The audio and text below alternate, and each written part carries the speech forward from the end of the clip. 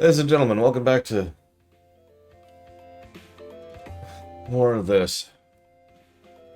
Well, there's at least 6 negatives to story that we'll be giving by the end of the game, but that's all I've got in my head. So we'll see.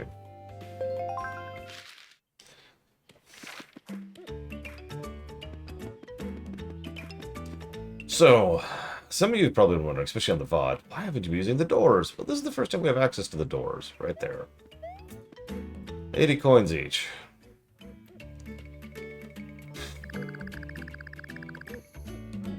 You can't buy those anywhere but here. It's called a monopoly. Yep. By the way, those take up a lot of space. But you want lots of those, so we're going to buy lots of those. So that's a huge chunk of our change. Cast your eyes upon that small island. The forest once fair is now foul and debased by the poison that flows from the island like a doomsday tide. All that is green may be destroyed. What has set this cruel fate in motion? The answer lies in the island, and it falls to you to journey there. But the shipwreck that directs the island is like a skeleton's jewelry, whispering a grim warning to your ear. That's where the poison's coming from. He literally just said that, Kirsty.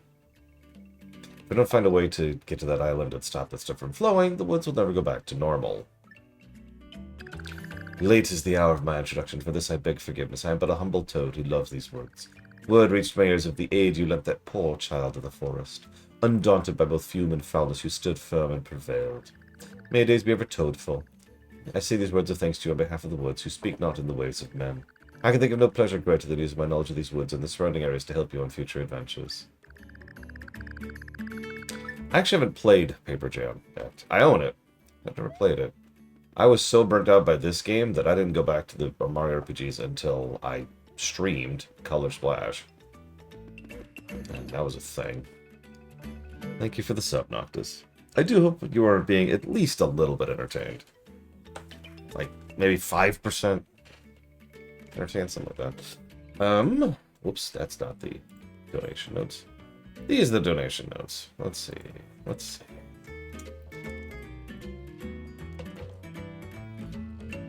that's going towards Slay the Princess, Sly, and classic Sonic 2D block. Done.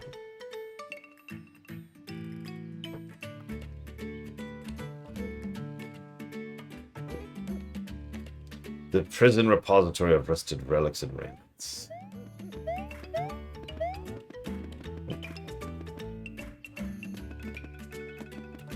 Oh yeah, there's a thing ariser here, so you only have to backtrack this way instead of the other way. I mean, I'd like to say this has been a fun stream, but I can't really judge that. That's sort of up to you guys to judge that.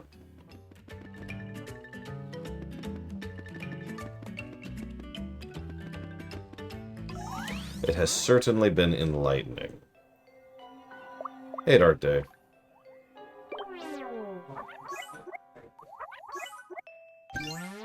I'm about to become a lore sandwich. Yeah, I know the feeling act. So this hook is mandatory. So I hope you bought that secret door thing. And yes, of course the hook is pink, which means it's a large sticker. So screw you. And we don't need it immediately, but I don't feel like getting caught by that. So we're just going to go ahead and stickerize that now.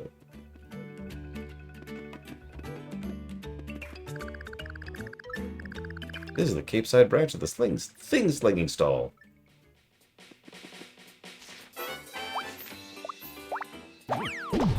There you go, Colgrim. There's your new elite spec. The hook. God, that takes up so much space. How are we doing on space? Oof. Okay, not great.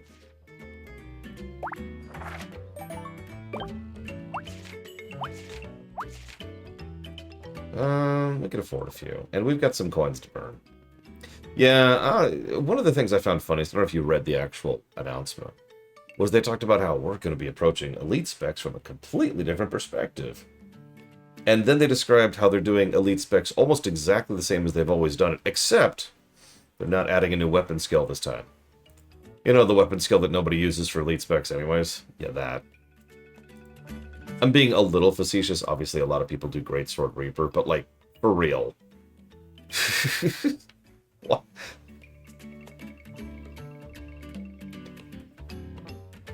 They also talked about how they're spreading out patches more, which makes sense for various reasons, especially since they're moving people off staff. Hey, Tapoto. So I want at least one of those. And at least one of those. And then, honestly... There we go. Let's just get some bazooka ammo, shall we? Because that's essentially what it was. Is, whatever, you know what I mean.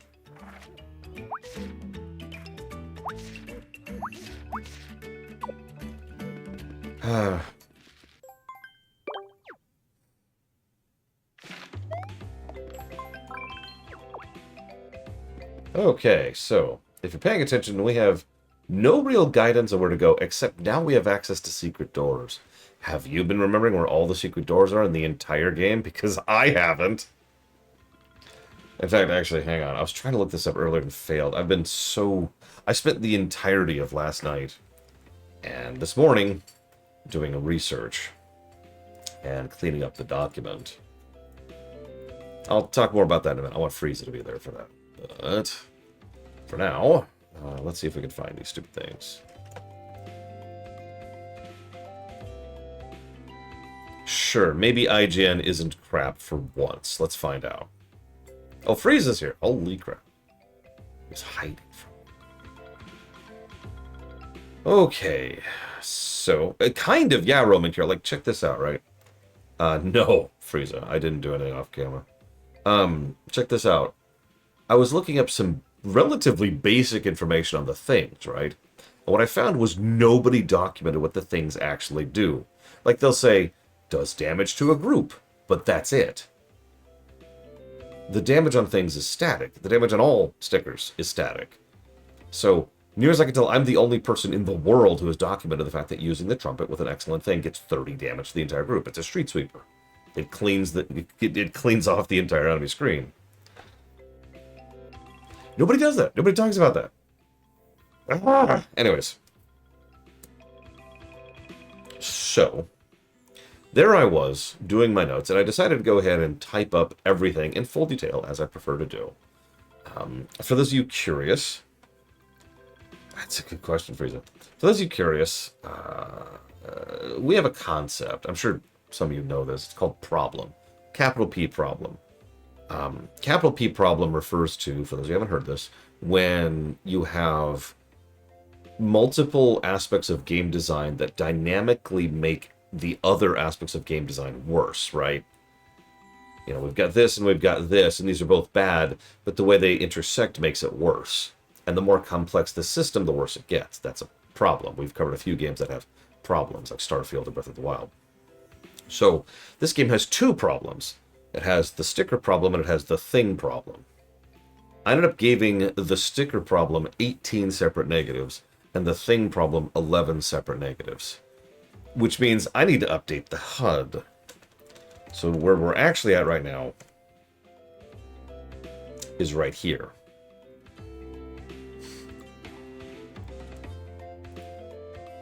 And that's what I was working on last night and this morning. Was very carefully going through and itemizing all of that.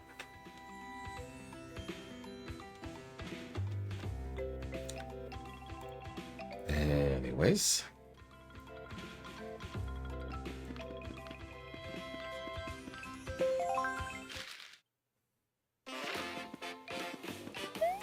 So now we get to do backtracking, because if there's one thing I love, it's mandatory backtracking. I want to say mandatory. Let's talk about that for a second. So, mandatory is a weird word when it comes to game design. What's the sticker problem in brief? Go read the 18 negatives I gave to it. There is no in brief. I'm not being facetious. There's no way to summarize that. The problem with stickers is, yes. Anyways. That's the whole point of a problem. while we're here. Let's see if we can upgrade anything. Just really quick.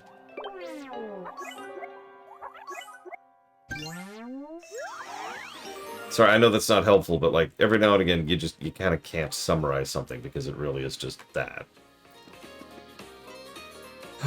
What was I saying?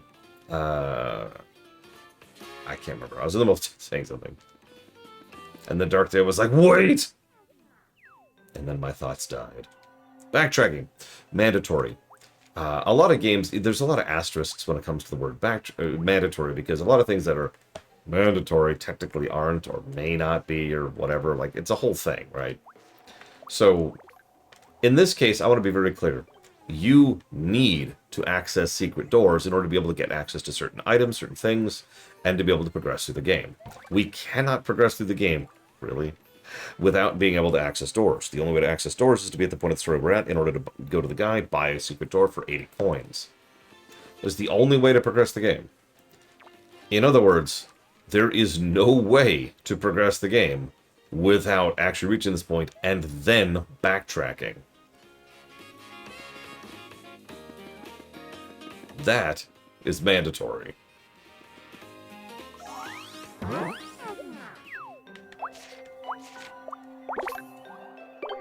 I don't actually remember if we need the pin, but it's a thing, and I'm going to get it.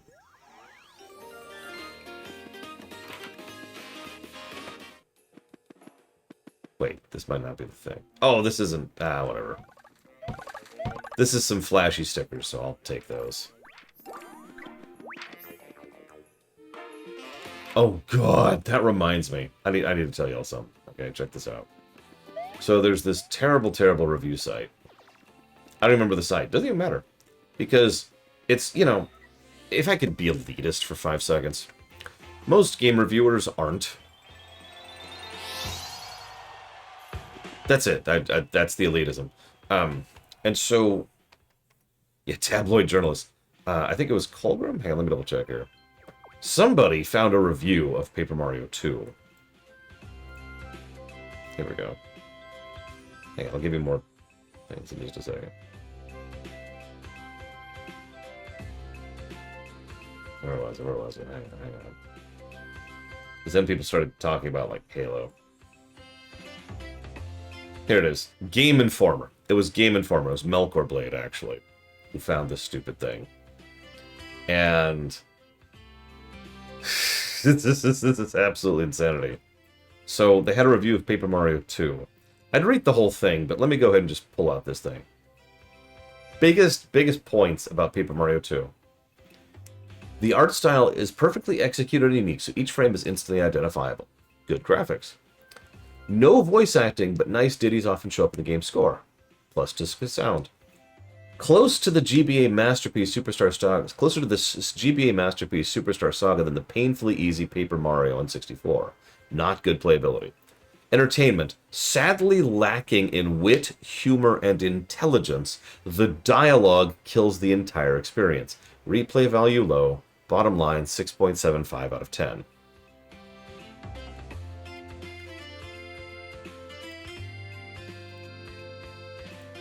For Paper Mario 2, a game that was considered one of the best JRPGs ever made before it got the remaster, which made it even better.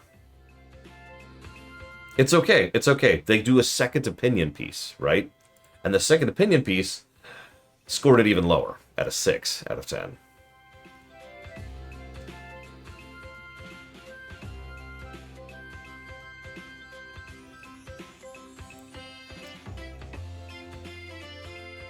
This is an RPG for the younger set, and therefore shouldn't have Shakespearean dialogue, Ninja Gaiden level of difficulty, or Final Fantasy's inventory system.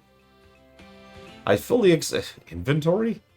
I fully accept this, but go out and watch Aladdin. Let me know if kids' entertainment can be funny to adults, too. It can, and this isn't.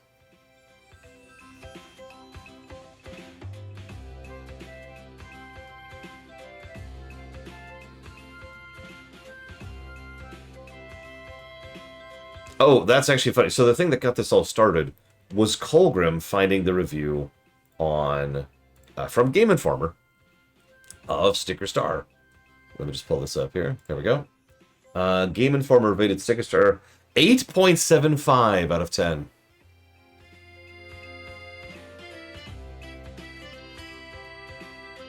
If I ever needed to prove that professional game reviewers aren't, I just did. Yeah, I just mentioned that, Melkor.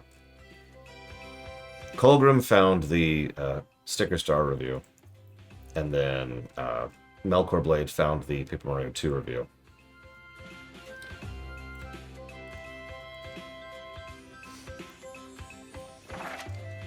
I know, I try not to be too harsh on game reviewers, but I cannot help but be professionally insulted at some level. Stress, professionally insulted. Like, I haven't actually read a game review for the purposes of actually giving a crap about their opinion since Nintendo Power. Back when Nintendo Power was actually good, I should clarify. Yeah.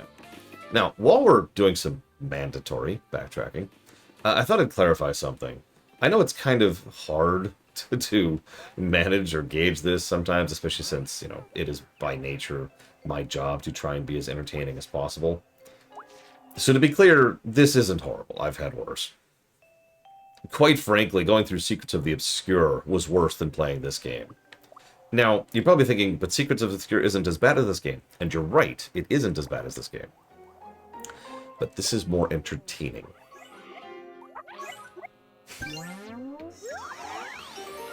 The game doesn't get credit for that. Oh, jeez, it just turned it into a freaking hammer. It is more entertaining to smash through this terrible game and constantly take the baseball bat to it than fight Zaitan 2.0, who, and I want to stress that this is not a joke, I don't remember his actual name.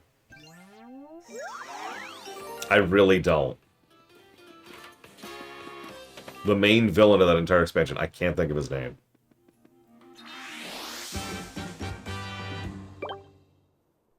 Hi, Lunarith, and hi, Trumpet. Hang on. I'm losing my chat here. There we go. The best trumpet. Excuse me. Let me be clear about that. Yeah, it started with an E. I do remember that. I really don't remember his stupid name. He is Zaitan 2.0 forevermore.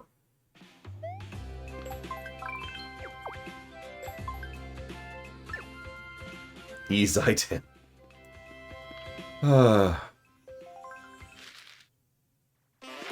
Zaipentoy 2. Okay.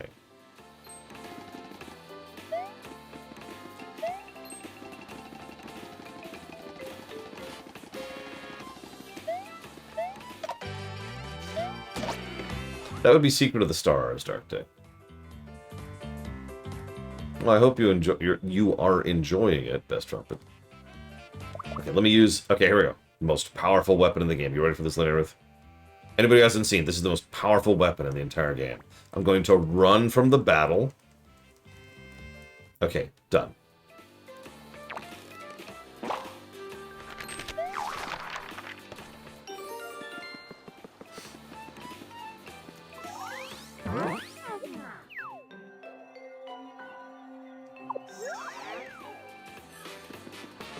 Yeah, exactly, Chill Pangolin. Some designers struggle with the concept of secrets or hidden paths or whatever. And by some designers, I mean most. In my experience, most designers don't know how to design exploration, is what we're going to call that. And yes, it is. Yeah, it's either too secret, too obvious, or involves too little. For example, these secret doors, there is no secret here. I've been seeing these doors the entire game. Now, there's actually a concept that I call peeking. I don't know what it's actually called, and I don't care. Peeking refers to when you see something before you can actually interact with it, which can actually be a great aspect of game design. Doom did this quite a bit, all the way back in the day. But this isn't peeking. This is just, hey, there's this door. Did you know you can interact with this door later? And then later, you have to backtrack all the way back here, use an item on the door, and you're good. And that's it. Yeah, Metroidvania games do peeking all the time. This isn't peeking. This is just come back when you get the key.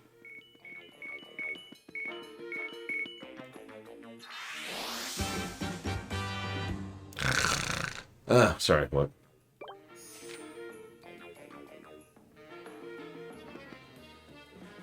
Listen, they don't care about the simulations linear, so neither do we. You'll notice I didn't even talk about it during my... Oh, actually, you probably didn't notice, but I didn't talk about it because there's nothing there. It's just like, yep. Cool. It's totally Zelda. There's a door.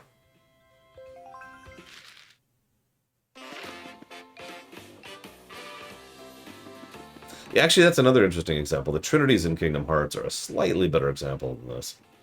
I say slightly better because it's easier to navigate that game and go back to things. This way, this way. I think so, Lord Harriman? God, I'm not even sure. Uh-oh, I've been put on the spot. I don't know.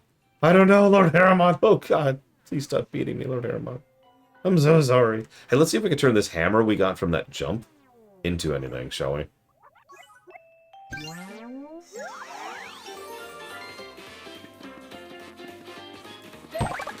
Well, a shiny hammer. We've successfully upgraded once.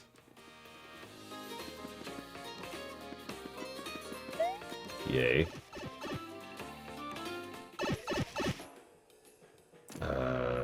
Wait, what?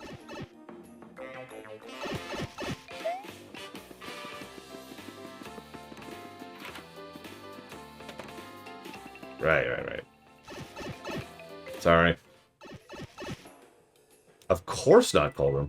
I've actually given 5 separate negatives to info in-game for this game. I struggle to think of a game I've played that has worse info in-game than this one. Pokemon games have more info in-game in them than this, and that is an insult. Hang on, let's employ our super secret technique here.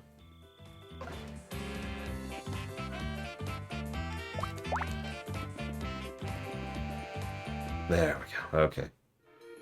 Hi, Mr. Red. Yeah, I finished cleaning up the document last night and this morning.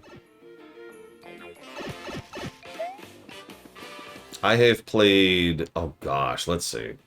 So I've played Dark Souls 1, Dark Souls 2, Dark Souls 3, Bloodborne, that's actually a modern review, Sekiro, Elden Ring, Kingsfield 4, if that even counts, which I guess it kind of does. I have played Jedi Fallen Order. I'm trying to remember which ones I haven't played at this point. I haven't played Demon Souls.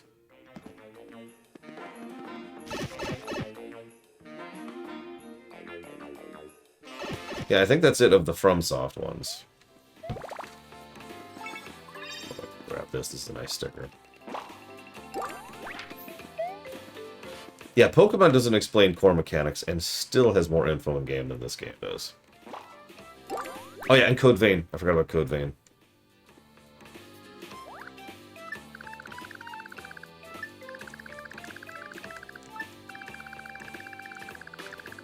I've also played Hollow Knight while we're on the subject.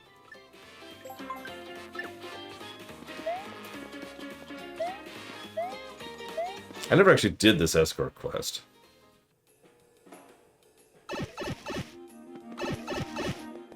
Yeah, Neo's on the list. Neo 1 and 2.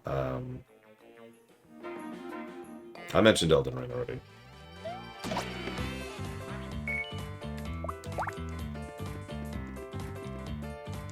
Which one, Ed? Okay, Lies of P is on the list. Oh, yeah. Feel that RNG. I did some further looking into the RNG of running. It really is straight up RNG. However, there's an asterisk, which I didn't know existed. Here's the thing. The simplest way to explain this is every enemy present in combat decreases your odds of running. Put simply, you are more likely to run from one enemy than you are from 3. Now, I could see how there's some logic to that, but that is so ass backwards. And we just lost internet. Well, no, we lost Twitch. We're fine on everything else.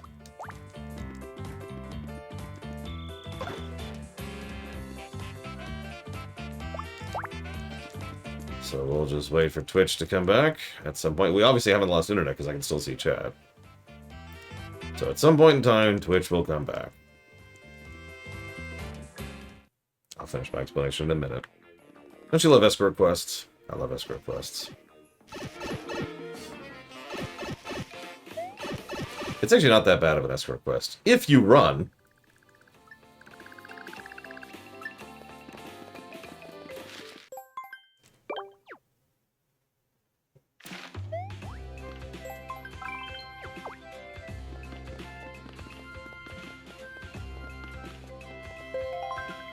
Does this count? Have I gotten you home yet? Yay! Okay, sure. Wow, we had to go all the way back here just to get that stupid code. That's ridiculous. Thank God I just looked it up. And it's not procedural. That would be even worse. Having to do that escort quest just to be able to open a code. Just to be able to go back. This game is already extremely heavy on backtracking. To just mandate that for that stupid side quest. Yeah, thanks for the mushroom. That's completely worthless. Get out of my inventory. Yep. 4123. Isn't that a weird... Isn't that a weird code? Isn't that so strange?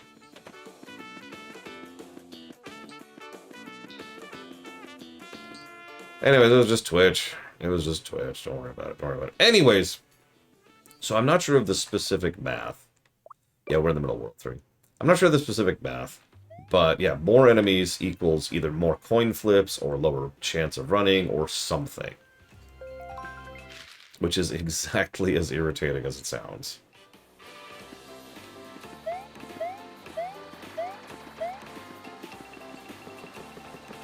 Yep. The literal billionaires can't possibly keep a functional internet connection going. I don't know, I haven't looked into cheating on this game. Wait, I'm in the wrong stage.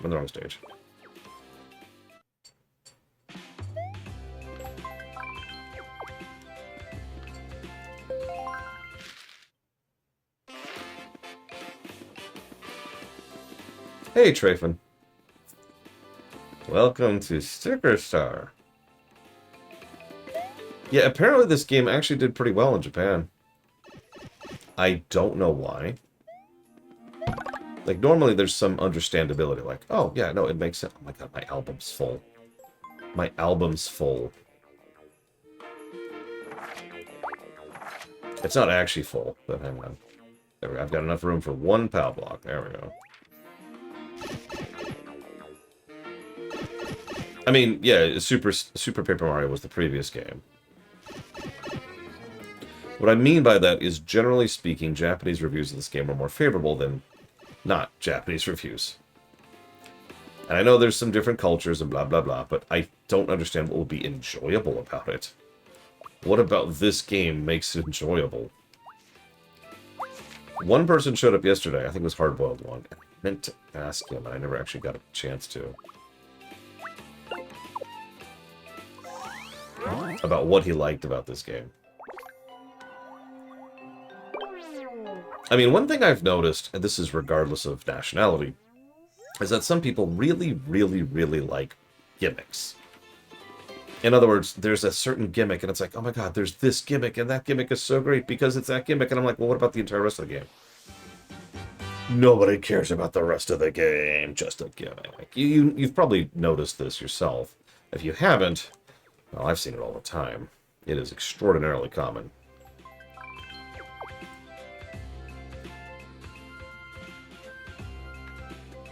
Oh my god, is there literally a thing every level?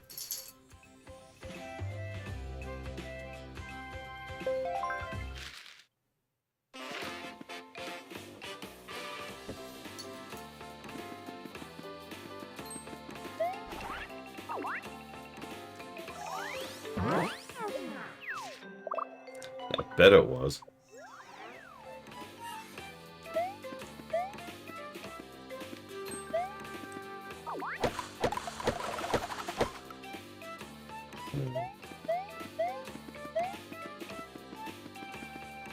I'm not feeling the music, frankly.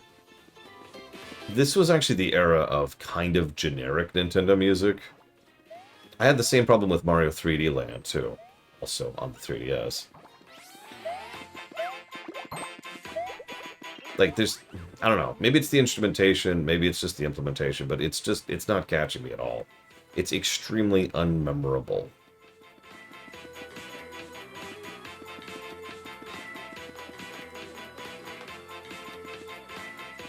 Yeah, it's very white noise. That's a good way to put it. It's there. Here we go. But before we do that door, I apparently never did this. I mean, it's not like I'm opposed to new music. I mean, the Galaxies were kind of crushing it on the music side of things. And Odyssey and Wonder both had fantastic soundtracks. But this is just there. So if you want to argue me up for a music positive, you're going to have to argue very, very hard, because I'm not feeling it at all. No offense. Like, I like your guys' feedback, but what? Now, we are only on World 3, so maybe there'll be some decent music later. Who knows?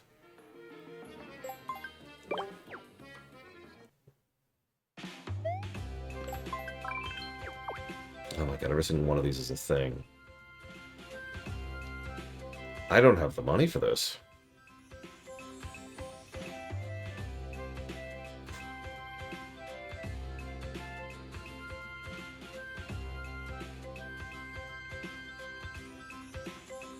I already got that. I don't need that, but I'm not even there yet. I mean, I've been killing everything, which means I'm actually kind of swimming in gold, or was, until I bought all those doors. Okay, okay. So I know I need this thing. Like, absolutely need this thing. And I should probably get that. So let's get 2 more doors.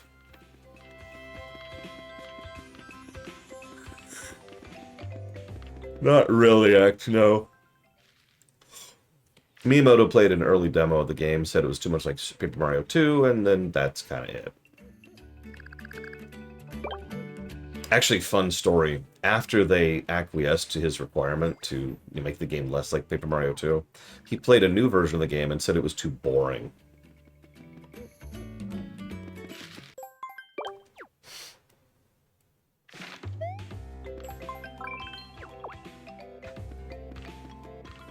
Where am I going? 3-3. Yep, here we go.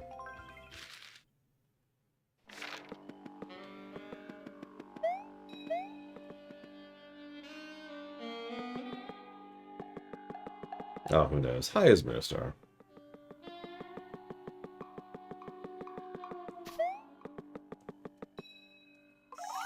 I mean, you have to understand, this game was already mostly finished, and then mostly finished a second time. Frankly, I'm astonished this game is even functional.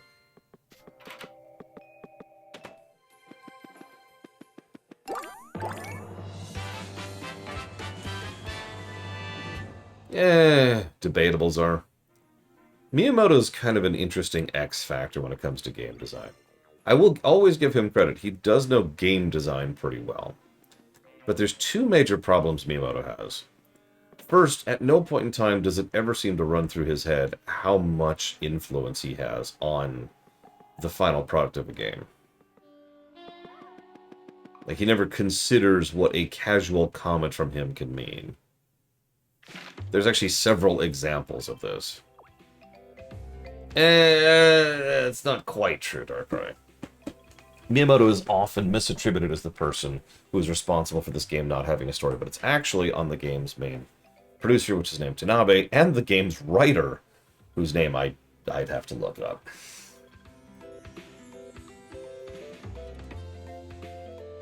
Okay, so I got all those. Do I need that? Hang on. Excuse me. Okay, I have that, I have that. I got that. I already have that. So I think we're good at the moment. Which means now I have to figure out how to actually progress the game. It's okay, I gotta walk through. Seriously, I have no idea what to do next. That's not actually a joke.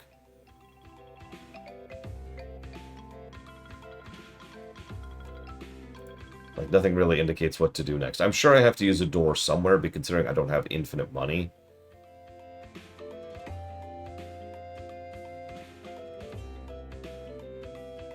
Okay, looks like 3-5 is specifically where we're going.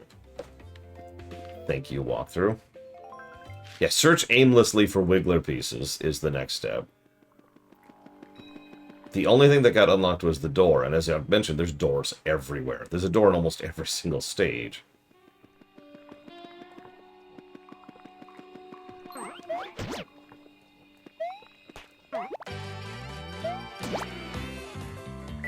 I have no idea, Zar. You will be the judge. I gotta find some Triforce pieces.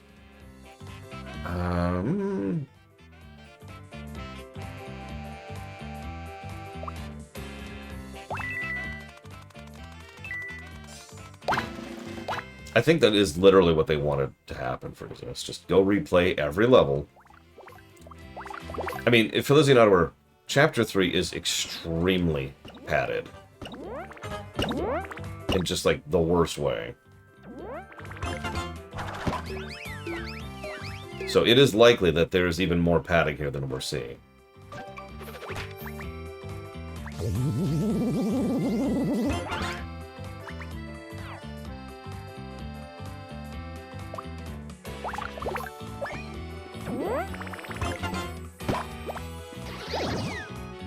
Anyways, all I was going to say, the last thing I was going to say about Miyamoto was I'll always give him credit for turning Metroid Prime 1 from not a game into Metroid Prime 1.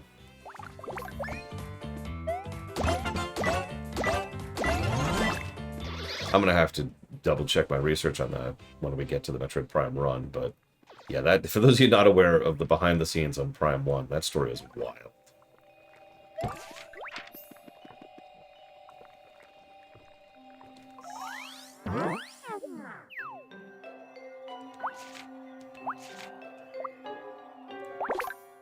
I mean exactly what I said, Czar.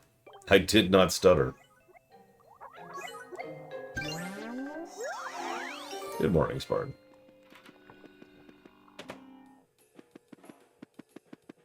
Okay, well there's a pillow.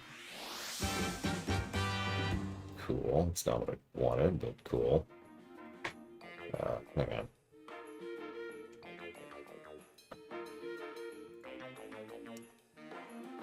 Hang on. This over here so I can read it better.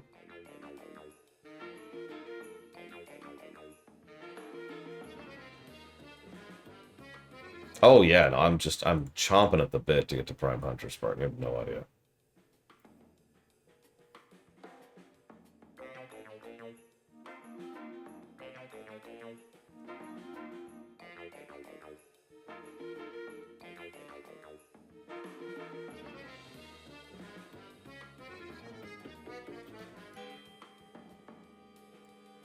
Okay.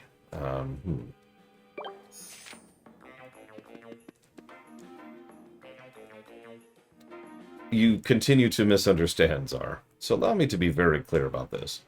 Devil May Cry 2 was not a game until they brought in, I forget his name, and he, sat down and turned it into a game.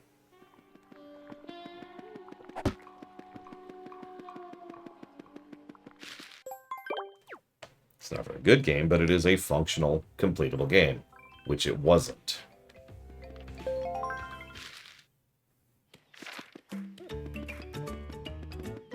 So I need at least one more. I'm actually going to grab two.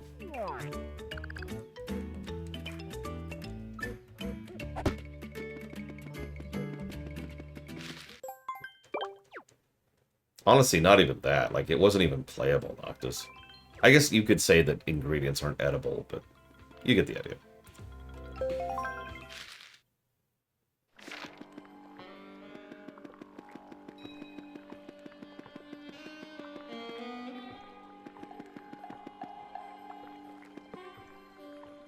So let's chill here for a minute.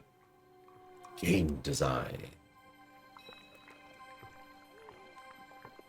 Yeah, that's why I walked away from that immediately, because it's not a fully good analogy. These doors are great. It's a gold tax for progressing through the game. And almost every door either gives you progression or a thing. As a reminder, most things are mandatory for progression, including the ones we just got. At least some of the ones we just got.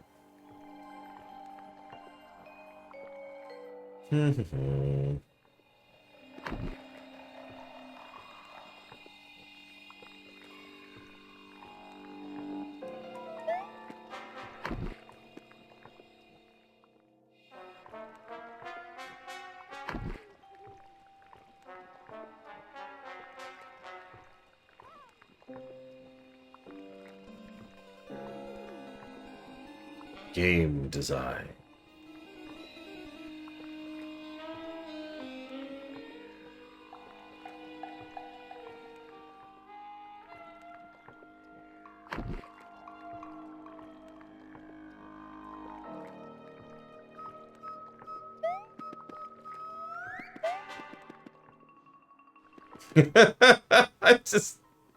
I'm just letting it sit there. I just want it to sink in.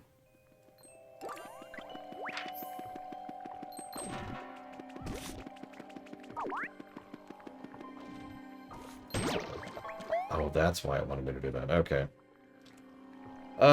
Yes, actually, Far Cry. Well, let's take a pause to say thank you to Chill Pangolin. Thank you, Chill Pangolin. Listen, we got Federation Force, we got Sticker Star. What more could you want, Melkor Blade? I'm just gonna run from this one, by the way. Come on, come on, come on. Damn it, I missed it. Can I just do it from here? Nope. Okay. Now I've got plenty of time to write down Chill Pangolin's donation. He did this on purpose. He was like, I'm going to distract him at a crucial moment. Oh, wait, it's already back. Why did it come back so fast? No, wait.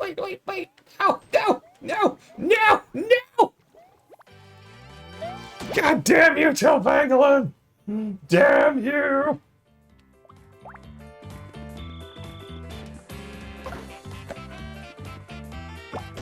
I probably should kill this guy. Fine. Die. Die in a fire. Of poison. I'm gonna need my coins back soon. Okay, now we wait. Checking the donation. I've only got seconds. Clock's ticking. Oh, God. Where's my thing? Okay, hang on. There it is. No, I'm too late. No, jump. There it is. Okay, got it. Okay, we did it. All right, who's ready for even more game design? You ready for this? I don't think you are. Let's go. Wait, hang on.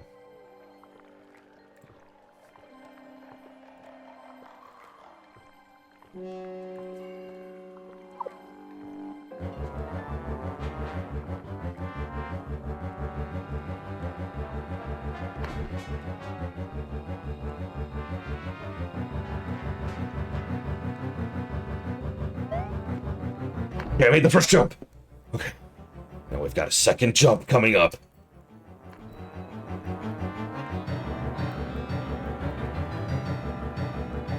I've got one of those BPM meters going. Ah!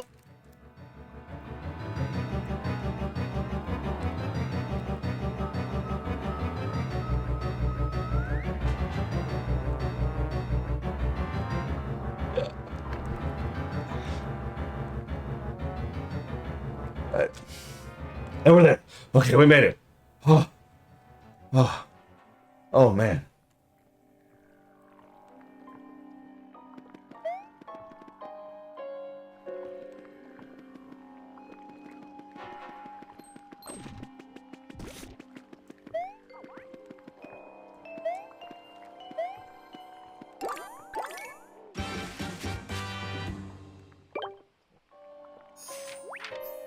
That was rough.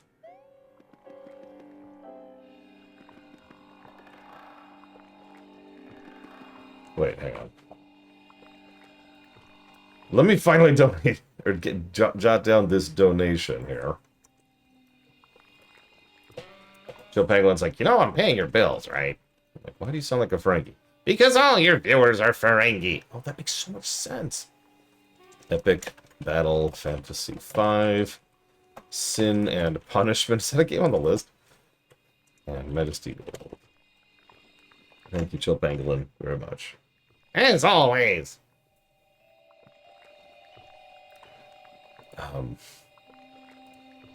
There we go.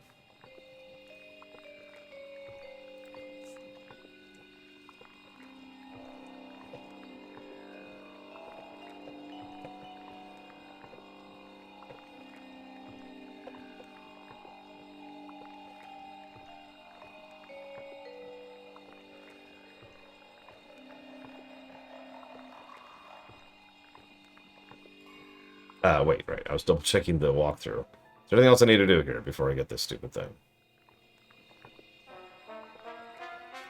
Okay. No.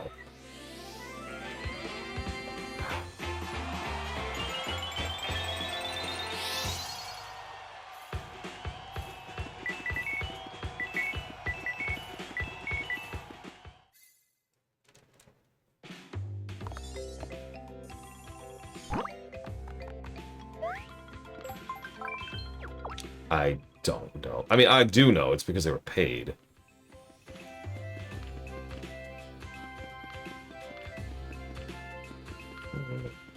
To go back to Lord Harriman's comment, I'm not sure there is an indicator that a stage is done. I mean, there's the color indicators are just straight out of Mario World. Yellow means you still have some exits you haven't gotten. Blue means you've gotten all the exits. But otherwise, I don't know.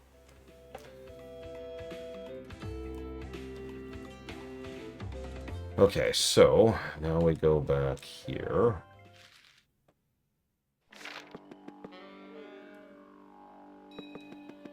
It was extremely intense, Mr. Red. It was so intense, I'm about to give himself a headache. Oh, yeah, that's right. Sorry. I was in the middle of saying this. And I never finished my sentence because I got distracted by something. Frieza, first of all, you're fine. I know I joke around a lot, and that's because it's sort of my job. But to be very clear, this is not something I hate, having to go through and kill every enemy in the game. It did basically double the length of the game, which I'm not happy about, but it's fine. For a game like this, I understand. I mentioned Dragon Age Inquisition for a reason.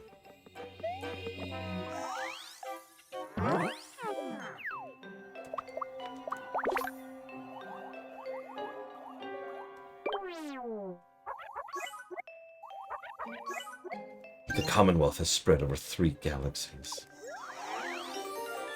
Why are you watching Andromeda? Do you like cluster fires? Do you enjoy seeing giant piles of trash being slowly burnt by one man's ego?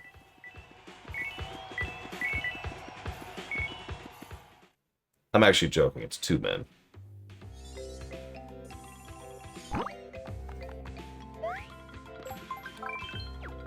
Okay. 3-7. Let me double check my notes on TSB. Let's see, it says TSB is awesome and amazing. Okay, cool. Nothing new there.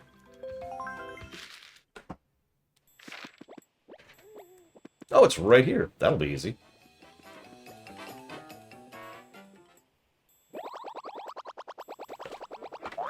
Oh, wow. Hang on. Ooh, okay. 1 second. I've never gotten, like, mass spam texted from multiple people at the same second before. That's a new one. Oh, it's about my reverse mortgage. Oh, man. Oh, thank goodness.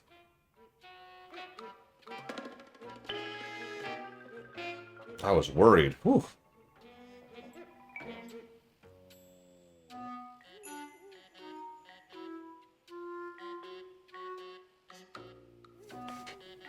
There we go. Oh, no. Is the little guy okay down there?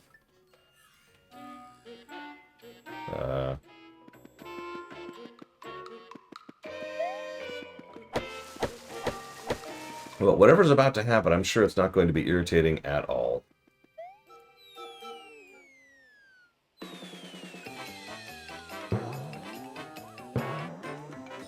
So there goes our hammer. There goes all our stickers.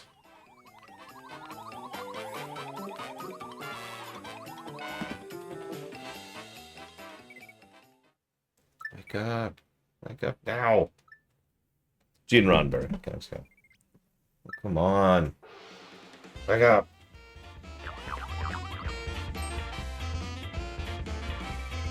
These things are intruding on a delicate lady's personal space. What would Mario do in a situation like this? He would save me! Kirsty. Kirsty.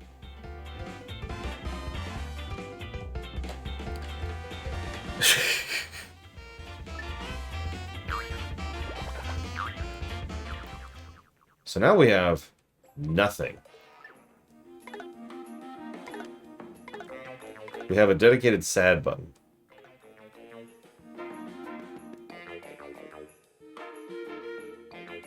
That's true, Noctis. Plus for the companion. Hang on, let's see. Where's my negatives? Let's see. Here we go. Negative. Oh, so I've already written down 3 negatives for my companion. Never mind. Now, losing her. Oh, that's a good point. We did lose her companion. Thank God. Could you imagine if we had to keep having her in the party? Ugh.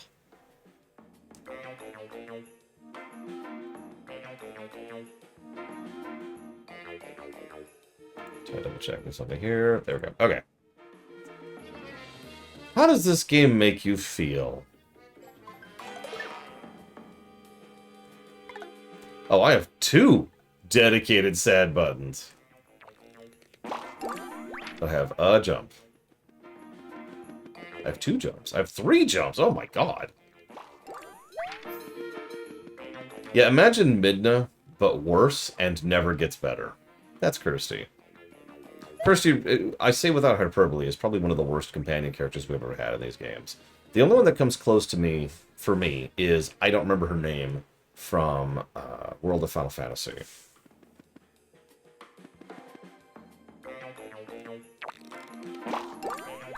She was pretty bad. Well, we gotta follow the Frieza initiative here. I live to obey. No battle spinner! Yeah, thanks. Phi was bad, but Phi was not this bad. So I'm physically incapable of winning this fight, so I'm just gonna run.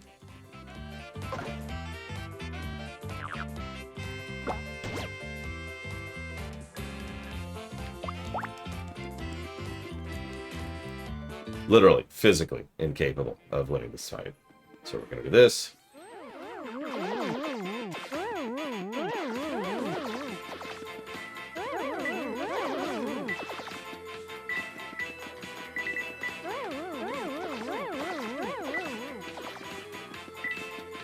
Okay.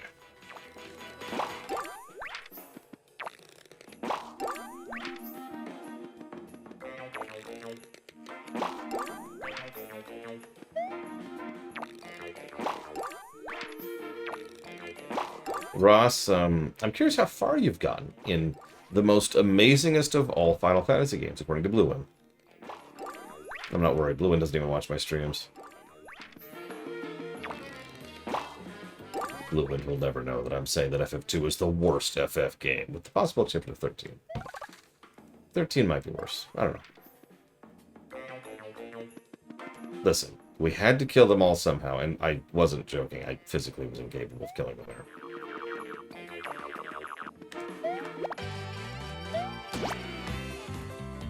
Okay, that sounds pretty good, Ross. How did that go for you? Alright, so let's use a hammer. You have no hammer. And the sticker I just used is burnt, and I have wasted my turn doing nothing. I actually referenced this yesterday. Some of you probably thought I was joking. You didn't believe me when I said there's a section where you lose the hammer. And as a result, you can't use hammer stickers, and if you do, they go away. But I just showed you, I just burnt a hammer sticker to prove that this is total garbage. It's okay. I need to attack twice, I'll just do the battle spinner. Oh, that's right, I can't do that either. Here's the thing. Let's talk about this for a second. Let's pause, let's take a moment.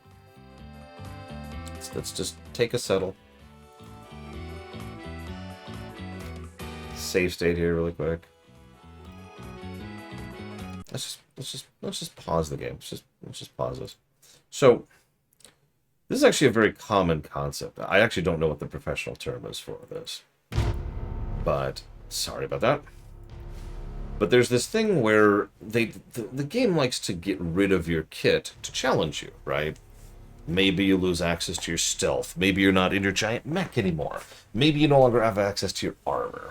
Maybe your gun doesn't work anymore. Maybe you have no ammo. Like, there's lots and lots of ways this can and does work over the years. And this can actually lead to some really cool sections of video games, where because of the fact that they have taken away some of your kit, they have conversely designed the rest of the level to match that. There's your kit, there's the level, match, good game design. Awesome. Because you have to design the level around the reduced kit. What sometimes tends to happen is what we call a Sten section, so named for Breath of Fire 2, when there's a portion of the game where you are reduced to only one party member, Sten. Now, the Sten section of Breath of Fire 2 is probably the worst example of this, possibly ever. So this isn't that bad, but this is definitely leaning in the same direction. Nothing actually indicates to me here that this crap has been done in the way that it's done. Nothing indicates this is coming, so there's no way to prep for it. There's no way to deal with it. Even if I did prep for it, all my stickers would go away anyways.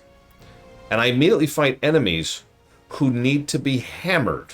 They are the spike tops. The game doesn't give me the jumps I need in order to jump on the spike tops. The game throws multiple enemies at me at a time at which I can't do multiple attacks. And the game gives me plenty of hammers at a point at which I can't use hammers.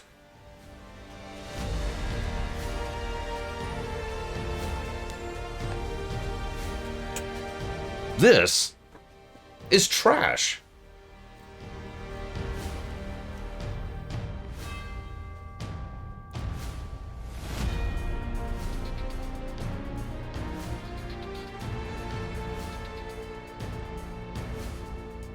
Hi, Cycloud. Looking forward to another MMO soon. Game test your budget. Probably on making the Paper Mario 2 clone they then axed. Seriously, that's probably what actually happened.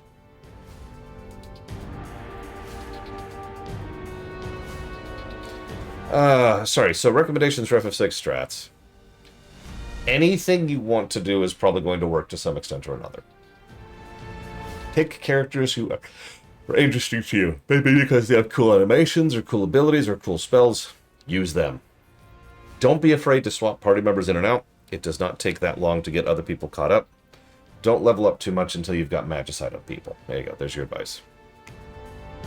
Yeah, it's just a random level, but hey, we got rid of your kit. Ow, that felt weird. There we go.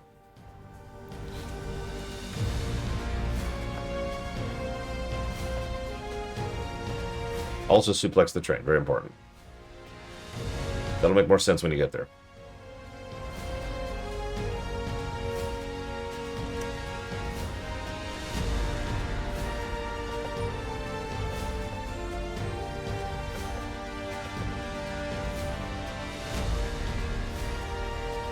Yep, all copies of FF6. I've heard that, Ross. All copies of FF6 will just... from the timeline. If you don't suplex the train. Okay, so let's go with... encounter design. Yep, And then... itemization. Yep. And... I think we're going to go with... actually, 2 encounter designs. Hello, Dame Celeste. Hope you're doing well. Oh no, wait, it's on random. Okay, there we go. You know what? Hey, Ross, here's why you should play FF2.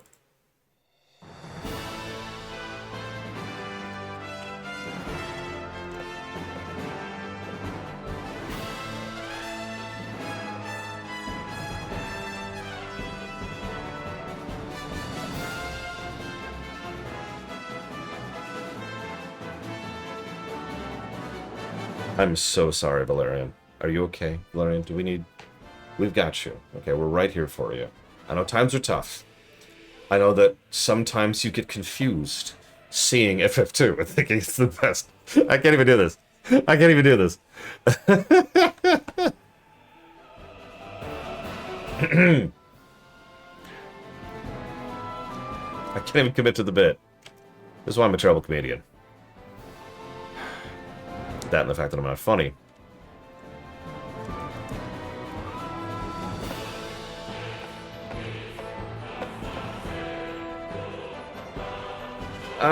So I've been told... Okay. Okay, let's switch to FF3 music really quick. So I haven't played, like, any of the Pixel remasters, right? I've played one. FF1, that's to say. And I mention that because I've been told by many people that FF3 Pixel Remaster is a massive improvement over the DS version. Now, the DS version scored really badly because it sucked. I don't know. I cannot advise you on whether or not the Pixel Remaster version of 3 is better or worse. The DS version sucked. Back when we reviewed the FS, which is a long time ago at this point, it scored really badly. It was, I think, the second worst scoring FF, only being surpassed by FF2. Yet, to give you a bit of a perspective, in the original FF3 and the DS version, there were Phoenix Downs, but you couldn't procure them, like, in an infinite source. They were just items you could get as treasure, periodically. Think about that for a second.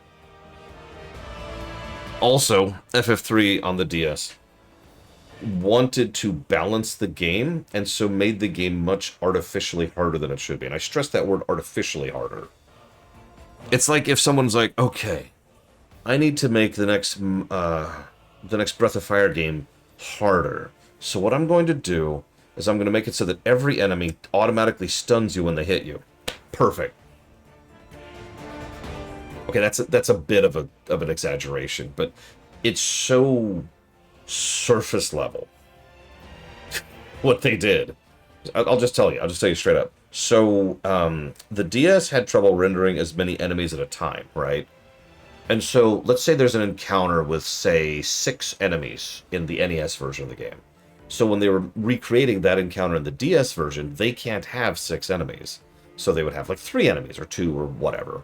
In order to accommodate this, what they did was they made it so that enemies would have multiple attacks. Then they applied this to bosses. And so all of a sudden, a game that it was already kind of frustrating thanks to some other unrelated issues, suddenly becomes absolutely aggravating. Because, yeah, the boss is just like, wham, wham, wham. And occasionally, wham. No, it's not balanced. That's the point. They did like a really surface level, pasted over the problem thing, and then it was like, oh, okay.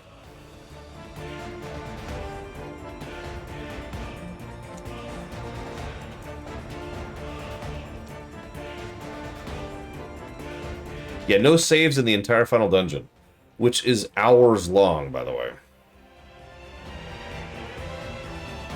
I beat the DS version too. More than once, actually.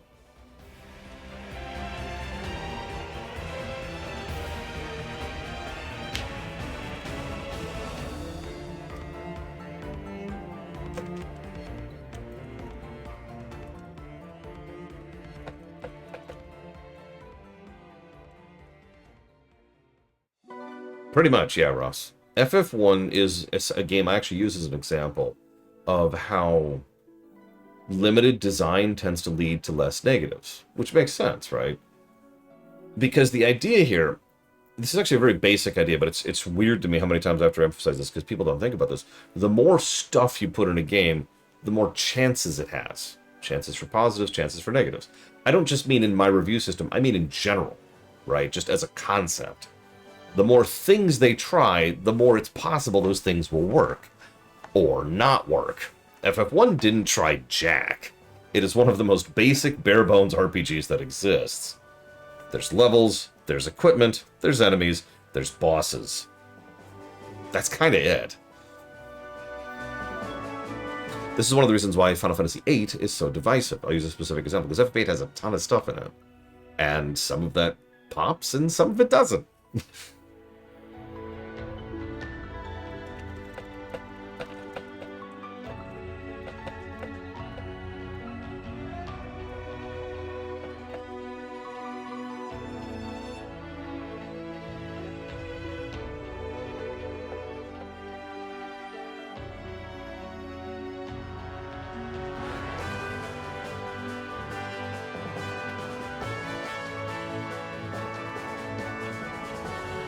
Yeah, Dragon Quest 1 holds up weirdly well.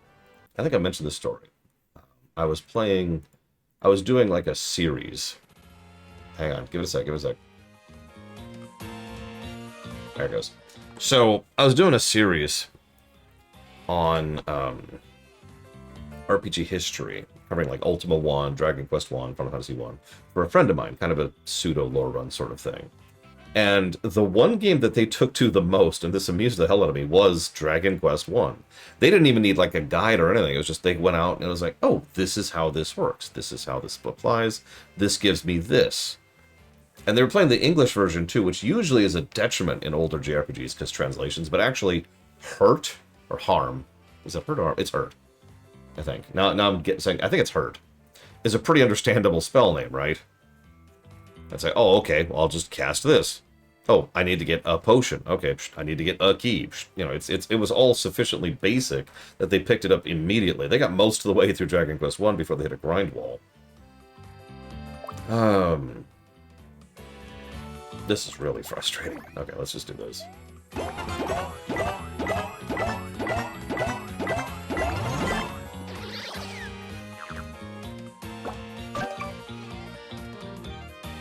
Oh yeah, FF8 has so much side content.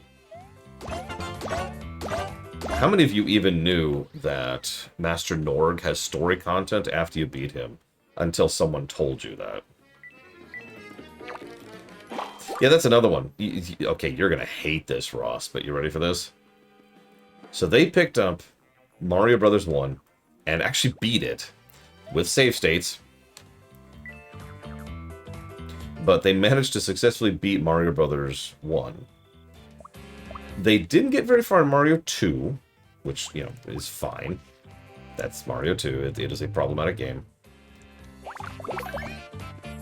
They couldn't get past the first world in Mario 3.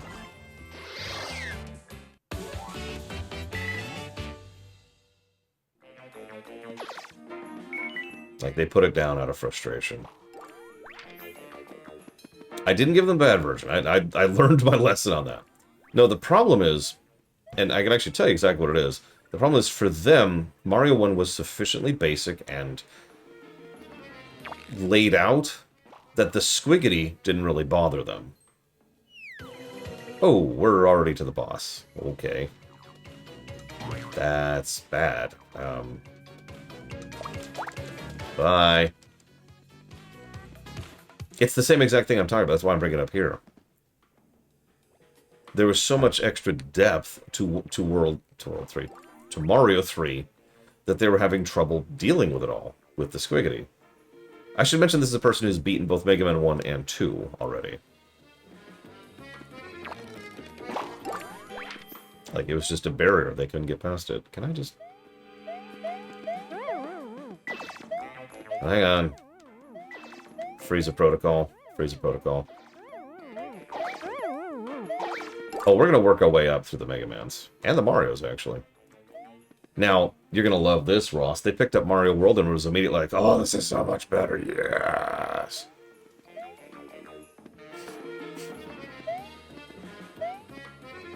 See, the thing is, I totally get where they're coming from. Mario 3 actually has pretty bad squiggity. Come on. I mean, a lot of the old Marios do. But Mario 3 is a fairly dense, fairly well-designed game. And that's sort of the problem. Like I said, it's the thing we were just talking about. There's a lot more going on.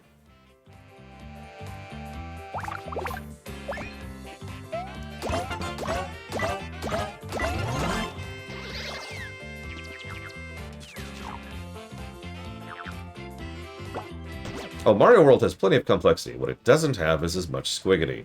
Seriously, do yourself a favor. Sit down, play Mario 3, and then immediately go to Mario World. The controls are completely different.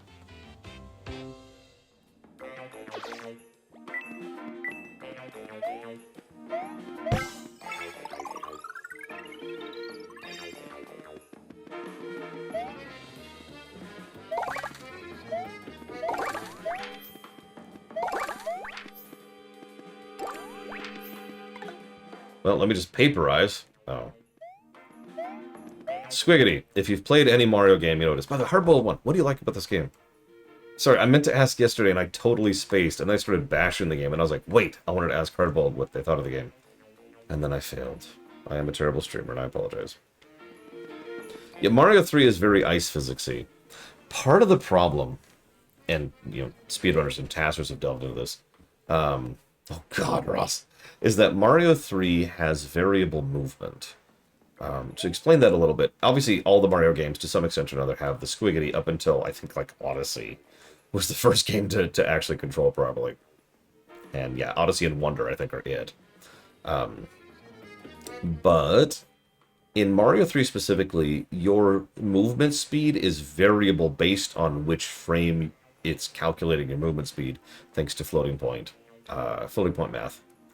So it's not as linear as it is in a lot of other Mario games. The only thing that is truly universal is when you get up to P-speed, right? If any of you have ever played Mario 3, right now, I'm actually curious if any of you are going to be like, oh yeah, you're right, when I say this. How many of you try to stay at P-speed as often as possible when playing through Mario 3? Not just because of the raccoon suit, but because your jumps are very static when you're at P-speed. Every jump at P-speed is exactly the same as any other jump at P-speed.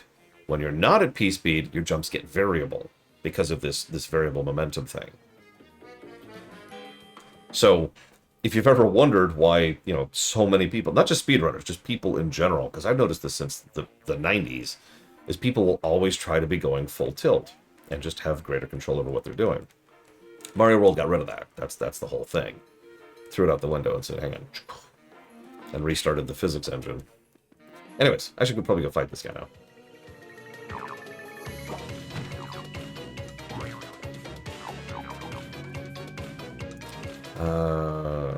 Okay.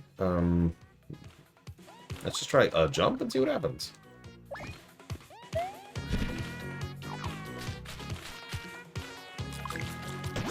Perfect. That's great that happened.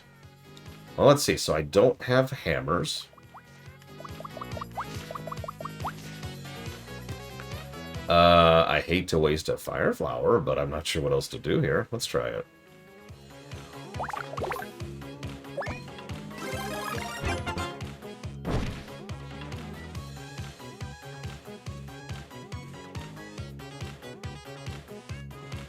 Oh, it's totally not an RPG. I agree with that completely. Hardboiled one. Moon logic puzzles. I could kind of see that, actually, with the way they approach the thing puzzles. What, if you want to stickers in this section? Sucks to be you. I think this might actually be soft lock territory. I mean, I don't have that many stickers that can attack that aren't jumps.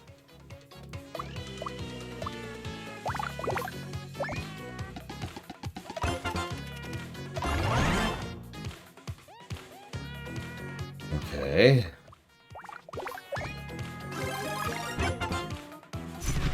Okay, 3 hits. That's not terrible. But yeah, that feels like we could easily get soft locked here. Let's not screw around at all. Die.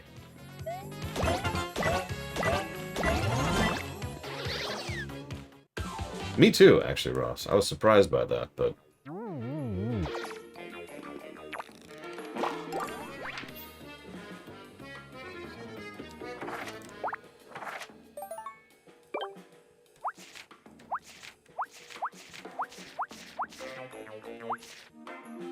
I guess that's true. So our option would be to try to run, fail,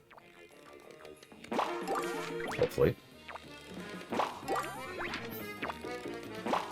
and then, yeah, try to get stickers via that method. By the way, you just made me realize something, Frieza, and I have to give this game another negative now.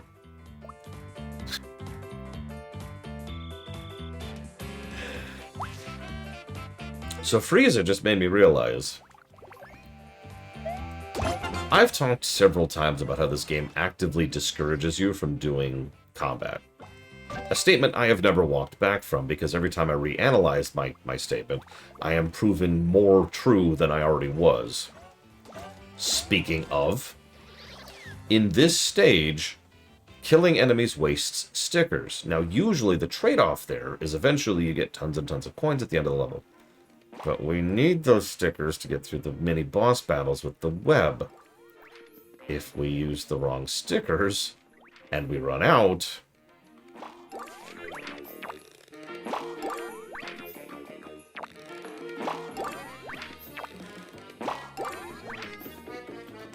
By the way, the placement of these spiny beetles is just total dick move. I just want to say that. Well, if it's not obvious, these are my stickers. The ones we lost earlier. I think it's not a true soft lock. It's more like a sucks to be you lock. A situation where it's technically possible to progress. But have fun with that. I cannot exit to the overworld from here. I can't vaporize in that direction. Fine. Whatever.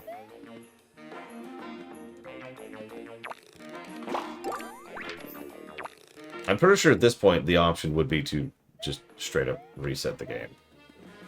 Oh, here we go. I feel like Kirsty is yelling at us. It's just a vibe I'm getting. Hi, Warcraft Code. You know, I was actually thinking about that. And funny thing, how many of you remember the common terminology, the common interaction, excuse me, that I used to describe seconds and minutes? Yeah, there's our soda can. Yeah, these are our stickers.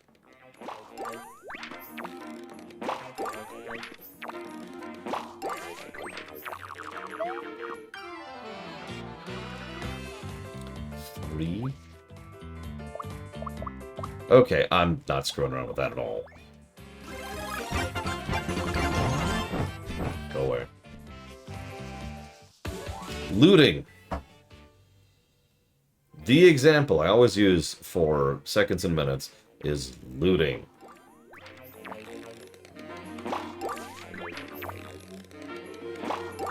Which I don't bring up for any particular reason right now. But this is probably as textbook seconds and minutes as it's possible to be.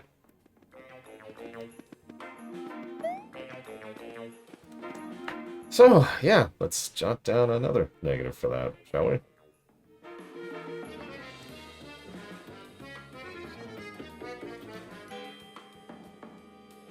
Here it is.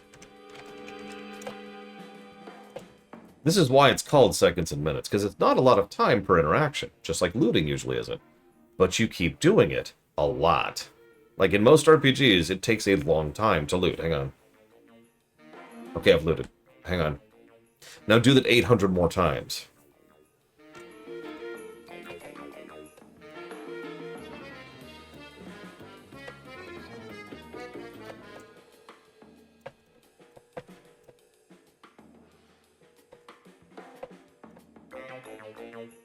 I don't. I'm sorry, Warcraft Code. What was the question?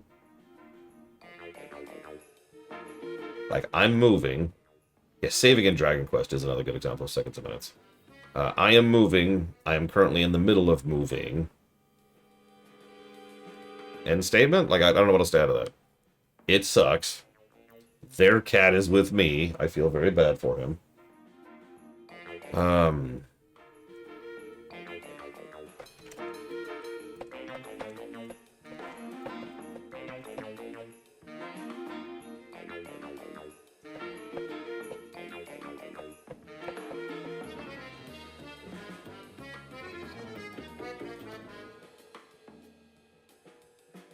I don't know, Baron. If he was here, I'd pick him up and hold him in front of the camera, and he'd be like, because he probably doesn't like that. Oh my god, game.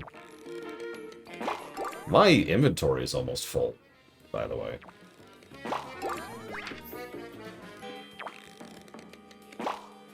My inventory is now full. So, a lot of people misunderstood that Warcraft Code. Allow me to clarify. Ideally, I would not live in the United States, because screw this country and screw the current administration. However, I live in real life, where that's actually not possible, because every country in the world has closed their borders so much that it's not possible to just move to another country. That's not a thing that you can do. So the only way that was ever going to be a thing is if my brother-in-law... I'm going to have to prioritize. If my brother-in-law got a job transfer. And he didn't. So it is not possible to leave the country.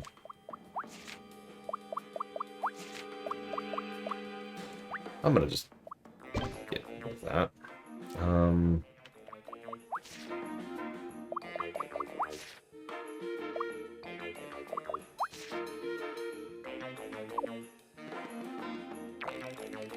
And replace it with that.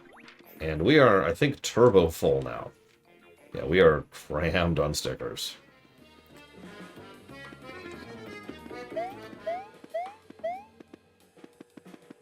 Okay, so I guess we have to go this way now.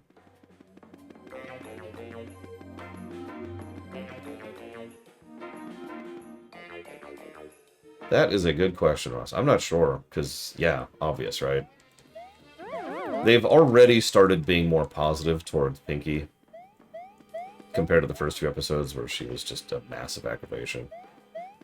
I actually wonder how much of that is on Faust, because Faust personally wrote the first couple episodes and obviously wanted that. Oh, we were always going to move, Warcraft Code. That was pretty set in stone. Let's do this. Yes.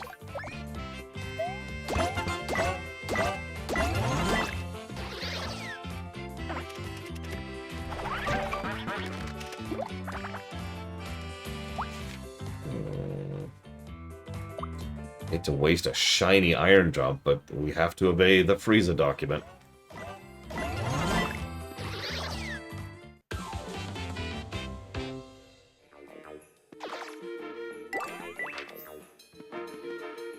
Probably not Darker Eye, since I don't even like that show.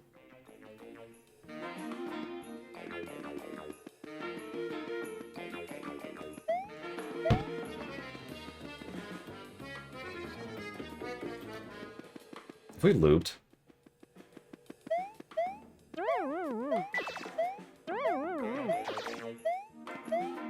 Yes, their cat is still here. I try to send pictures of him periodically. I feel bad for him. I really do. He's probably very lonely and misses his family. Okay, so those respawn. We're going to start ignoring those.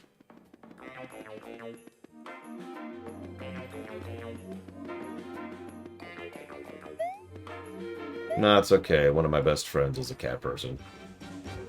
Wow, I got the door, but I don't have Kirsty to use it.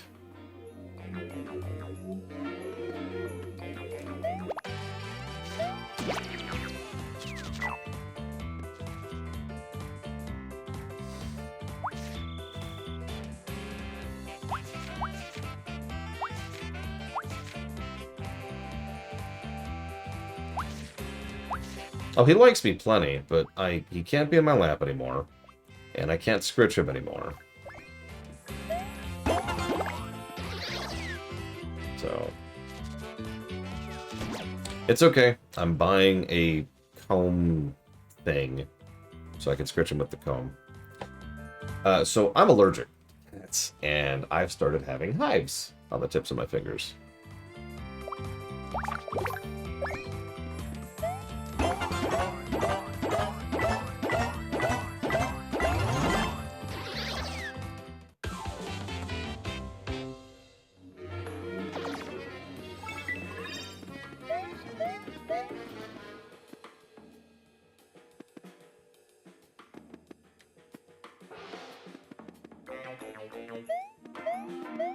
Yeah, we still don't have access to our hammer, by the way. No hammer, no Kirsty. No witnesses. No one will see this shameful moment in Mario history. Look at this! I can't even use a fire flower here because they're up in the air. Game.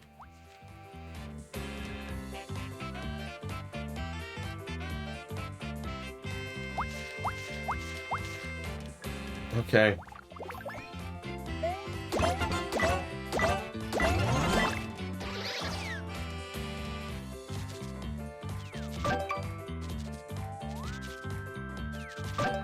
Congrats, Ismail.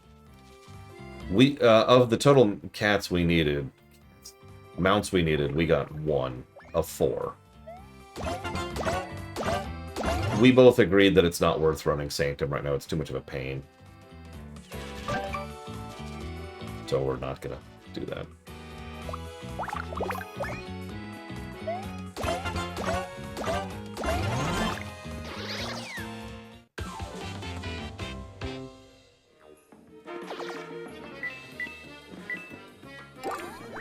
Wow, thanks for the hammer sticker. That's so great.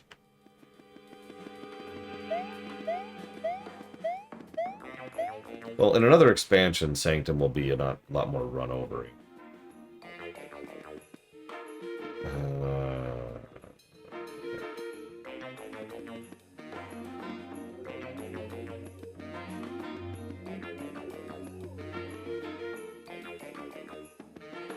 I know that sounds pathetic, but right now we have to put effort into doing Sanctum, and honestly, Sanctum is not worth effort.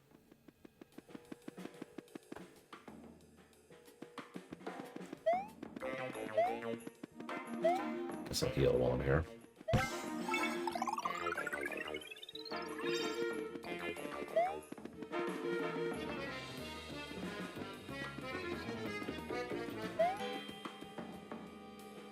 Well, the good news is, we're not done with the queue, Warcraft Code.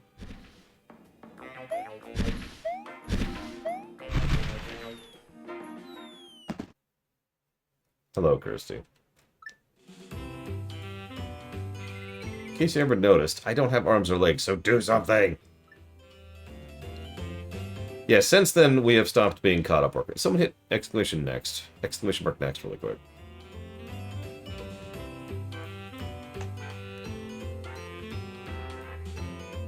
So, Paper Mario Sticker Star, Sid Meier's Pirates, Super Lesbian Animal RPG, and the Resident Evils, all of that is the queue now. And honestly, by the time that's all done, we'll probably have Gothic, Pokemon Violet, and something else funded as well. What were you doing while you were off gallivanting about? I got kidnapped by those creeps and hung up like a painting. Not fun at all. Not only that, but that sticky web was chafing me like you would not believe. Leaving me hanging there was completely and utterly unacceptable. Despite all that, I'm grateful you saved me. Eventually. This is why Kirsty is a triple negative character, by the way. This is insane. This is actually aggravating. No, Super Lesbian Animal RPG. It's an RPG with women who like other women. That's it. Hey, wait. You lost your hammer? Better hurry up and find it. Thanks, Kirsty. Appreciate that. Hey, Kirsty, I found this hippo. No, I've got an idea. Hey, Frieza. I got a job for you.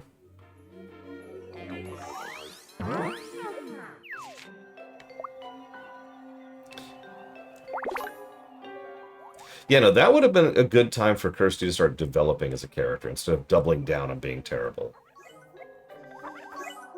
Not a joke. This would have been the time to do it. World 3. She hasn't done much in World 1 or 2. And she's ripped away from the party and she's like, oh, I was so scared without you. Instead, she's like, where were you? Oh, you suck. And when she finally admits, oh, well, I guess you did save me, she says so begrudgingly, like, well, I guess you did rescue me. Eventually. Yes, it's not a porn game. Jesus Christ, Warcraft God. First of all, why would I stream a porn game? Second of all, Twitch wouldn't allow that either.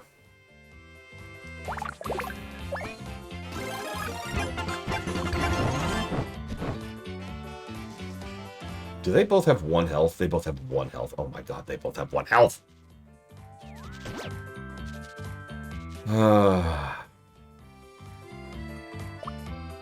I'm livid.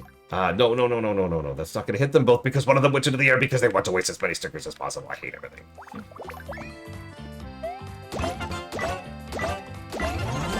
I think Dakota put it best. Midna starts off as actively antagonistic, and the entire game is her character arc out of that.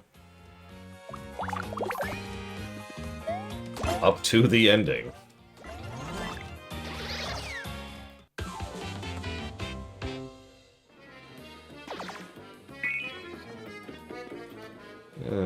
We still don't have the hammer. Oh, you son of a submariner. Yeah, I caught it, dude. Good morning, Blade Traval. Hey, Blade Traval, we found a Sten section. You know what's funny? Most of you, I had to explain what a Sten section was because it doesn't come up very often. Most games don't have Sten sections. And then this happened.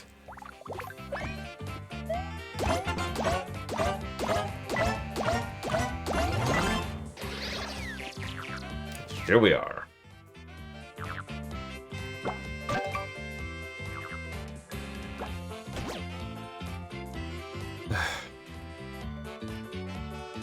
They got rid of my ability to use Kirsty and my ability to use my hammer. Now, Blade Traval. What do you think happens if I use this hammer in this battle? Because I've got the hammer, it's right there. What do you think happens?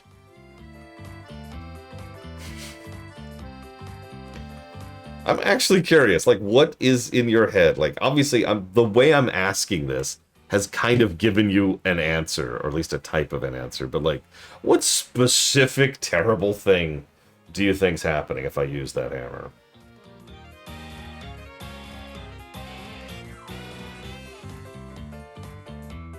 Good answer, Blade Traval. That makes perfect sense. Just to demonstrate it, I'm going to use the hammer. Here we go. You don't have the hammer. Sticker burnt, turn wasted. Hope you didn't burn an actual good hammer like this monstrosity over here, which does like 40 damage.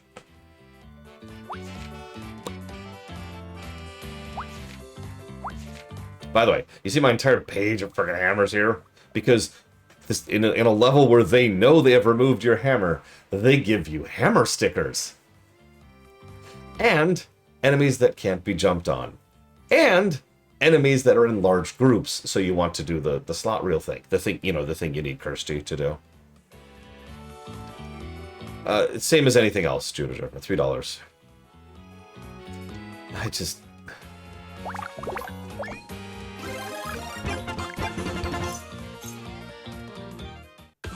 Yeah, literally just make the hammers grayed out, and don't give me a bunch of them, and don't throw enemy. All three of the things I just mentioned are separate negatives, by the way, and I have given each of them a negative. Allowing me to waste a hammer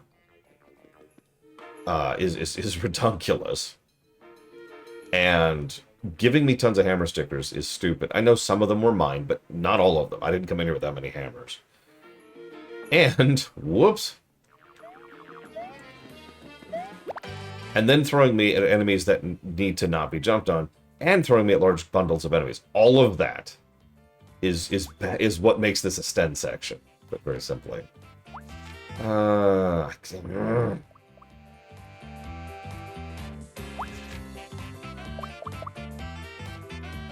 I'm sorry, Judo Joker. Anniversary sub. I am so stupid. Yes, multiplied. So the way I do it is actually really simple. 10 times years. That's it. Sorry, I misread. I'm dumb. I'm stupid. I'm worthless. I deserve to die. Now, if you'll excuse me.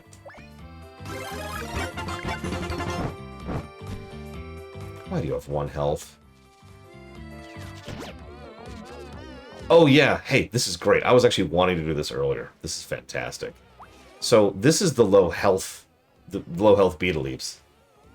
I actually need to give this its own negative. Where is it? Where is it?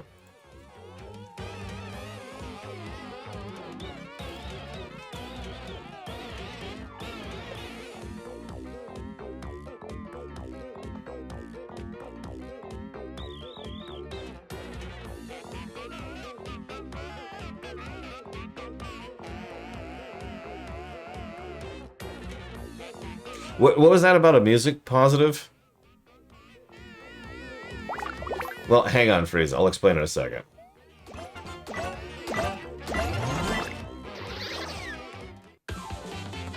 I didn't softlock myself, but I did have to restart my 3DS. Okay, so it's not as bad as I thought. I was wondering what if the drunk music would persist into the overworld. Because imagine that nonsense. Remember, you can't heal out of combat unless you're at a full heal station.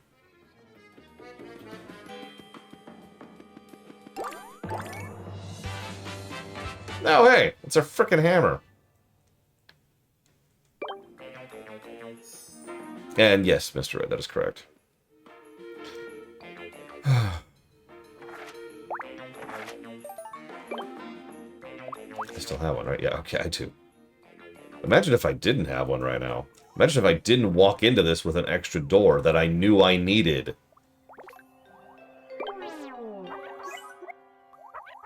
Anyhow, we're now officially done with the Sten section. Ah, World 3. Would it help you to know we're not even about halfway through this stupid world?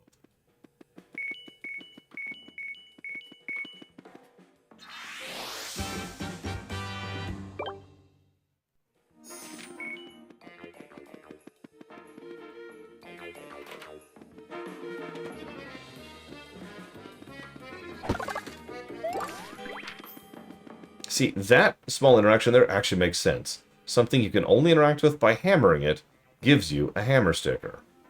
It's like, here, you're back to normal capacity. Here you go.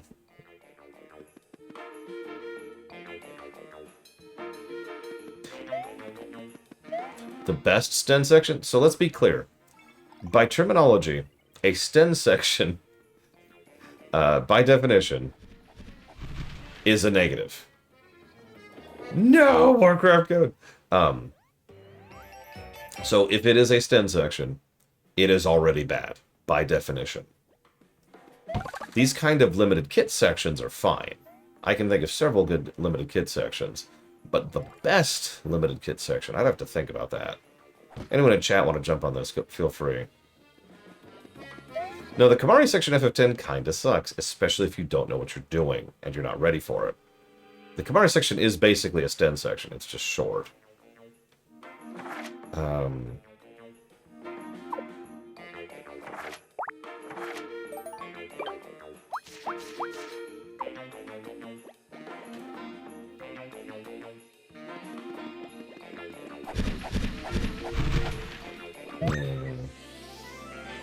No, we haven't done any of the new story stuff in my co-op group yet. Oh, right. That's fair. I was looking at the question from the perspective of trying to come up with a good limited kit section. So the least bad Sten section, FF10, yeah, I'd say that probably qualifies. Yeah, Breath of the Wild's limited kit area is... By the way, you thought that... Breath of the Wild's limited kit section is pretty solid. Now...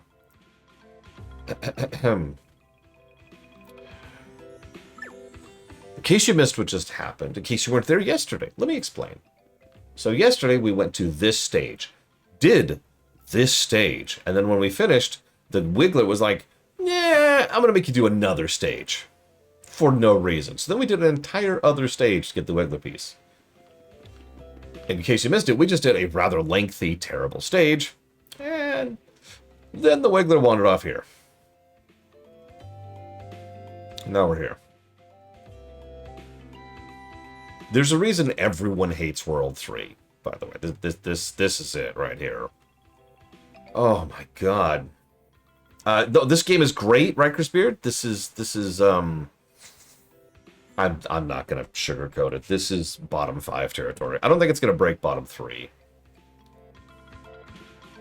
I didn't like the limited kit sections in tiers sometimes. Sometimes they were actually really awesome, and then sometimes they were not. It varied for me. I guess that's just going to happen when you have as many shrines as you do in tiers. Okay, so we...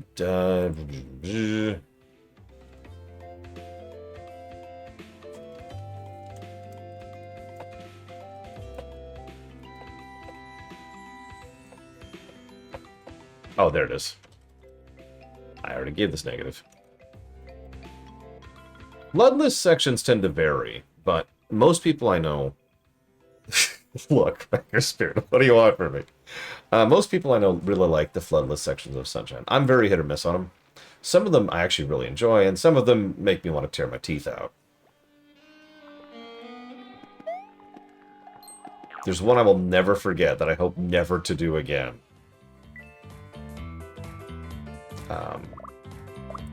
You have to go like alongside a path and then up and then over and then there's rotating things and then up again.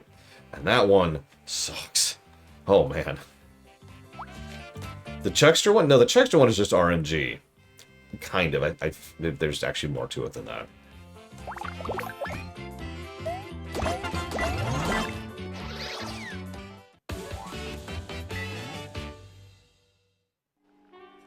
Sorry, Czar. I figured you'd listen because we've been talking about Sten sections for like 2 hours now.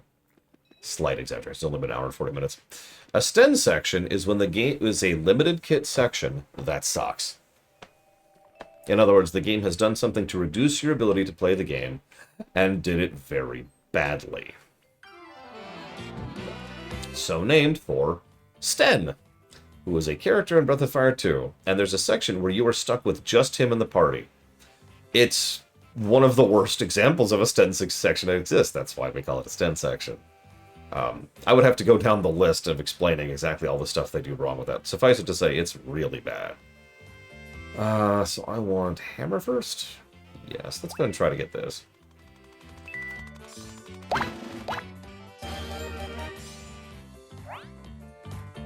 The Jeff section is a pretty good section. I'm not even sure that's a limited kit section. It kind of is, because you lose Paula and you lose Ness, but the entirety of the Jeff section is designed around Jeff. Just Jeff, it's worth noting. So designed around having one character in the party and designed around his kit. I guess that does qualify. It feels like a weird one, but yeah. That's how you do a Sten section well. Right there.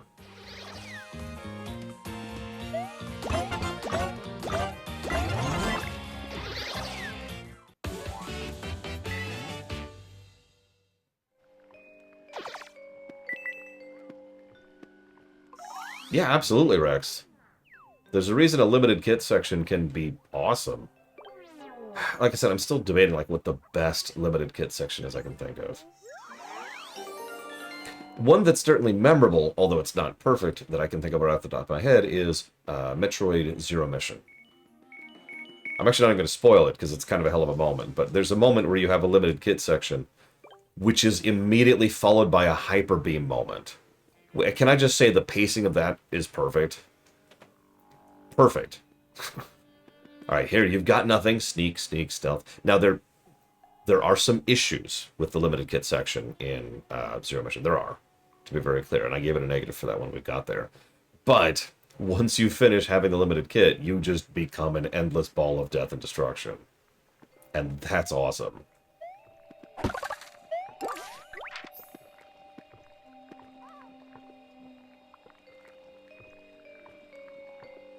No witnesses.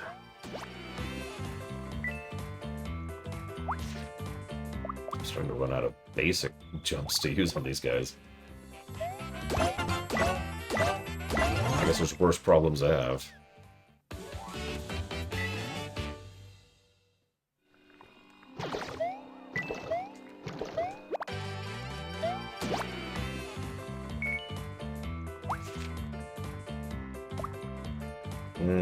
I could see that too, Darker, yeah. Okay, fine.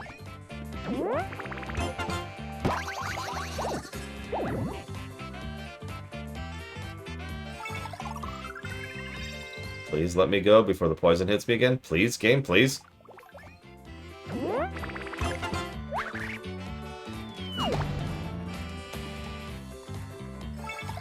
Wow. He lived with 1 health. You son of a submariner. It's twice today I've said that. Oh, wait. Yeah, Skilkatrez was a great idea that just was too dragged out. A very common problem in Dragon Quest games, honestly. I do agree that the stuck as Wolfling section is actually pretty solid in Twilight Princess. The portion where you're going to the time dungeon. I can't think of the name of, I think. If I'm remembering correctly at all. 2 jumpers. Okay. I know how to deal with 2 jumpers.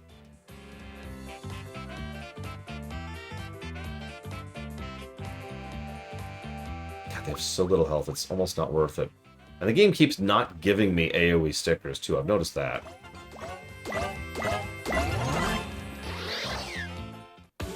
Yes, Through the Lost Woods. That's what I was thinking about. FF8's final dungeon. So speaking as one of those people who really loves Ultimatious Castle, yeah, I would say that's a good limited kit section. That's a wonderful gradient limited kit section, which is very designed around your limited kit and gives you options too. Like that's awesome.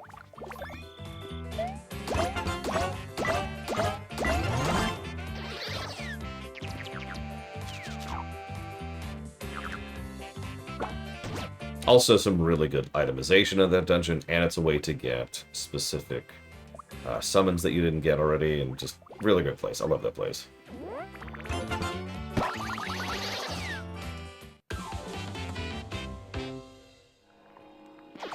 Spirit Temple? That's a weird one, because yeah, that does kind of qualify, doesn't it? Because you're missing pretty much all of your adult kit. Ooh, okay.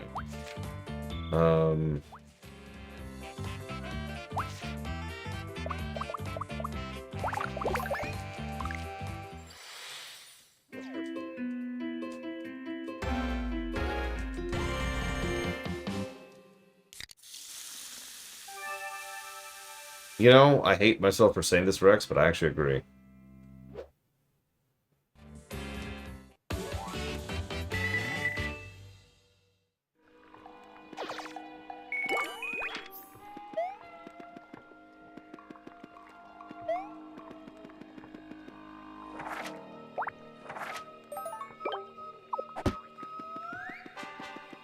But don't look at me that way. Nobody wanted Skyward Sword to be better than I did.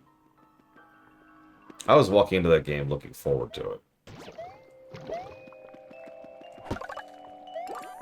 And then it was Skyward Sword. Oh god, it was Skyward Sword. Anyways, sorry. What were we talking about? Right, it's how awesome your favorite game is.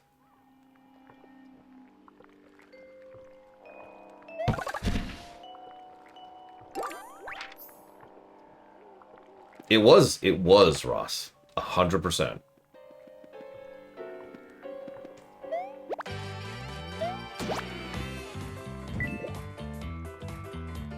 Only one jumper, huh? Okay, so let's do this. Damn. So for slightly more coins than that, but whatever. And then we'll do that, and jump.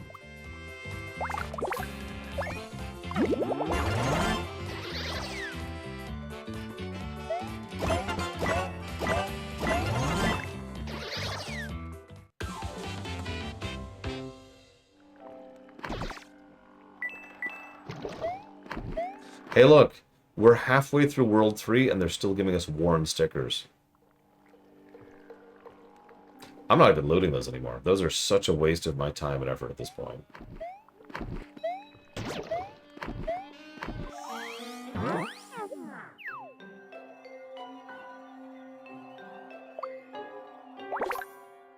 A Sten section is a bad limited kit section. Put very simply.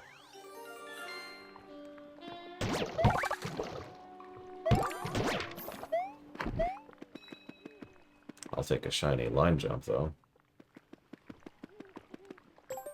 Secret Poison Hot Spring. Water flow update. No new water. Water quality totally poisonous. Alright, Frieza. You know the call you must make.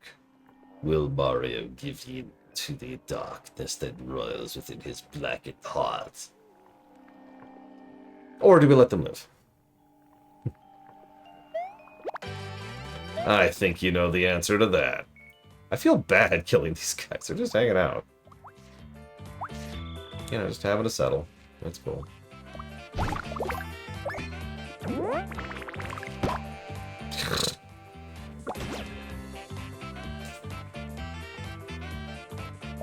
That's actually a good comparison, Mr. Red.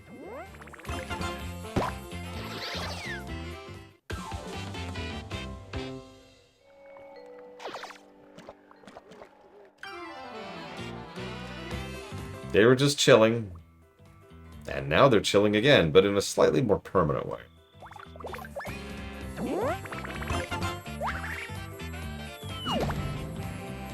Oh my god, I did... If I just stand here, will you die from the poison? Nope. Okay.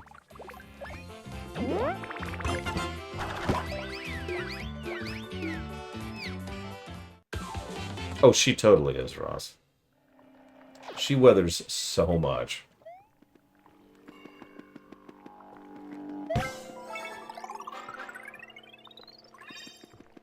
And she's just like, yep, right on the chin. I'm ready. Let's go.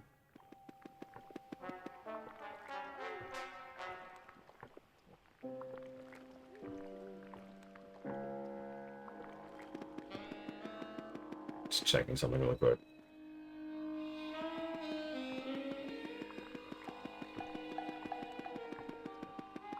Okay, that's what I thought. Alright, cool. I probably need this.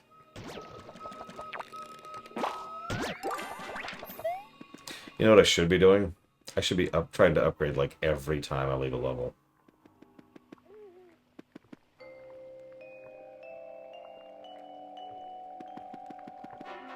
I don't quite understand your question, Darker, so let me make this very clear.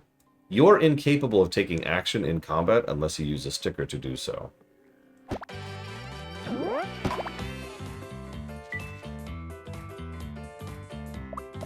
Just to make that fundamentally clear.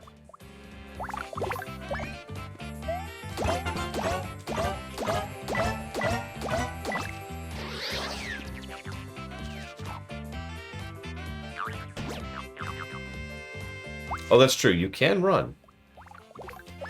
Which destroys the enemies. You don't get kill credit, but it does destroy them. Except in certain cases. When the creators specifically hate you personally. Ugh, really, game? These are just getting more and more irritating to deal with. Ah, whatever.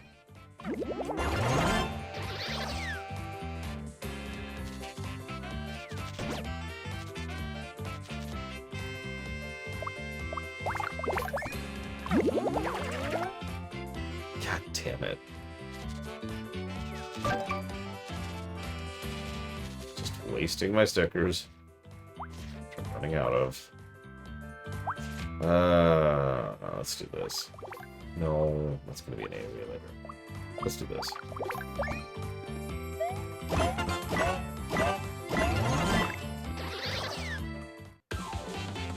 I'm going to get a ton of coins at the end of this level. We've killed a lot of things here.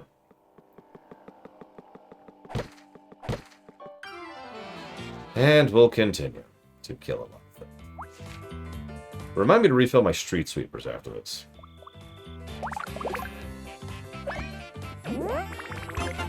Yeah, as a reminder, all but one of the HP ups are optional. I know what you're saying, duh, but no, I mean, like, go find secrets, use a walkthrough. Optional.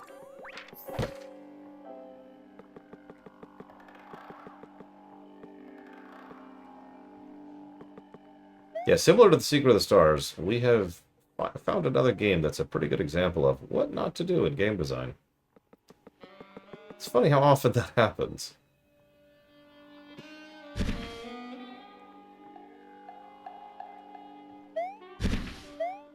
I'm not sure, Frieza. We'll have to pay attention next boss. I know you get an album upgrade every boss, every chapter boss. And trust me, if it wasn't for that, I'd give this game even more negatives. If you've been paying attention, I did some back-of-the-envelope math. The rate of increase in size to inventory does not keep up with the rate of increase in size of sticker size. We're already at the point where sticker size is starting to be a problem.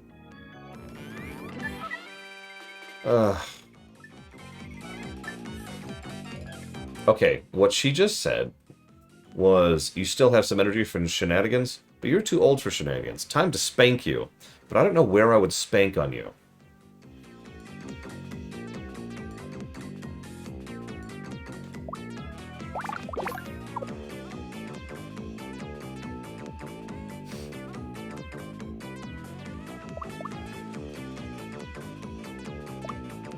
Sorry, 1 second. Do I still have my pals? Yes, I do. Okay, good.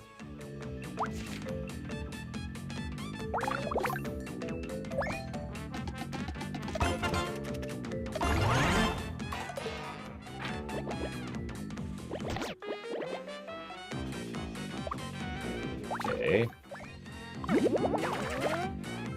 Wow, that was just a waste of a good item for nothing.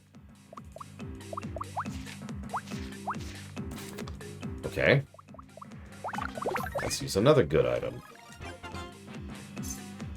Which also is not going to kill you. I'm going to use another good item. And that's going to kill you.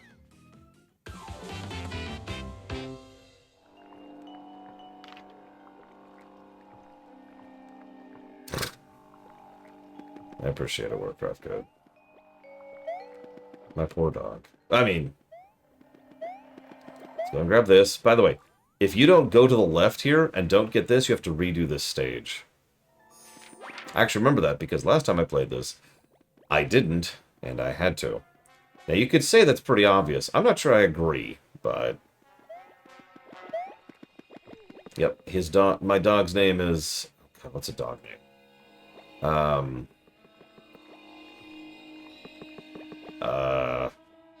Fidolfus. I don't know.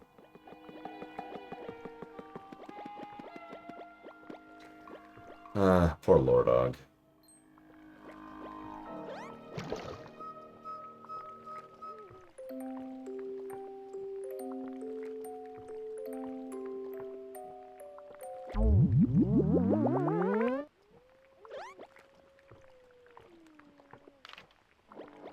Okay. Lore dog's dead. Frieza. She had cancer.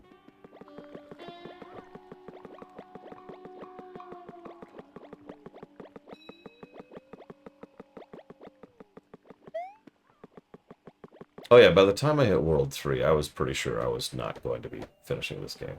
I was obviously wrong. Or right, excuse me. But I guess wrong at the same time.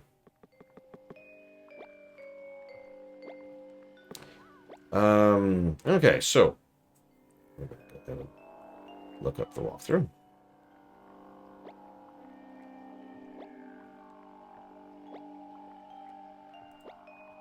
What are you doing? Jesus. We'll just call him Poochie.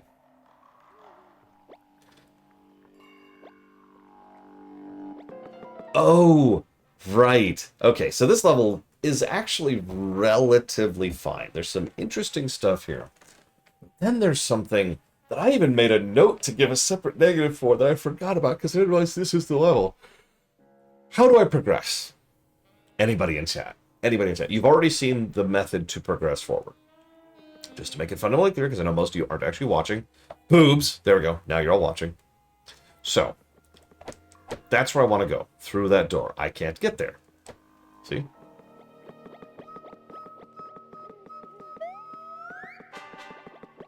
There, it's right there. It's following me, Mr. Red, like a dog.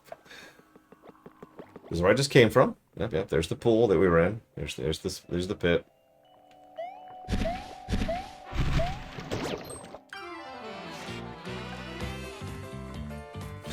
Sticker.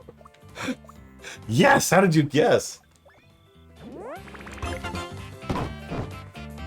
How did that not kill you? Okay, die.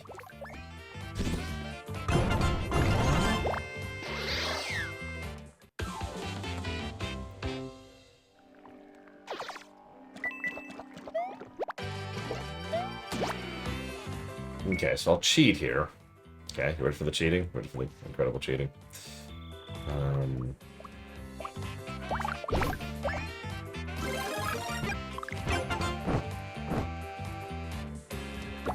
I hate this game so much.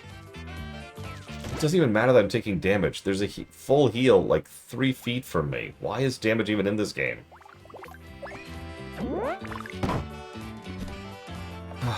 Stop wasting my time! You have 1 health. 1!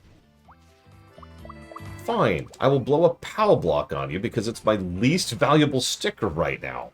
Oh my god, it doesn't hit him because he's in the air. I didn't know POW blocks didn't hit people that far in the air. Can I not kill this guy?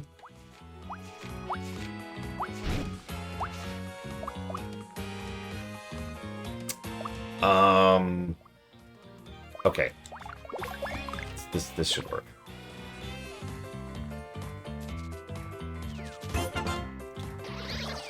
Oh, no, hammer does not work on it. He's in the air. And I'm probably thinking, oh man, that did so much damage to you, and it's done.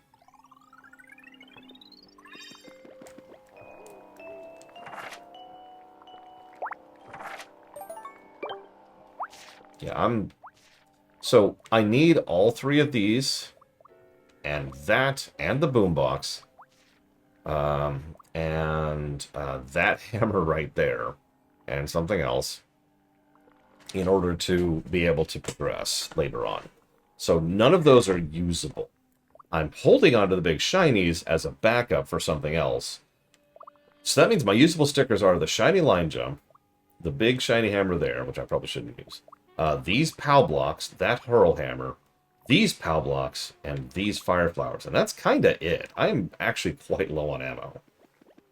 So I'm going to have to do some refilling after this stage.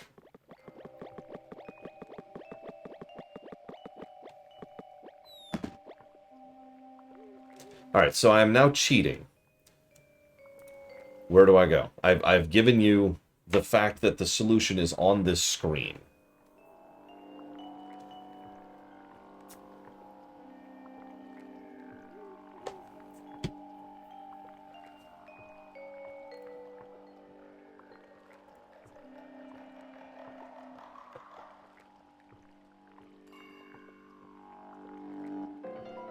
Beam of light? Okay, okay. Hot spring? Okay.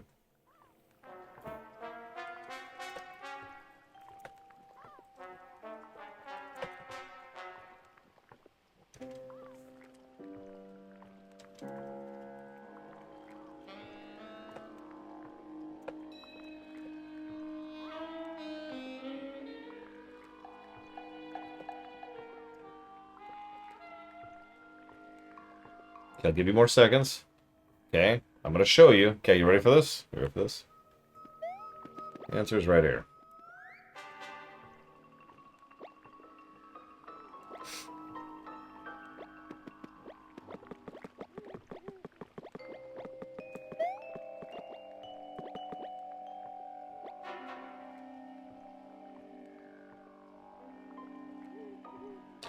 The only reason I know that is because this tripped me up last time. And when this game came out, YouTube wasn't super great for walkthroughs, so I had a hard time finding that even with a walkthrough. Go behind the bush and then back. Sure, game. Alright, let's get our coins. Let's get paid. Give me that money. Give me that money. Oh, yeah. Oh, yeah. Give me that money. There we go. Oh, yeah. Which is good, because I need to go buy a bunch of stickers.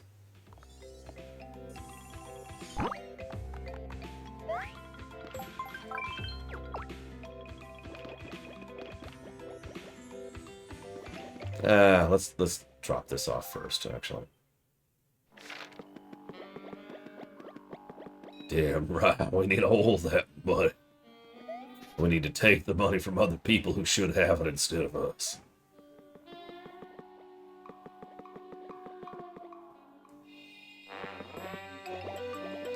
There's your second piece. By the way, we have found 2 of 4 of these.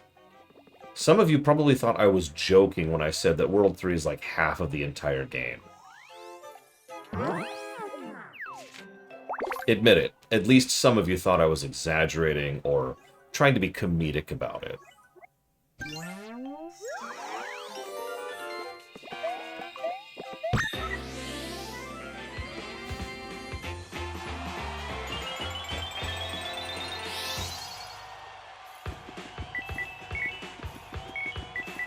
We didn't kill anything, but sure, I'll take the coins.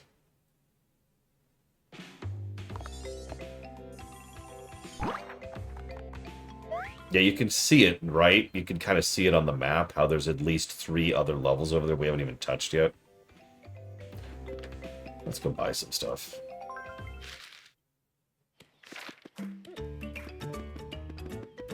I admit I don't actually know what a grind spot is in this game. That's not true. There's one in, I want to say, like 4.1, where you can grind shiny stickers right at the beginning. And of course, you can do upgrade sticker stuff, too.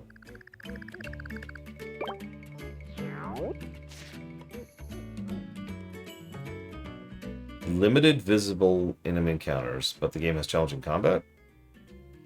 That would be really easy, actually. That would be easier to do than a game with infinite encounters, because you, the developer, pretty much always know what level your players are going to be at. So you can balance your encounter design and your enemy design around the level you know your players are going to be at. Okay.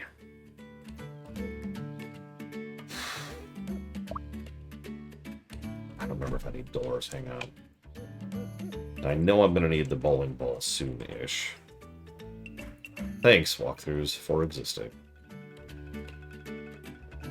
Okay, so I do need at least one more secret door. And then there's 310. For those of you who know this game, please do me a favor and do not spoil 310. It's not the worst bill I've ever had the mispleasure of reading, Warcraft Go, but I've actually sat down and read that stupid thing. It's pretty bad. You want to hear my favorite anecdote about it?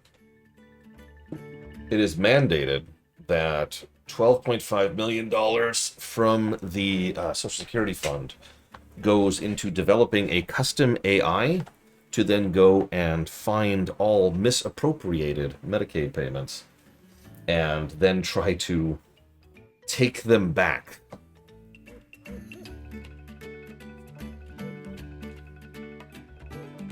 I don't know, Melkor Blade. Okay, I need at least 2 of these. So let's just do that. And then let's just do this. We'll sit on that.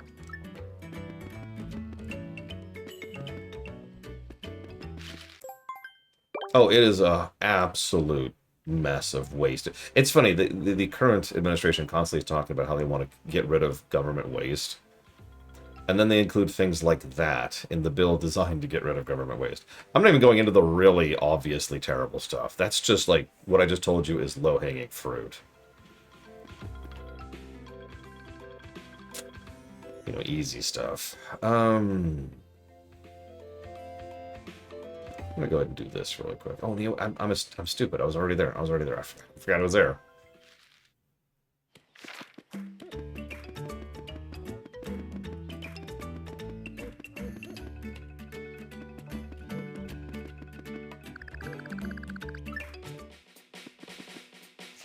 Okay, so I want the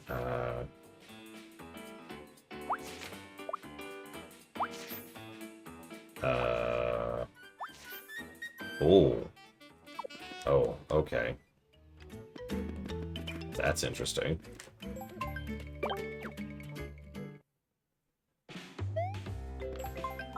It's over 1,000 pages, Mad Overlord. That's another thing. Here's the thing for you, a little pro tip of governance. Let's say that you have a particular viewpoint on politics, okay? You lean left or right or up or down or inverted or sideways. Cool. Doesn't matter. Pro tip for literally any type of party from any type of political spectrum. Don't try to make one bill that is 1,000 pages long.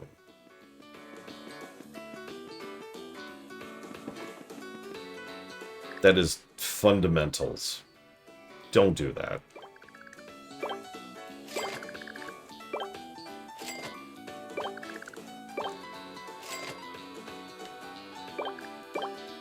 If the most whatever political party you adhere to bill ever came out and it was 1,000 pages long, that's a bad bill.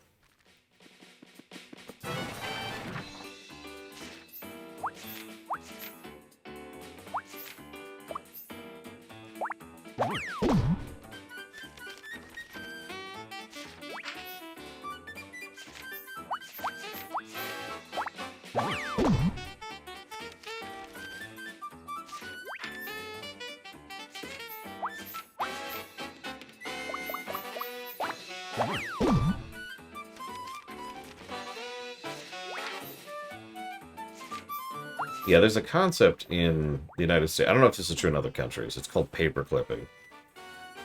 It's pretty much exactly what several people in chat have just described. We've got the Save Orphans and Kittens bill, but I'd like to paperclip something on top of that. It's actually a really common practice and probably should be illegal. It's where you have a pre-existing bill that has already gone through most of the processes that are required to even be up for a vote, which, by the way, for the record, is actually a fairly lengthy and involved thing. And then once you're already done with all of those steps, you say, oh, by the way, also on top of that, this is going to give $15 million a year to the KKK. And you paperclip that on top of that. And that's part of the bill now. That's just there. That's part of the bill. So now vote on it. Kittens and orphans and the KKK.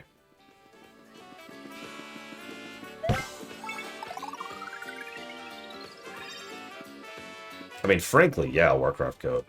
Again, I don't know how many of you have actually read that thing. I have. Took even me a minute, and you know me, I'm good at reading legalese, and I read fast. That thing is a nonsense bill.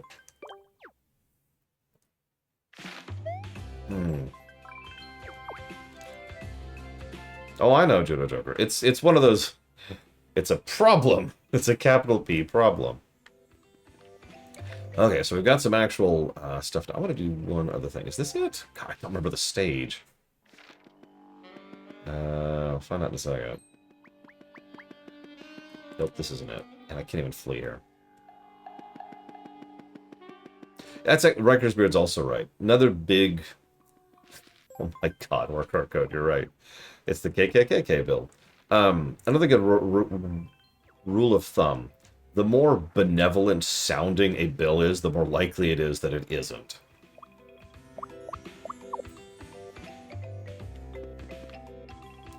Was this it? Was this it? Oh god, I don't remember the stage.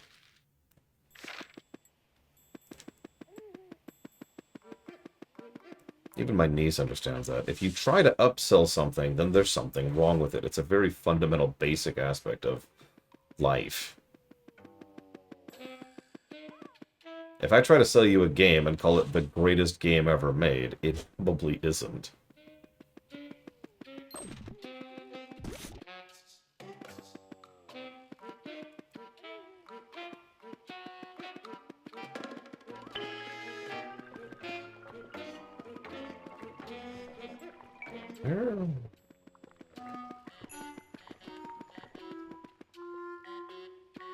Yeah, let me give you another little pro tip here. The more boring something sounds, the more likely it is that it's actually worth a damn.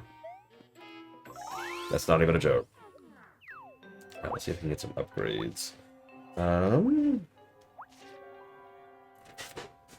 would really like an upgrade to my shiny. But actually, I think we're going to try to upgrade these. Is it going to let me? Nope. Damn. Didn't think so. Yeah, we need to do road and bridge infrastructure bill. Sold. The happiness and blowjobs forever bill. I'm reading that one.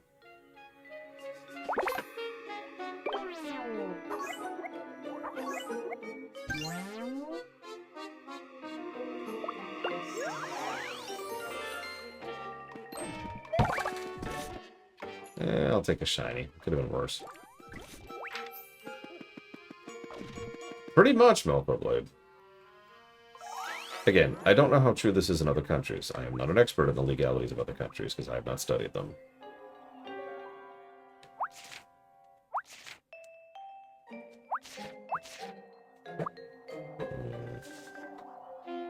Let's go ahead and try and upgrade these power blocks. They're not pulling their weight.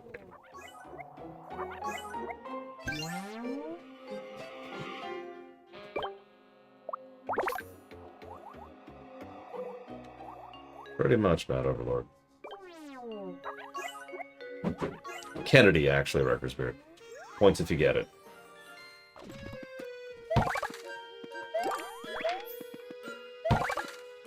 Oh, sorry. Suicide. There we go. We're good. We're good. Oof. We got it on there.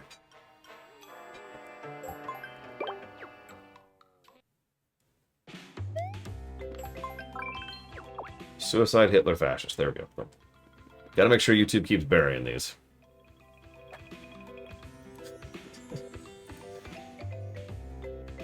It is funny to me, legitimately.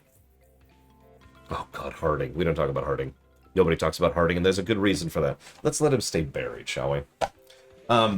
It is actually working, but I do find it funny that the 3 words that YouTube likes to flag for that literally fit in a sentence together.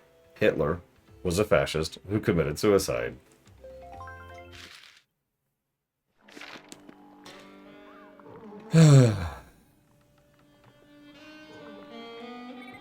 Seriously, it's playing in here? This place looks like one death trap after another. Yeah, I'm out. Bye. I give up. I give up. We're done. Quit the game. I wish. Yep, nope, this is actually 3-9. Okay. It's okay, worker code. I know you're secretly Hitler. It's okay, I won't tell anyone.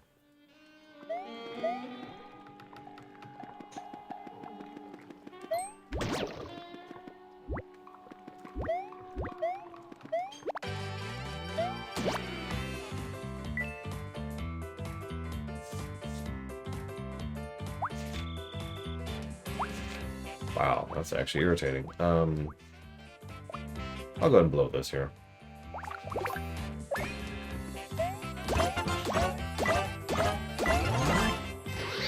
They actually liked Winter Wrap-Up quite a bit, Ross. Why do you ask?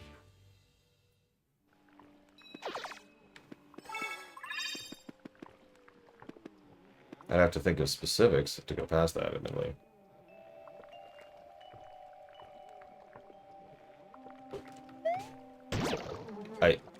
What? There's even an indicator of where to jump. Okay, whatever. I'm just gonna ignore that forever.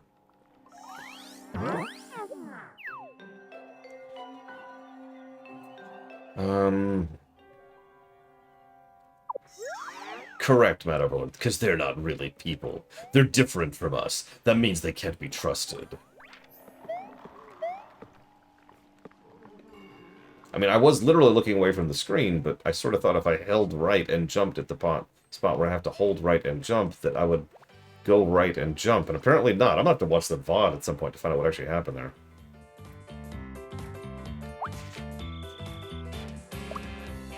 Well, let's try one of these new shiny POWs. Cool. Who? Metashinryu? That doesn't sound like a character I've ever heard of.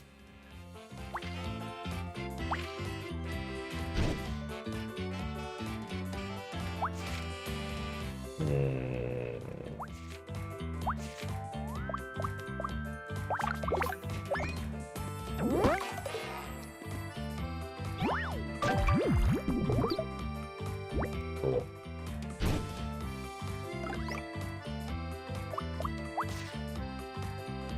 I hate this game.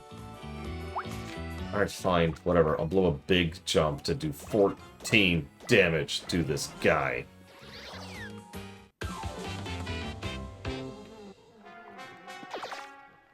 Wiggler has had more lines of dialogue than Bowser so far. The Toad we keep rescuing has had more lines of dialogue than Bowser.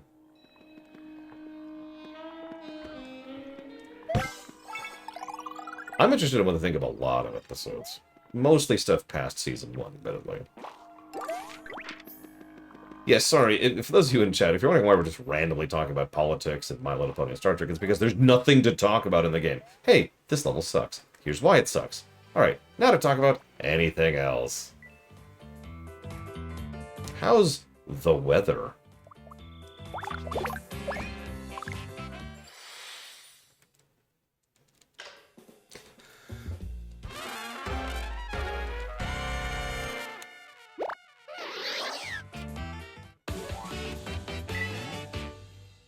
That's true, the 3 Goombas at the beginning who were like, hey, give us money, have had more lines of dialogue than Bowser.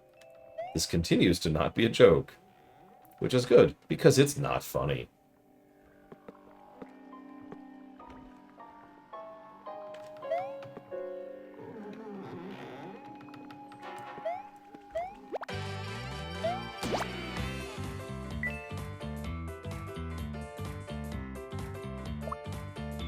I don't know what the pillow does. Let's see what the pillow does.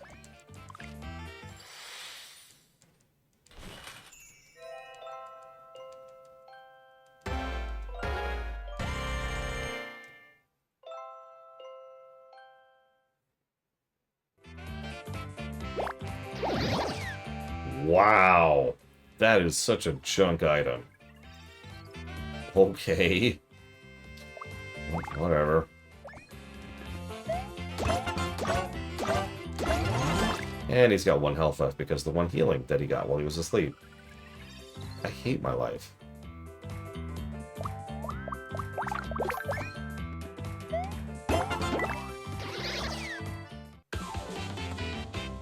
I'm sorry, I don't understand the question, Disco.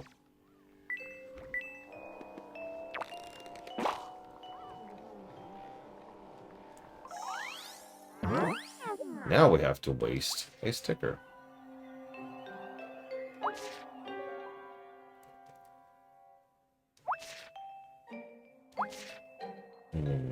Let's go with this thing. Oh, I can't? Oh, okay.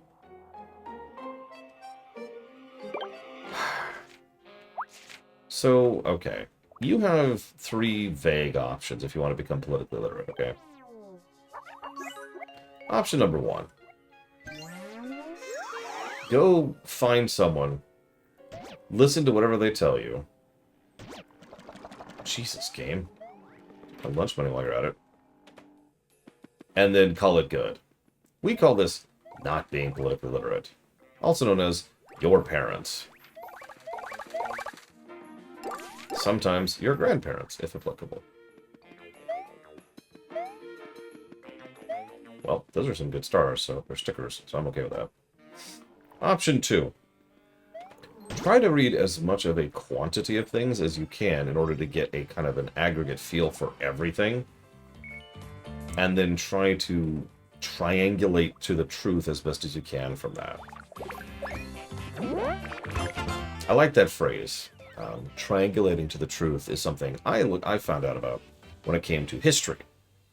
Because whatever you read in the history book is not the truth. Pretty much guaranteed.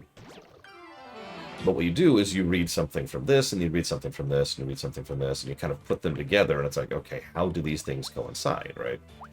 How do these things connect with each other? Okay, this goes here, and this goes here, and blah, blah, blah, blah, blah. You may never actually get to the truth. You can get a lot closer to it that way.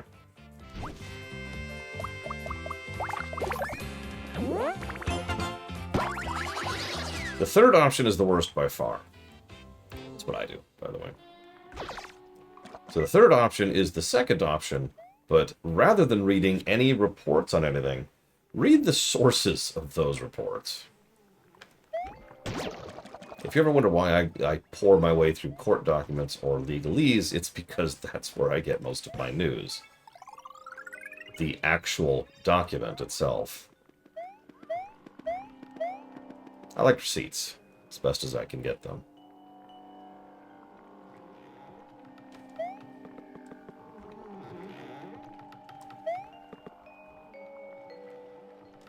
Oh man, this game is so gripped off the deeper end. Actually, you know one thing that could demonstrably make this better? Hang on.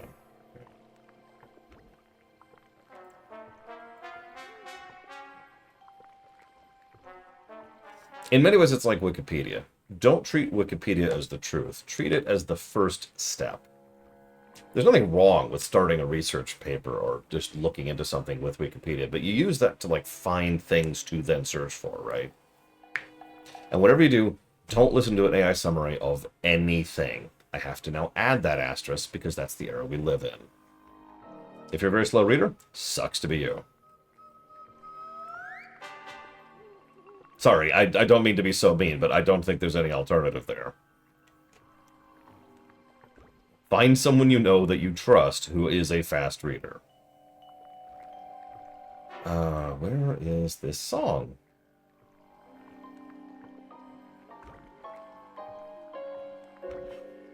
What really irritates me, Judo Joker, is even... So we're gonna start.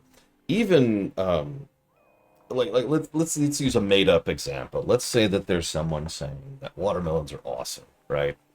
I like watermelons, so I'm with that. I agree that watermelons are awesome. And yet there'll be a news story that's like, watermelons are awesome, and that's why bananas are the devil. And I'm like, could you stop ruining the side that I ostensibly am on? Please, can you stop making me look worse by painting me with the same brush that you are painting with? Anyway, sorry, it's just pet peeve. Where is this stupid song? Oh my god.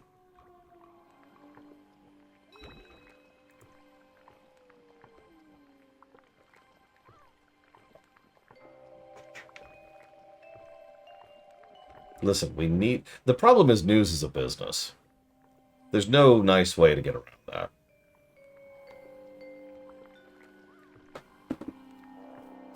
There are actual people who like to be actual journalists who do actual journalism.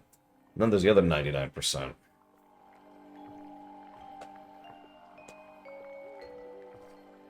Where is this stupid song? I just wanted to play a stupid song. It's just a joke, even. I was just going to do a stupid song as a joke. There it is. Okay, here we go.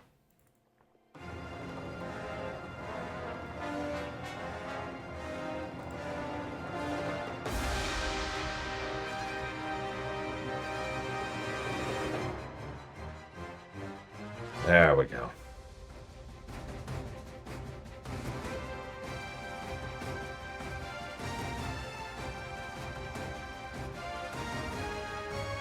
Isn't this so much better instantly? It's not even thematically appropriate. I just don't care.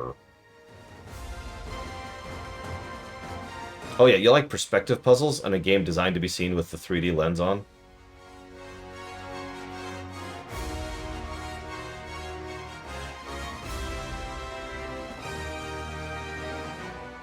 Oh my god, Mook! Their SAT scores! The thing nobody cares about even in college! Whatever will we do?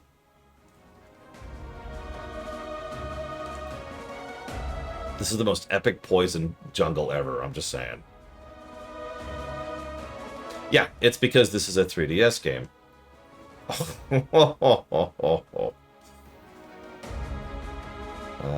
So I'm basically guessing here. Nope. Oh, Jesus Christ. There is nothing to indicate that at all. There's no shadow. There's no nothing. Is it all the way? Okay, it's all the way. Okay, hang on. Ooh, okay, we're good.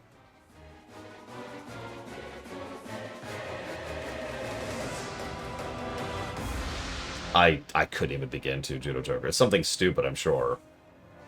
No! We have to keep genociding things. Oh, okay.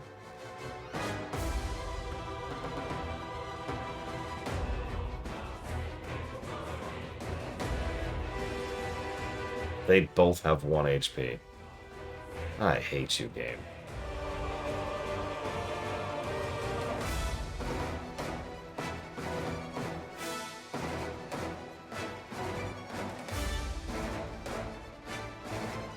Damn, you know, Titan's back there.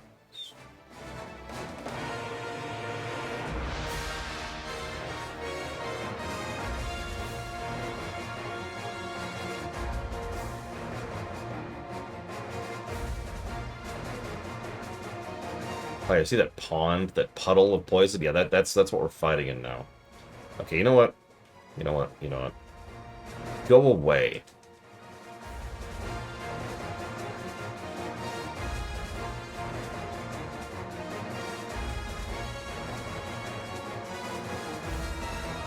I would not be surprised by that Frieza at all. Wow, that did less damage than the trumpet. Remind you, I got the trumpet back in World 1. I got the bellows in World 3.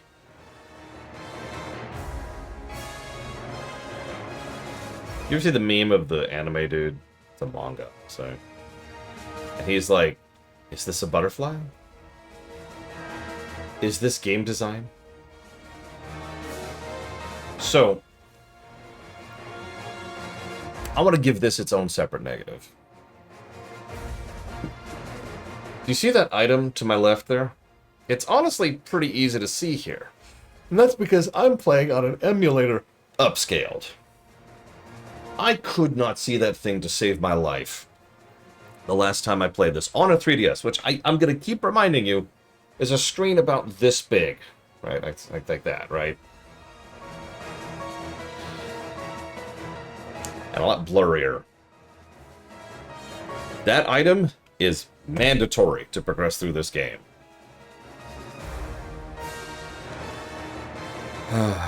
So, hang on, let me jot down some negatives.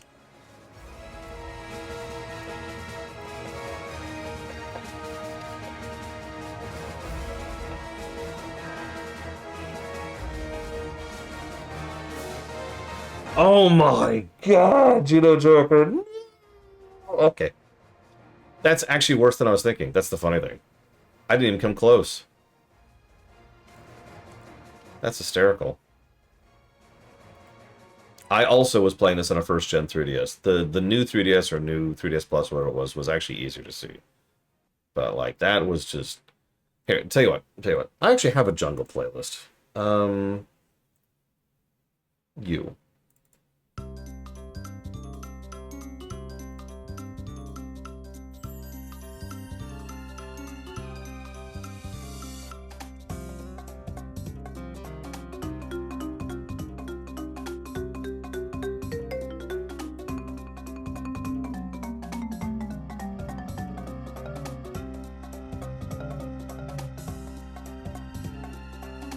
Kingdom Hearts 3, sorry.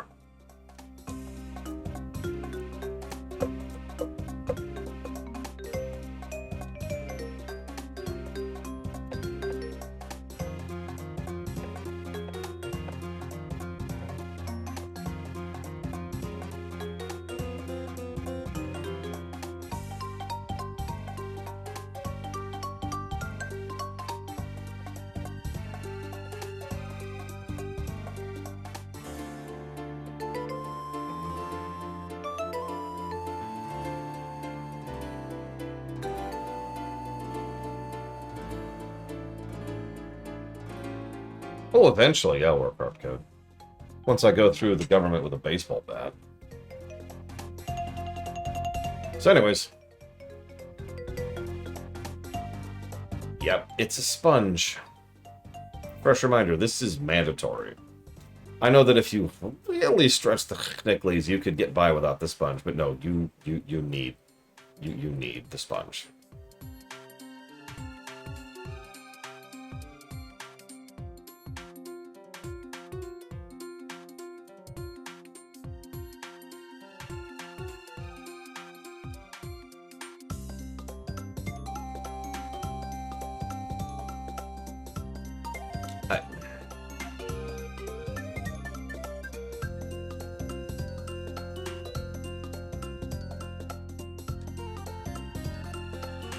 That's why they're unwashed. Hello, wake up, sheeple. Oh, wow, does it, Ross? Don't they have another season after this one? Which, to be clear, I'm honestly shocked by.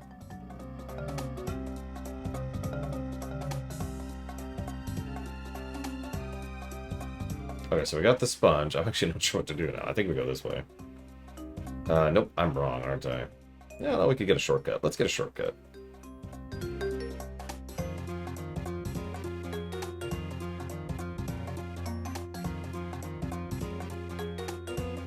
Not tell you exactly what's going to happen.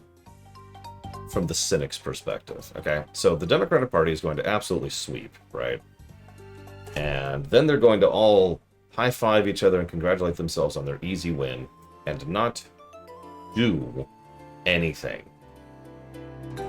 Then people will be pissed off that things haven't gotten better, and then it's going to vote the other way again. And then things will get worse again. By the way, this is actually a fairly normal process and cycle. That has been happening for decades. How do I get up there?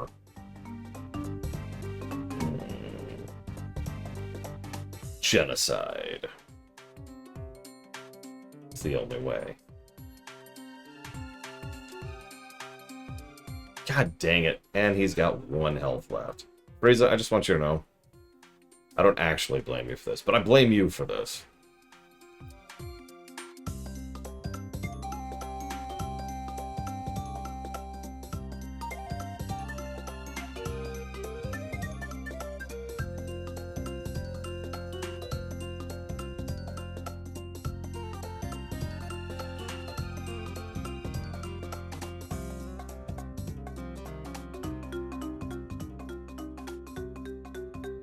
As we in the business say, Warcraft code. Lore shock. I guess Fireflower? I don't even know what to use anymore. You son of a... I'm gonna die here. No, no, no.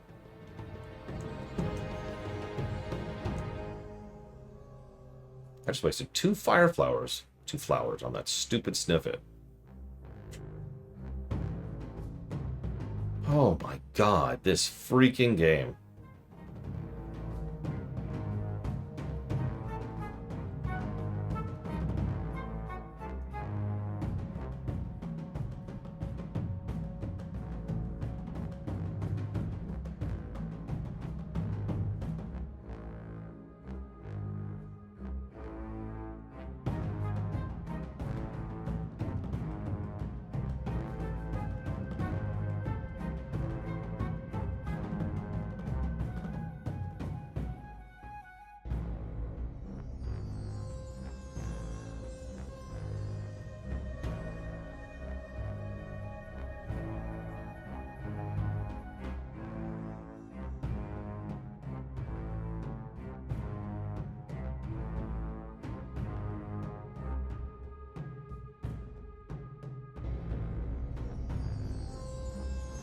I think what I love most about this game is how much mandatory backtracking is in it. It really is like they just did not have any faith in the player's attention span.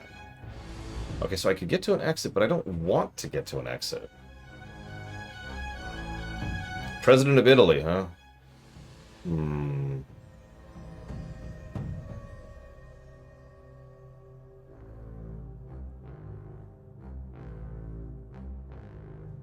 I don't speak Italian.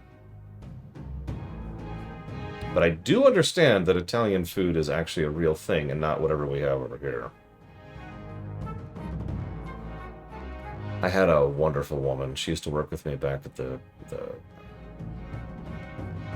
plant I worked at. And she was first-gen Italian. She was born in Italy. And every now and again we'd have a potluck at that place. Because, you know, workers, right? We're all poor and we're all dirt, you know, having trouble, so we'd potluck together and get some food to help feed everyone. And she, oh my god, the Italian food she brought was heaven. I've more or less literally never had Italian food like that or of that quality since.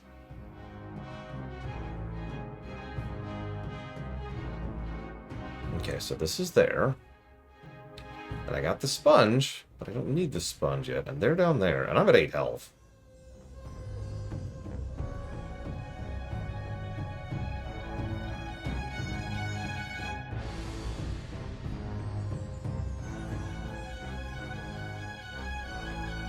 It's cool. I'll go to Italy. I'll ask for a chicken parmesan, some Alfredo, and a pepperoni pizza. Points if you get it.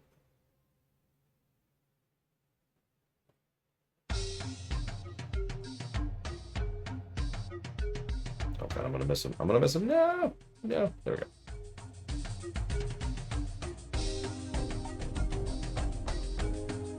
Okay, well, we unlocked a new stage. But I need to heal, like, really badly. So I'm gonna go do that.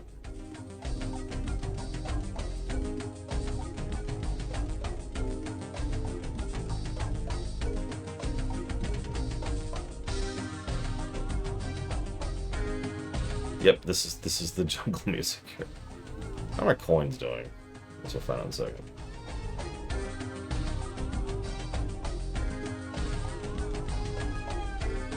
Very good, hard-boiled one. Yeah, Mega Man X4.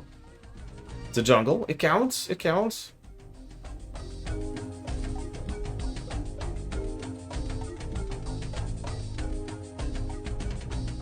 I don't know how to pronounce prosciutto.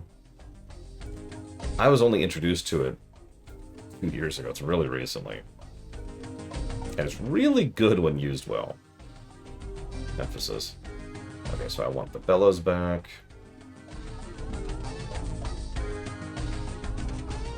And I want the trumpet back. I want my street sweepers. Pillow can go to hell.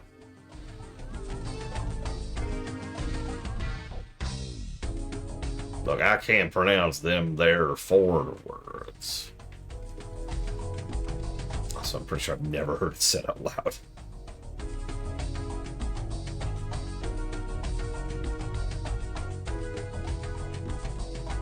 Why would you ever go to Olive Garden? Sorry, let me actually walk that sentence back. There's nothing wrong with Olive Garden, really. That's it's like a weird double whammy. So on the one hand, some people think Olive Garden is Italian food. Those people are wrong. Olive Garden is fast food, pretending to be big fancy food. Do not buy into that lie. If you like Olive Garden, no judgment. It is overpriced because they're trying to upsell it, but it is fast food. However, the flip side of that is there's nothing wrong with liking Olive Garden. Like, I've heard both sides of that in my... Oh! Okay, hang on. Let's unmute the game.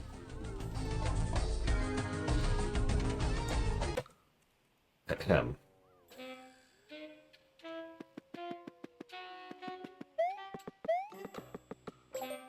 Sorry, still setting up the show. Thanks for your patience. Wait, really?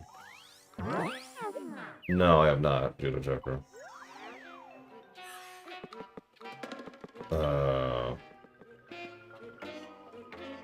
Yeah, pretty much worked our code.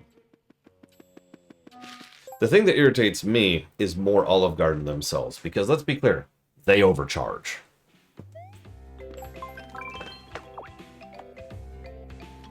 I know I've talked about this place 1,000 times, but there was a nice little, like, run by a family Italian kitchenette place back where I used to live back in Kansas. What's wrong with the score, Dragon Player? Is something wrong with the score, Dragon Player? And they, oh my god, they had such good food. It was American Italian, but oh, it was good. And the best part is, it was probably about half, maybe a little less than half the price of Olive Garden. Give or take. I can get rid of these two, because we're going to give those negatives.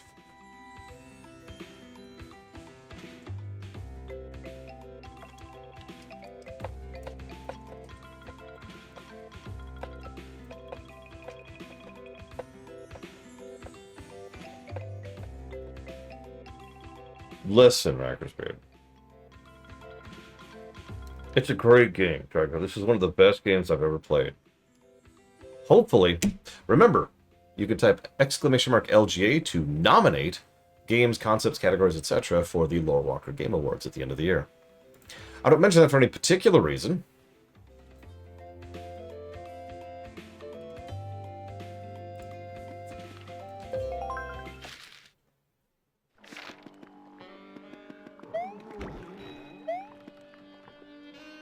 Yes, this is golf rules. That's how this actually works out. Oh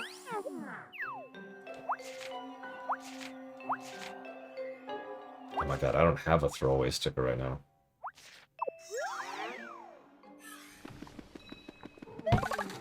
That's also not a throwaway sticker. Hey, where's one of those crappy worn stickers when I actually need them?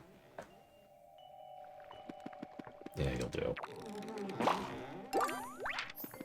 Yeah, someone nominated it because Lord Harriman... So what Lord Harriman just said is actually a real problem. We've actually had this problem for several years in a row with the LGAs. Some people will go to nominate something like, well, I guess I shouldn't bother, someone else is going to get it. And then everyone thinks that, and then it never gets nominated. And then we get to the actual LGAs, and I'm like, I'm surprised you didn't suggest such and such. And everyone's like, yeah, we figured someone else would get it. And no one did. So don't be that person. Be active. Be proactive. Shop smart. Shop X smart. Yeah.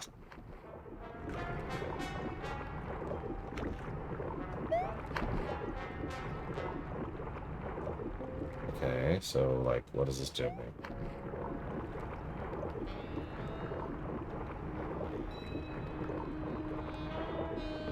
What?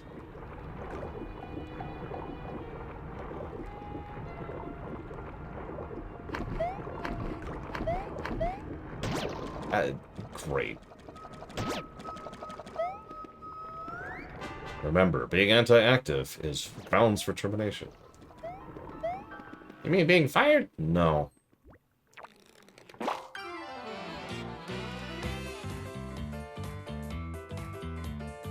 Alright, Freeze, I need you to erase these people. Thank you.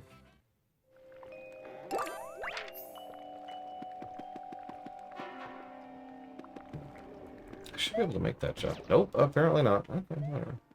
No, I give up, Warcraft Code. I'll have to hear it. And I would rather not butcher a language again. As much as I know everyone gets a big kick out of ha ha ha, you can't pronounce things you've never heard before. Used to be a meme over on GDQ. Please pronounce such and such. No, I'm good. Some announcers would actually refuse to do it, too. They'd just be like, no, I'm good.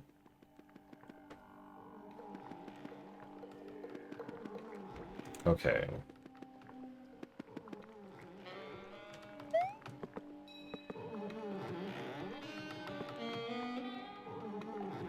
Hi, Silicon. Here, maybe? That is it. Okay, hang on. Ah! Okay, stop existing. We're about halfway through World 3, Baron. We might not finish World 3 before the lunch break, to really put this into perspective. Like, that's where we're at.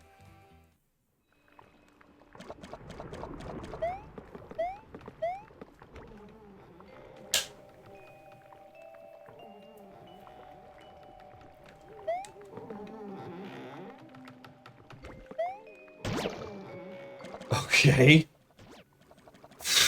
Sure. Okay. Hello, Ryman. How is your day going?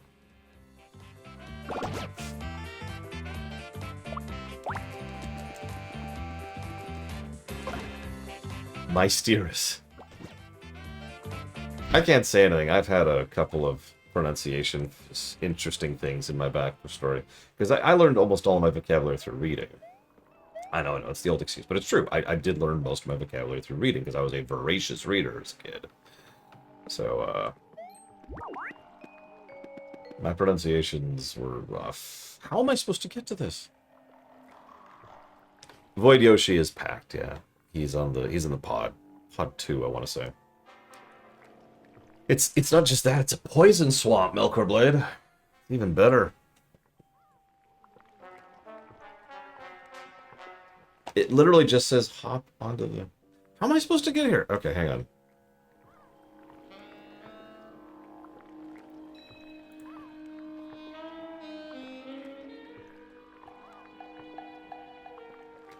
I have played poker many, many, many, many times in my life. Texas Hold'em is the best. I'm just going to say that. Let's see. I am curious for Sid Meier's Pirates more than anything else. Okay, I see what I have to do. Okay, we're good, we're good. There's a shortcut I unlocked that isn't a shortcut I unlocked. And that was the mistake I made, was I assumed that the shortcut I unlocked was in fact a shortcut that I unlocked, but I was wrong.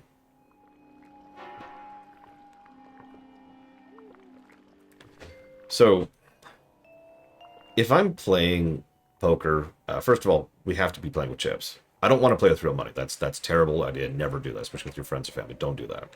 Don't bring money into it. Just play for chips. You want to keep score. That's the other weird thing. If you just play poker without chips, it's just boring. You need to have betting. Betting is such an integral part of the game. Yeah, by the way, we had to do all that just to make him run away from that. I knew that.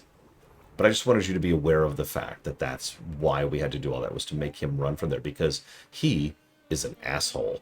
In fact, technically speaking, he's probably all asshole. Back to poker. So in poker, you need the chips, you need the bet. It's a fundamental part of the rules, but also the social interaction, right? Moving on. So I tend to play, and I really enjoy playing poker. As a result of that, I have a near perfect, I hesitate to use that word, poker face. Because I'm just having fun. In other words, my poker face doesn't change. It doesn't go up, it doesn't go down. I'm having fun regardless, if that makes sense. So there's no variation. So a lot of people have poker faces where they're just no emotion. Nothing being displayed. I'm just having fun. I'm just like, yeah, let's have fun. Let's do it. I bet this. What? See, I'll clean you out if we play poker. But don't worry, I don't play for real money. No interest in that. Okay, where is the second stuff? I'm just getting lower and lower on health, too. In a poison swamp.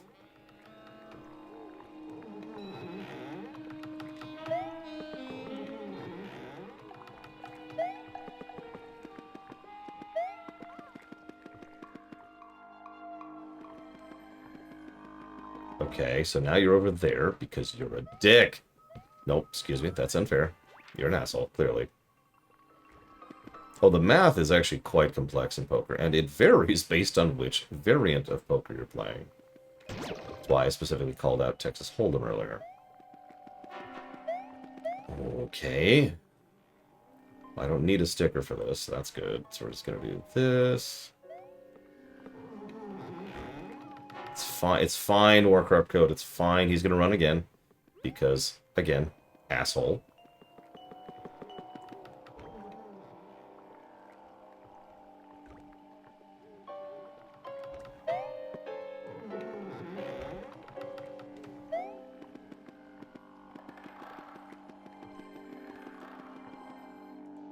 Oh yeah, Warcraft Code. It's going to be over. That's game right there. Like, this is actually the beginning of my villain origin story right here. Why did you become the Crippler? I was playing Paper Mario Sticker Star. And everyone immediately understands it. They're just like, oh, wow, yeah, no, you poor thing. I'm so sorry.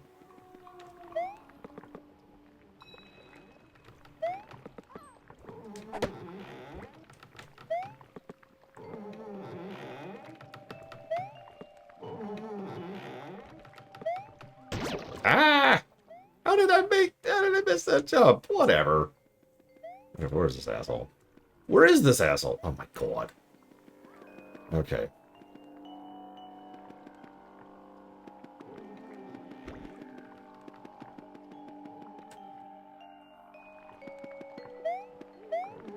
Well, that's what the chips are for, just drop TV.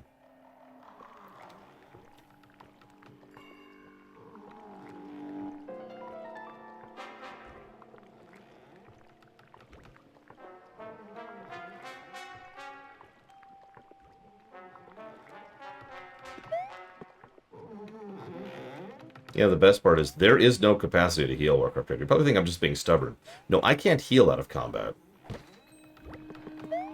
Also, you're probably thinking, oh, we'll just get in combat and heal. I have no healing items on me.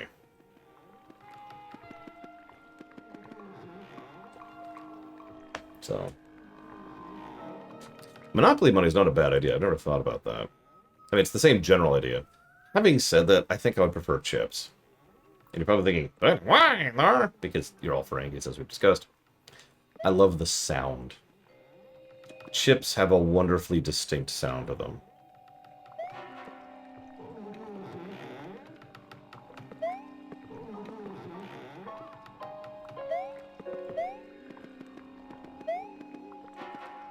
Okay, we're gonna wait. Yep, no, that was a honeypot. Yeah, you can be like, shove all in. You gotta shove all in at least once. It's just fun. Doesn't even matter if you have a hand. Just do it. What do you bet? All in. Okay, so there's nothing. Where is this asshole? I'm starting to get angry.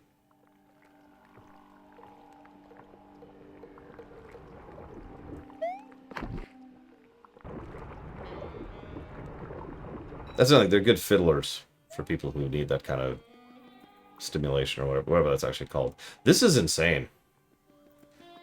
How is he still there? I just scared him off here. How is he still there?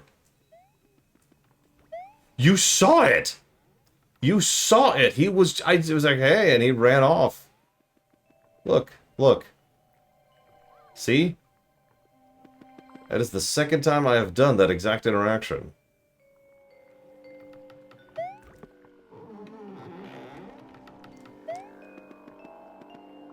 I'm going to immediately follow him. Okay. Now I'm going to do the entire level again. Perfectly, because I have 9 health.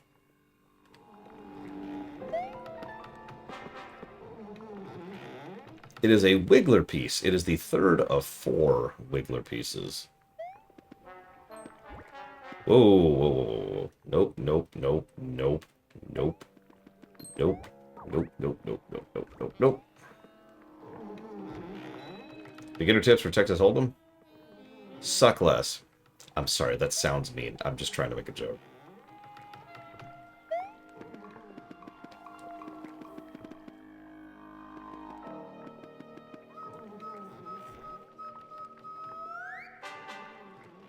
This is actually crazy. I would like to argue for a bonus triple negative to the stage just for stage design. This is stupid. Even the layout is designed to waste your time.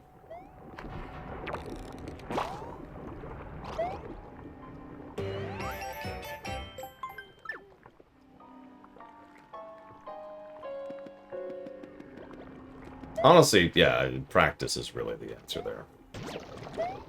So now I'm down to 7 health.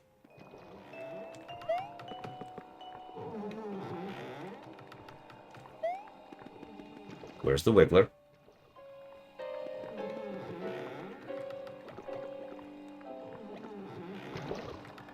I'm gonna assume the Wiggler's with me. You know what? No. I'm gonna save state. Then I'm gonna assume the Wiggler's with me. Okay, we're okay.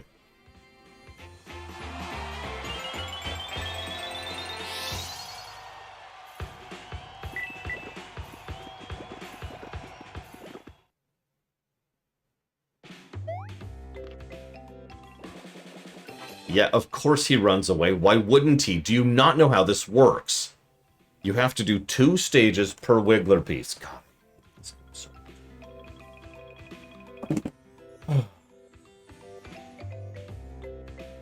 Hang on, I don't have any clams nearby Warcraft. I'm gonna find one. Hang on, hang on. How about a shark?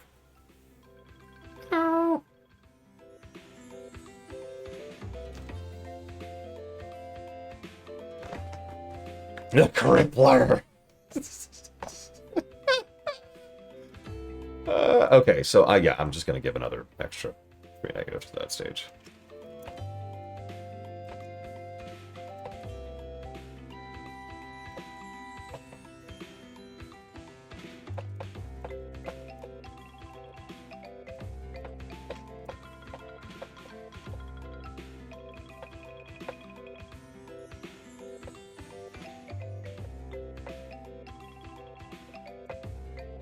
It's actually one of those, I don't know what they're called. You use them in a shower, right?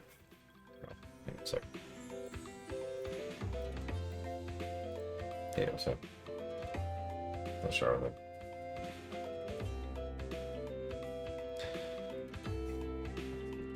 I also got this thing. It's a pinata. Nothing in it. It's just a shark pinata. We've already played it, Just Rob TV. If you go and check, whoops, wrong screen. There we go. If you go and check, RE3R is actually already a current review. It is post-Oblivion line. So, no need to replay it.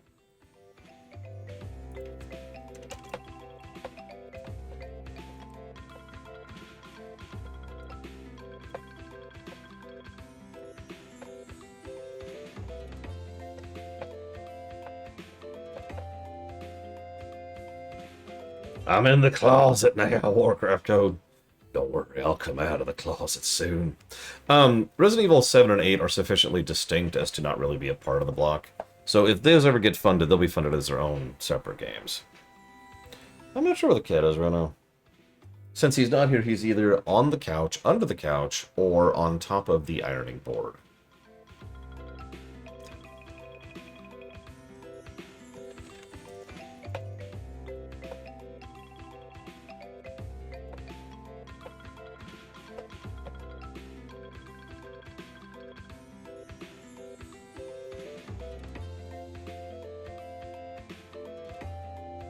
Okay. Moving on. Let's go here. Heal first. Because we're a little low on health. I'm going to want it for this upcoming boss fight. Alright, so I want you in chat. I need your help, okay? I'm going to need your help with this upcoming boss fight. You're going to have to tell me what to do at each stage of the boss, okay?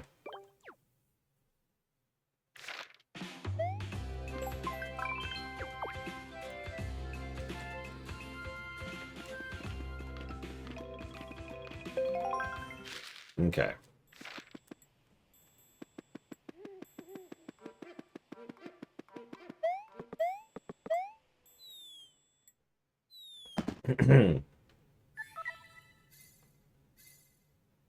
Whoa, it's pretty dark in here, huh?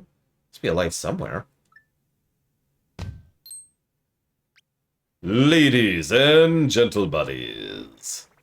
So, very sorry to keep you waiting. We've got a great show for you folks. That's right, it's time to play Sniff It or Whiff It!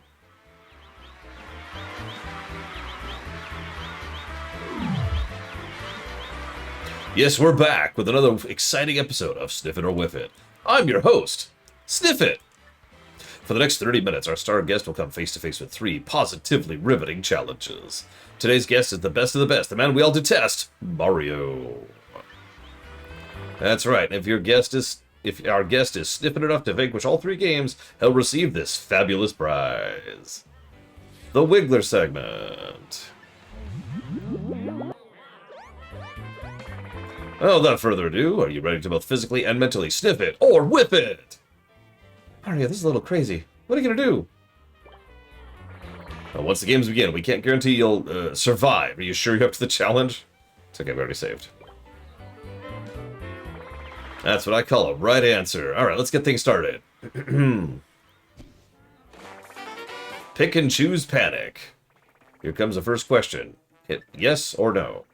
Our hilarious poison gas will start filling the room, so start answering fast. Okay, so I'm going to ask you the question in advance, because I actually know the question. This doesn't leave the room, but King Bowser actually loathes Princess Peach. Check mark? Or cross? Or X? Or yes or no?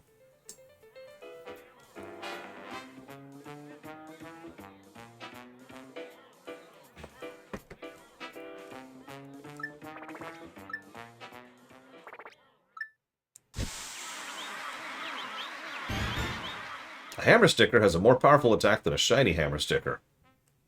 Oh, they're randomized. I didn't actually know that. Never mind. If you get all poison mushrooms in the battle spinner, all foes get poisoned. Oh. Your host's name is Sniff It. Okay, never mind. We're good. Sorry, there was a timer on that. I apologize. Only a guy who's been tormenting Bowser for so many years could keep so cool in a room full of poison. Lesser men would have whiffed it. Anyway, first stage is clear. Let's move on to the next. One of the questions is, how there are 30 Sniffits in the audience.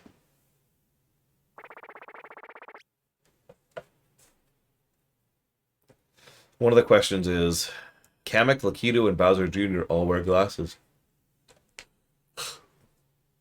One of the questions is, if you use a mushroom sticker, Mario's body gets big. That's right, ladies and good buddies. It's time for the second challenge. Big bonking Sniff It Bash. Here's the deal. Our unpaid Sniff It interns, not funny, will poke their heads out of the holes in the ground, right?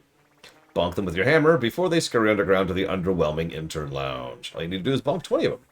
Should go without saying this challenge will also be done in a room full of very whiffable poison gas. Let's sniff it!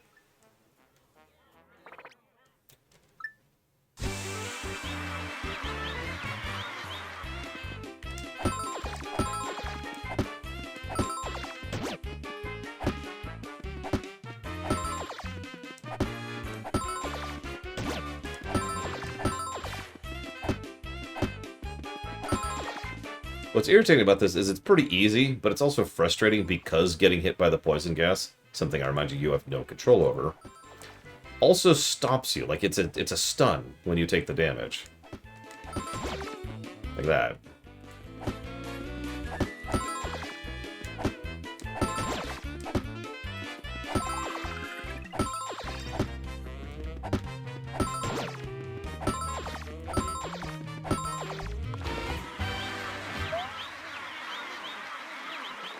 Not bad at all, but would we expect anything less from the Guardian of the Mushroom Kingdom, folks? No way. This guy's pretty slick with a hammer. Stage 2 is clear. Congrats!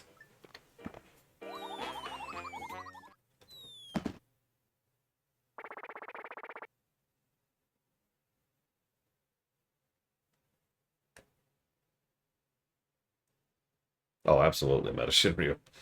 I'm not sure if there's a task for this game. I've seen speedruns of this game, but I've never seen a task for it. Unrelentingly exciting shuffle game! Okay, inside one of these blocks is the correct answer. The rest are all wrong. First, blocks will be shuffled. Once they're shuffled, the excitement sets in as you choose a block. If you hit the correct block 3 times, you're in the clear. Hit the wrong block, a very exciting snippet battle awaits.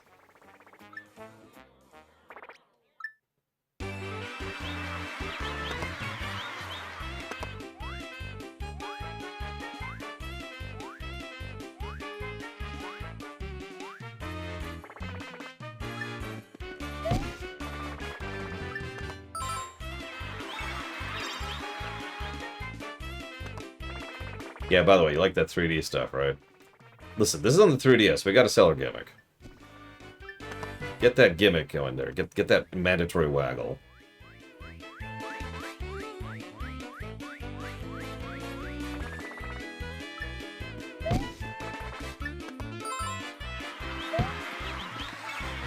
It's in 3D.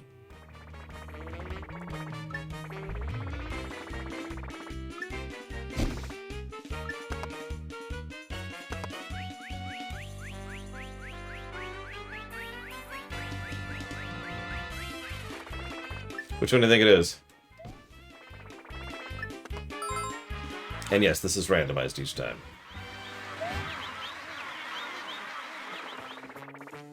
You've cleared the whole game. Are you sure you aren't part Sniffit? Mario, as much as it pains me, I have to give you the proverbial Sniffit high five. Congratulations. As promised, your prize. It's all yours.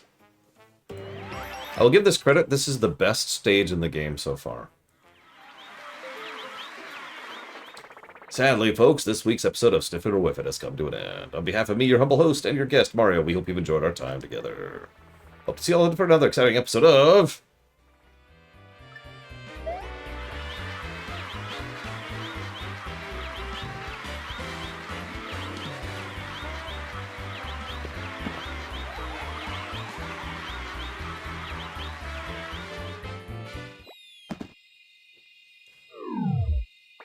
Listen, can we talk Sniffit to Sniffit for a second? I gotta tell you, you did a great job out there. I mean, it looked like those were barely even challenges for you, am I right? That's because you're special. We prepared a special stage for special guys like you. If you do a special stage, you get a special prize. And when I say special prize, I mean an awesome thing. When I say awesome, I mean an absolutely mandatory item in order to progress the game. So, let's do the hard mode. I agree in a legally binding way.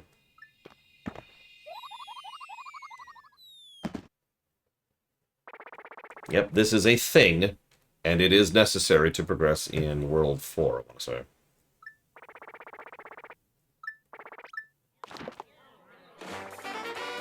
Big bonking panic pick and chew sniff it bash. Okay. Answer by hitting, but, as they say is the twist, you can't hit them until you've bonked 5 interns. So you have to hit 5 interns, then answer the question correctly. Don't worry, we'll pipe in your favorite flavor of poison gas to keep you on your toes. Okay, Sniff It or Whiff It. Thank you. Please stop saying the name of your stupid game show. Kirsty was stuck to a sign. Yes. Right, game.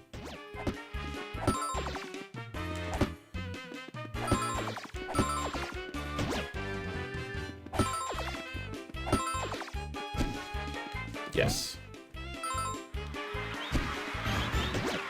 My dinner last night was a delicious mushroom steak. Any guesses on that one? My God, this game.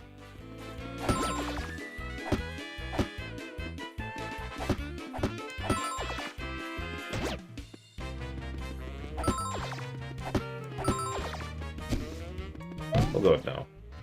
Oh, it was! Okay. Kamek, Lakitu, and Bowser Jr. all wear glasses. I actually know the answer to that one. Also, that's an easy one. Bowser Jr. doesn't wear glasses. So. False. Some toads were locked up inside a cupboard in Dekelberg. There were 9 toads inside that cupboard. Yes or no, everyone? What are you thinking?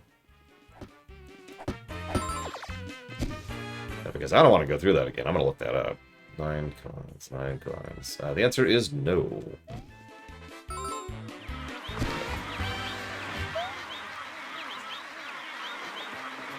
Folks, the special stage is cleared. Fabulous. Wonderful. Dare I say, sniff it. Congratulations. Looks like I underestimated you. You must be at least part sniff it. Anyways, that's all our challenges for today, folks. Ladies and good buddies, warm round of applause. Studio's on fire tonight, folks. Thanks so much for being here tonight. I've been your host, Sniff It. Hey, what about a prize? Of course, your prize. Here it is.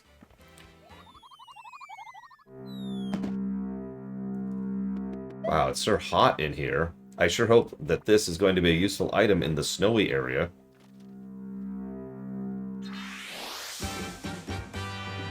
Tell you something you do know.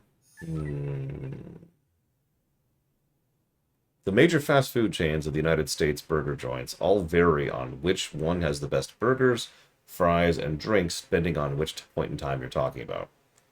What's that thing for? It's for mandatorily progressing the game. But thanks for asking, Kirsty. By the way, hi, Friskalorn. Let's go and grab a heal, because health is meaningless in this game. It's not quite true, but it's like... Remember when McDonald's had the best burgers? Well, a couple of the best burgers. That was Burger King for a while. I remember when McDonald's had the best fries. Then Wendy's had the best fries, then Burger King had the best fries.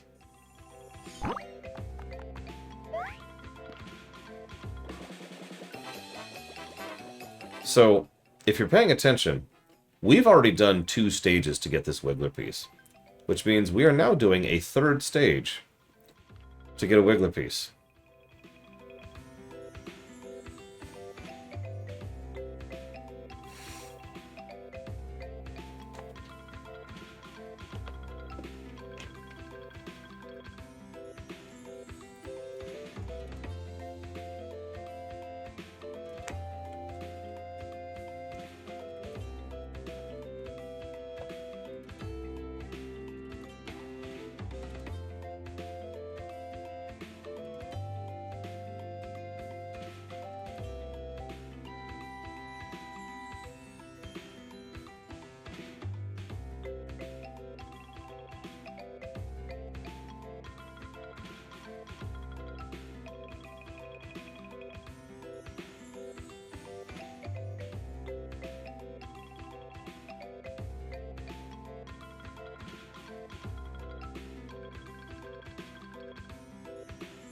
Actually, kinda, yeah, quite a. I've been going through my money pretty quickly.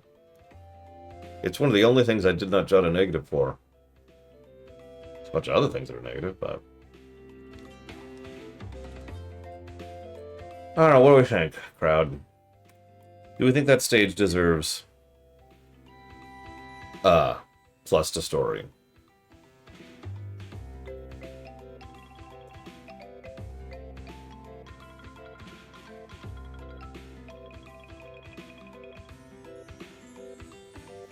Like, I'm not in a great place to judge that.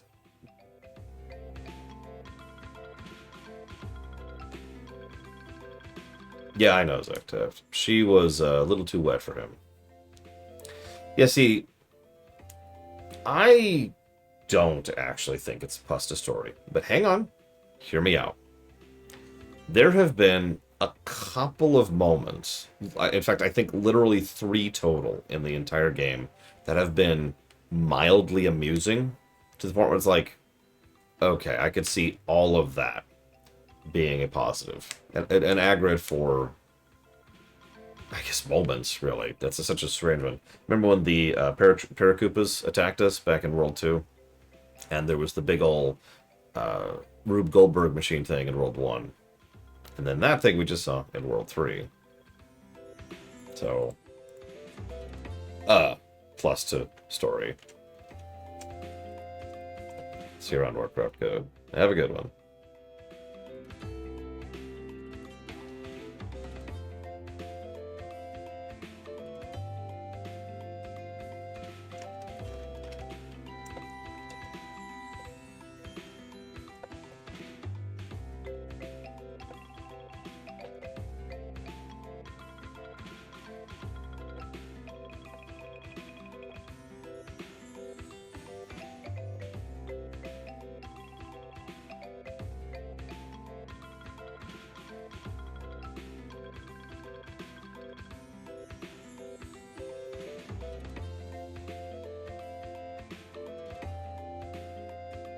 Fair change in a garbage heap.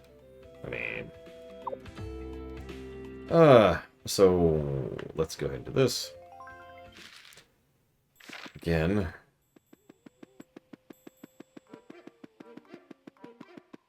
Yes.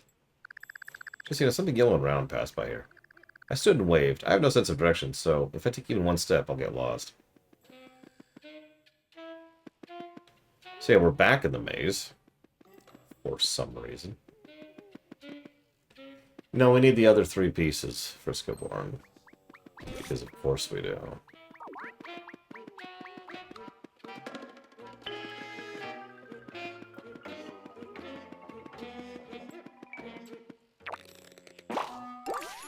It's okay, we've already gotten 2 pieces. We are a little over halfway through this world. We're not going to make it by the end of the lunch break, I'm just saying. I've sort of consigned myself to that.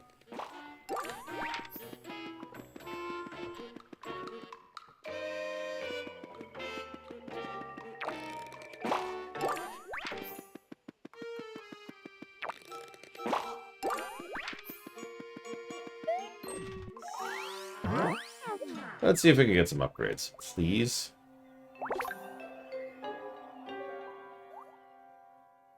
That's kind of what I meant with that positive I just gave, Just Rob TV. I suppose I should call it cutscenes instead of moments.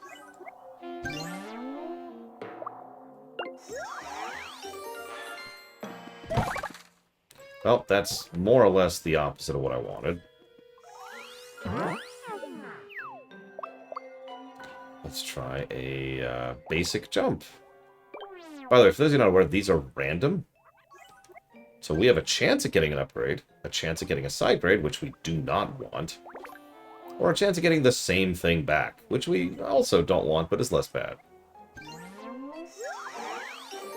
So we'll roll the dice here. That's not bad, I'll take that. And that's also what we didn't want. Great. What IP would I like a Lego game of? Do you mean an actual Lego game or like the Lego games, which is humorous take on recreation of franchise in question?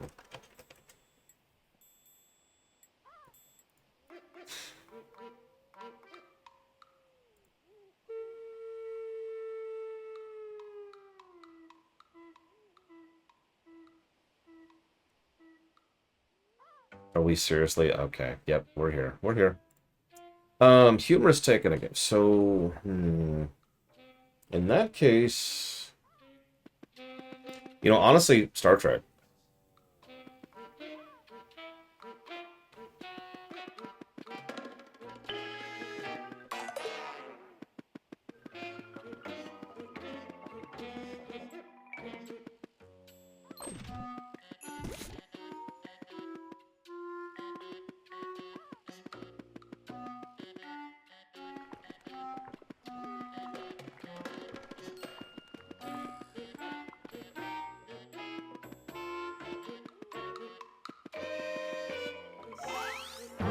Yeah, one more try. Let's see if we can get something we actually freaking want here, shall we?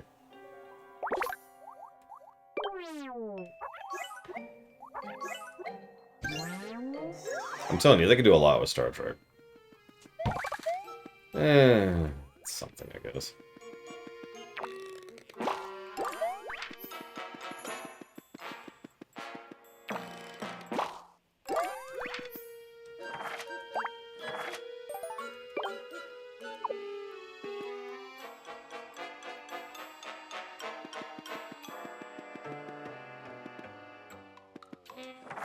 And here's the door I knew we'd need.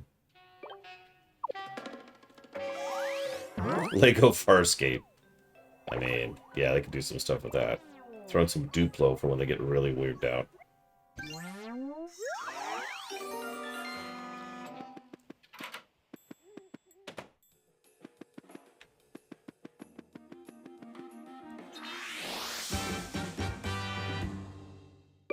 Lego The Wire. No. Lego 24. Tell me what I want to know. Oh, yeah, what'll you do?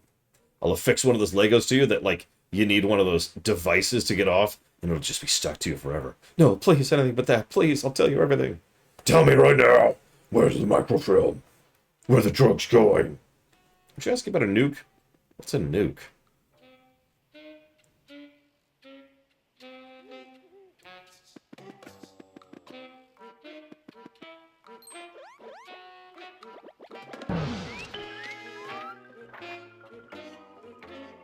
Oh, time to go kill Wiggler. That's a lot of stickers in this room.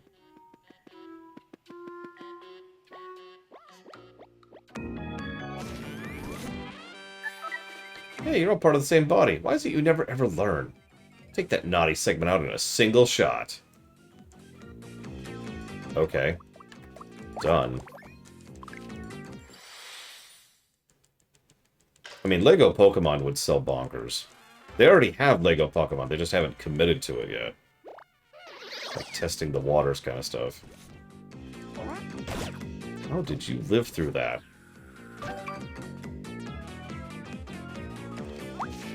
Okay.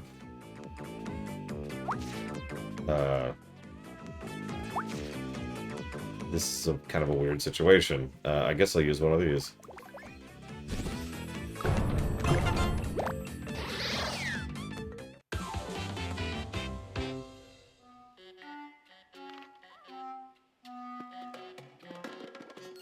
Okay, so let's get some useful stickers, like you do.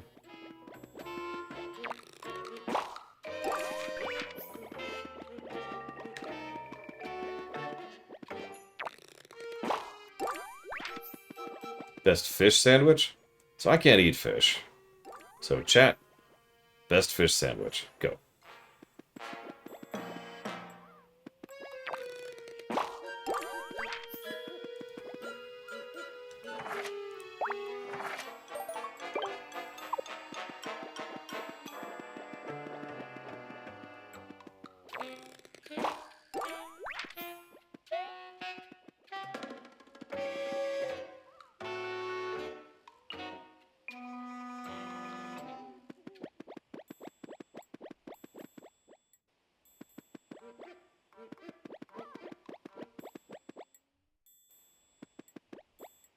So there's the bowling ball.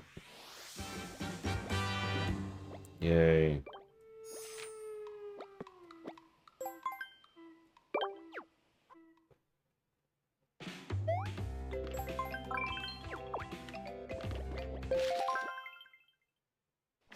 Well, kind of both. Ever since I got the kidney surgery, I haven't been able to eat fish anymore.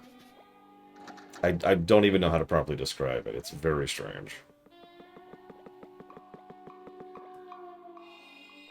Even the smell of fish just makes me go, ugh. 3 of 4.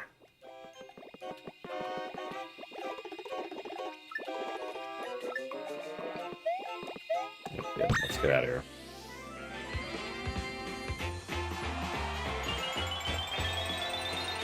I used to be able to, Mr. Red, but not anymore.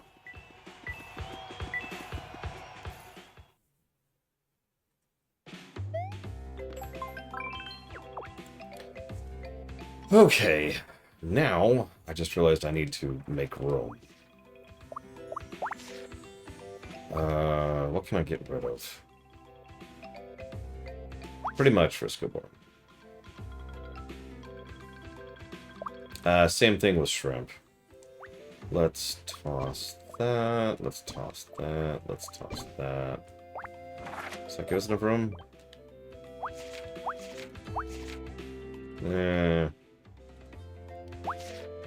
Sure wish I had a bank mechanic. Or like anything, really. Let's get rid of the POW. Nope, I didn't mean to do that. I meant to do this. Then do this. That should be enough room. We'll find out in a minute. Unless the bowling ball is large, of course, in which case I'm screwed.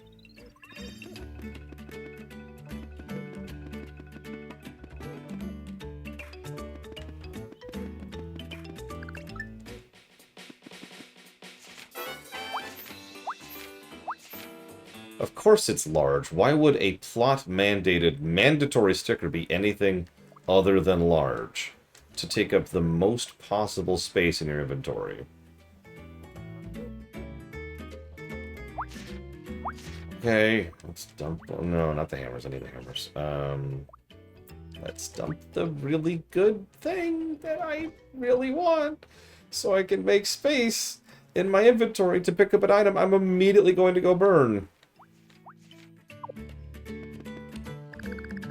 I've already given all these negatives. I just want to stress why these are negatives.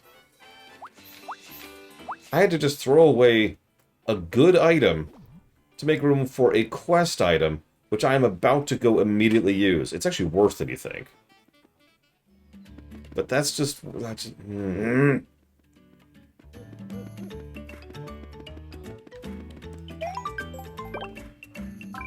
Listen, having something like a bank is alien architecture. Like, there's no way you could have that kind of a thing in 2012. Yeah, ultimately, this is the same basic issue that RPGs and inventory have had since the NES era. Arguably before the NES era. Where am I going? 3-4, I think? Yeah, here we go.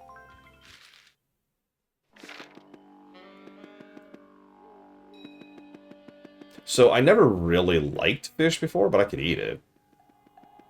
I mean, fish is pretty healthy.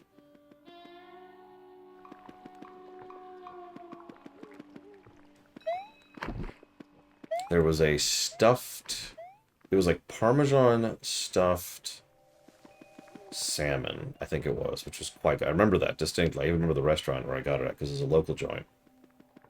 Here we go. Okay, so...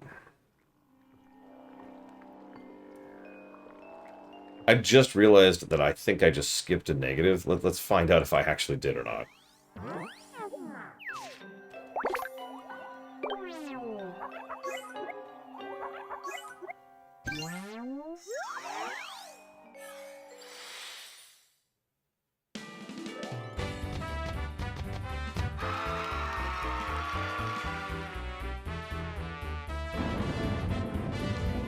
Yep, we just skipped a negative. I'm still going to give the negative, obviously.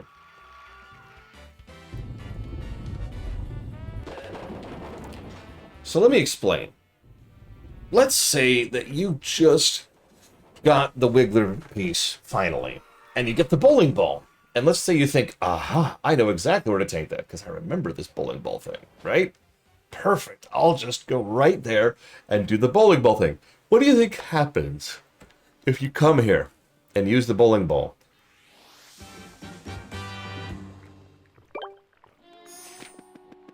I'm honestly curious. Can anyone guess? Don't say if you know it, but like, what do you think happens?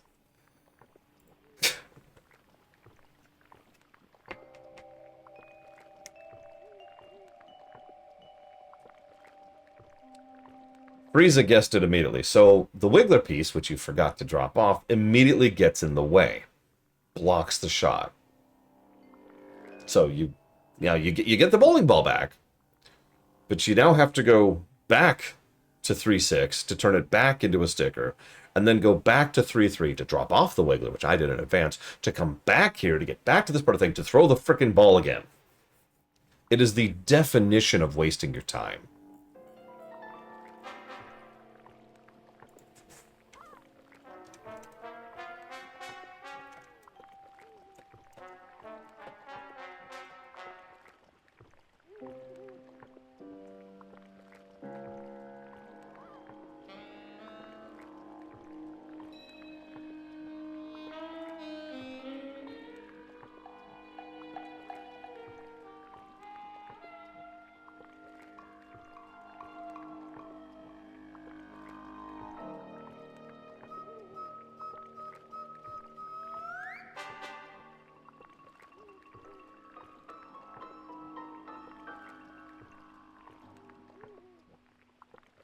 Anyways, moving on.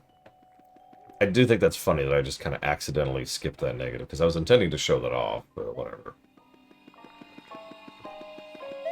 Just trust me on this. By the way, several people asked just a half hour ago or so, like, hey, when did you think you were going to put this game down? By the point at which I was here in World 3, I was already very sick of this game. Very sick of this game. And then that middle finger happened. And I was like, okay. Not super happy about that, but whatever. Let's go to 311 now, by the way. We're still in World 3. Hello, cat. Yes, people think you don't exist. I know, they're very silly. Look, I'll give you scritches. Because I don't have the scritch you thing yet. Are we nearly at the end of the game? No. We're almost up to the part where I quit the game, though. Alright. 311.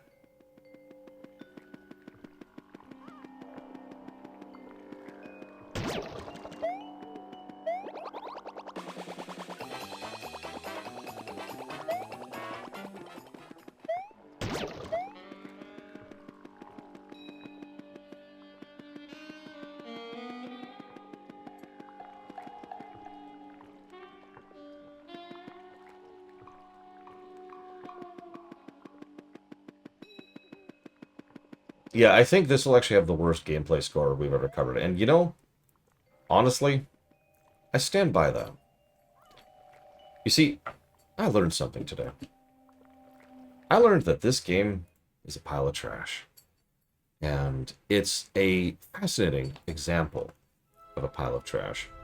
Because what we have here is what was originally intended to be an RPG was then cannibalized from being an RPG and then attempted to be turned into some kind of hybrid of puzzle platformer game, which probably could have actually worked if they had had the time and budget to commit to that instead of taking what was a totally separate game and then crudely chunking it into what this is. Yeah, so I've talked about this before, but for those of you who haven't heard this, this was originally very, very, very similar in overall gameplay construction to Paper Mario 2.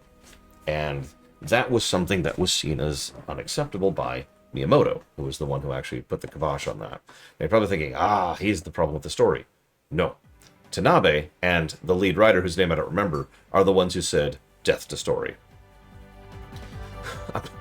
I'm not joking, by the way. I'm going to keep repeating that until we slowly get rid of this Mandela effect about Miyamoto being responsible for the story problem here.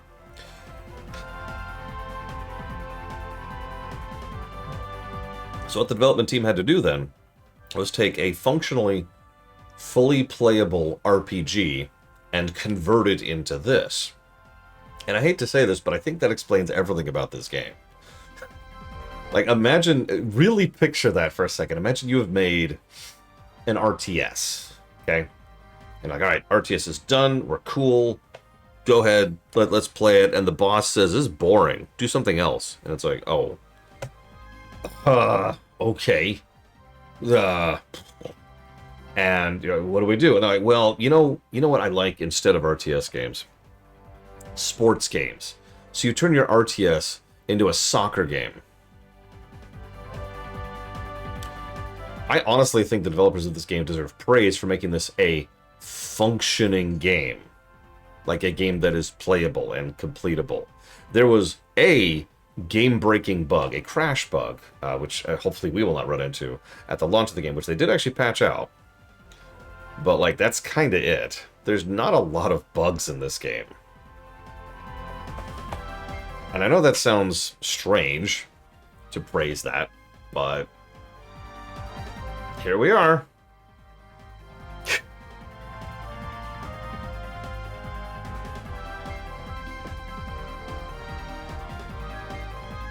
Oh, I never even finished my sentence. Sorry. I got derailed because someone asked about the RPG thing.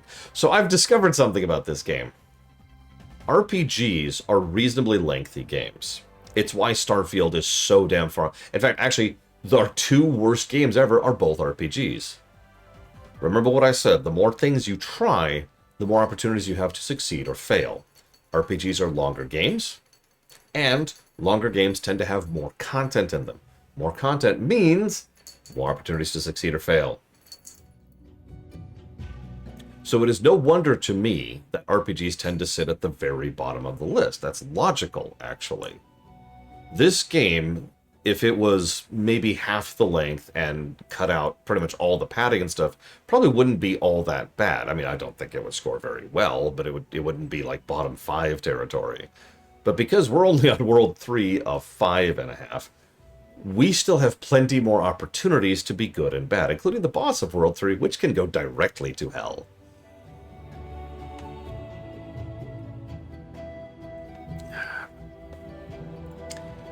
Yeah, exactly. A bad Street Fighter clone just isn't going to have enough meat on the bones to really dive that far down.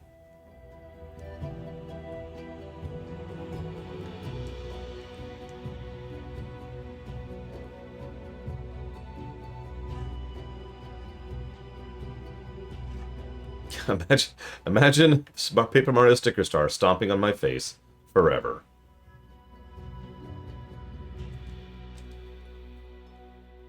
Is this a 9 negative boss? That's a good question. I say without hyperbole that I think the upcoming boss is one of the worst bosses in gaming history. Now, we're not quite there yet. I don't want to hype it up too much, but I mean that sentence with sincerity. This boss is like all of the bad boss things combined.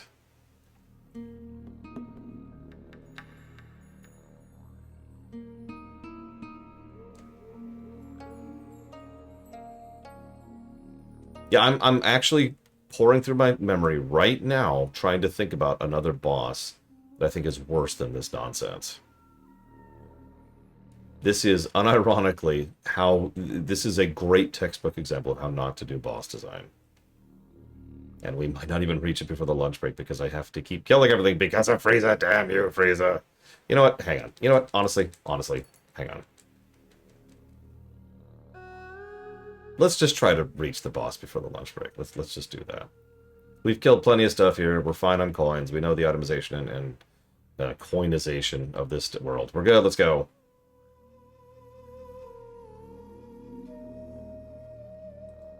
And then they all died.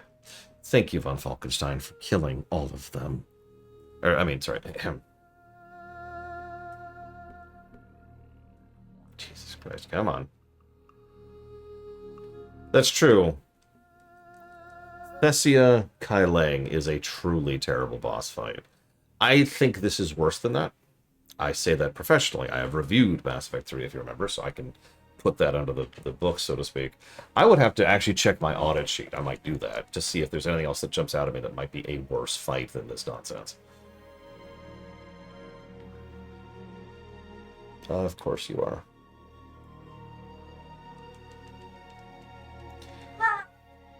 Yep. And now I get to hold my breath for a minute. That's...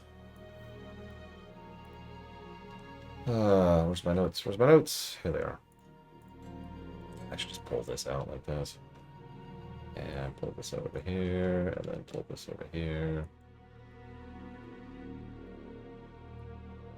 Yeah, soon-ish I'm going to have about a week of being alone in the house, and when I do, I'm going to move his litter box out of this room. Just so I can have a break from the smell for a little bit.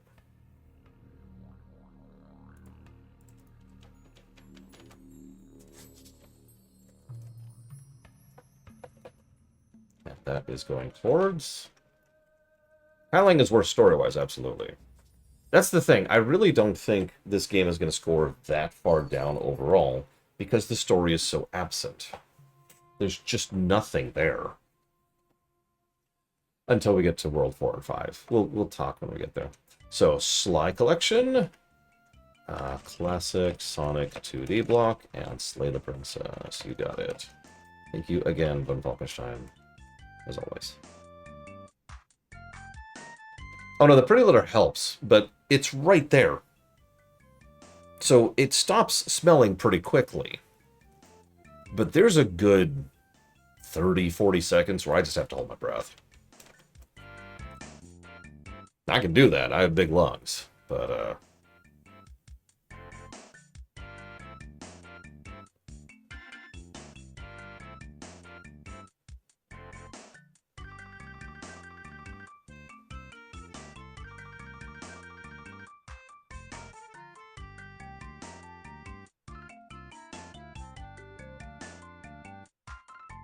speaking of which, I don't think I ever said thank you, Savacon, for that suggestion. Thank you for the cat litter suggestion.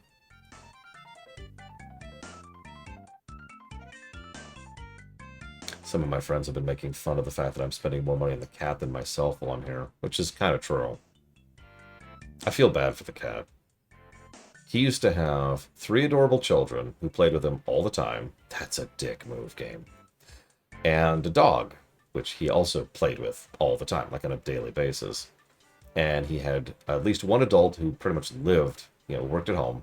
Not me, obviously, that's my brother-in-law. Who would pet him and let him sit in his lap and all kinds of stuff. And he goes from having all of that social interaction to me. Someone who is getting hives from scritching him. I'm sorry, cat. I'm trying to make his stay as comfortable as possible. He's right here. If I pull him up, he'll be unhappy. But here, just for you, I'll make him unhappy. There you go. Here you go. Hang on. Let me go down here. 1 second. Hey, I'm going to lift you up by your scruff, okay? I'm sorry. Here, come here. Come here. I'll give you some... There you go. Here, see? Hey. Here, down you go. Down you go. There you go. Here's some scritches to make up for it. I'm sorry.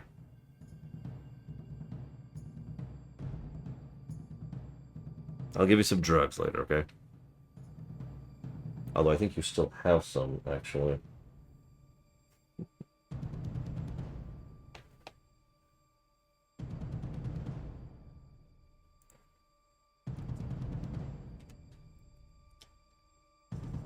What was I doing? Killing everyone.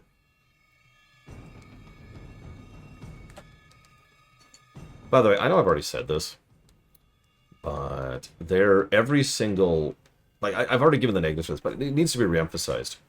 So, one of the most important aspects of game design, I mean this sincerely, is telling the player that there's something they need to be thinking about. I know that sounds strange, but let me try to explain that a little bit.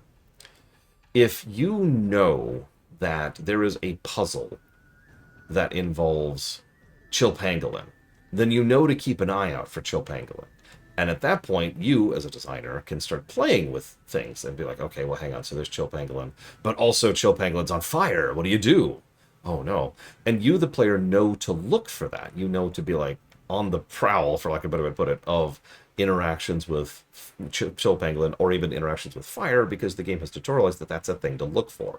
I know I'm speaking vaguely because this is such absolutely bare-bones, basic-ass game design that you're probably thinking, yeah, Laura. What I mean by this is something that a designer has to think about. You need to make sure that the player knows that there's something they can do. If they don't, then they won't be looking for it. There's no design, there's no puzzle, because they don't know the puzzle exists. You with me? If the player doesn't know the puzzle exists, they can't solve it except by accident. This stupid thing is going to kill me because I can't hit him. This is silly.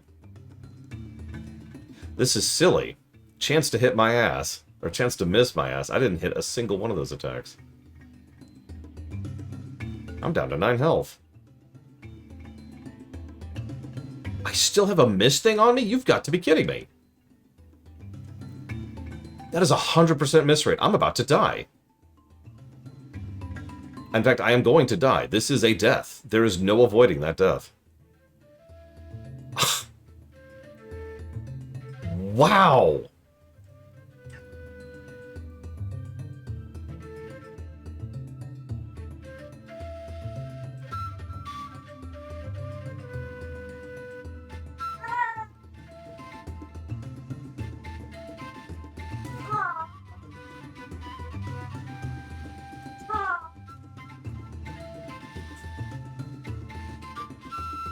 I'm actually in shock that that just happened. I'm sorry.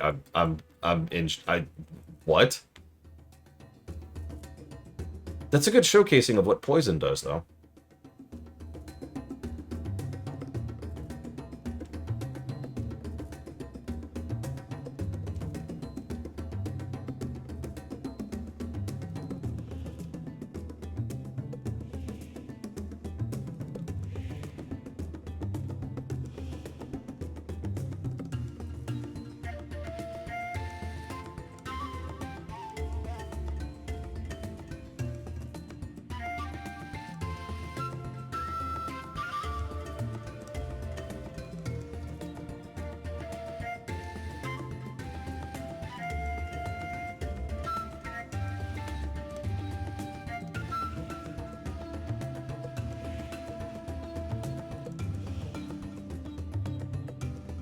That's true.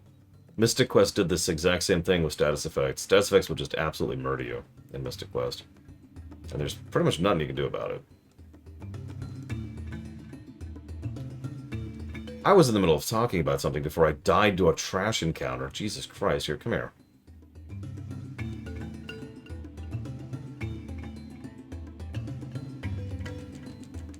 So, what I was trying to talk about was this. Nothing whatsoever in the game, in terms of audio or visual, indicates that there are any QTEs with the things. Now, all things have a QTE input. All of them. But nothing indicates that you are failing at them. Nothing indicates that a QTE even exists. So the player can't solve the puzzle because they don't know the puzzle exists. You follow? Now, I already gave it its own negative, but I wanted to kind of demonstrate that a little bit because I didn't know that those QTEs even existed until I was doing research for this very run. At which point I was like, oh, huh. Now, a lot of you are probably aware of this talking point because Chigonery, I think his name was, did a whole video on this nonsense. And one of the things that he specifically called out was the cake. Now, we haven't gotten the cake thing yet, but I'm just going to tell you right now. The cake thing is one of the only things in the entire game that does not have the same QTE as everything else. Because everything else, you just button mash. That's it. That's it. You just button mash.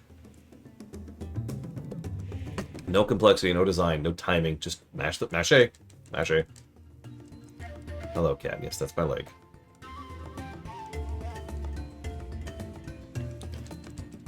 The cake does not have a button mash. The cake requires you to use the microphone on the 3DS in order to activate it. Now here's the thing. Here's the tricky part. If you use a thing and do not do the QTE, it still goes off. This is part of what I mean when I say there's nothing indicating you've done something wrong, is because you can clearly still see the thing happening and doing damage, right? Or doing whatever it is it's supposed to do. The cake, if you don't do the QTE, does nothing.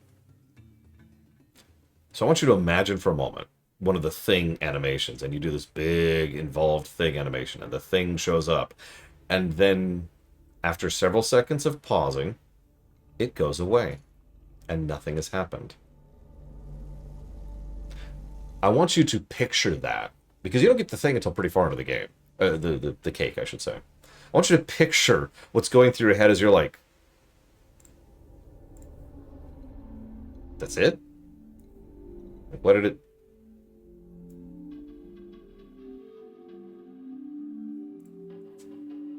What happened? Right? Like, there's just this question mark. Because there's a puzzle you failed.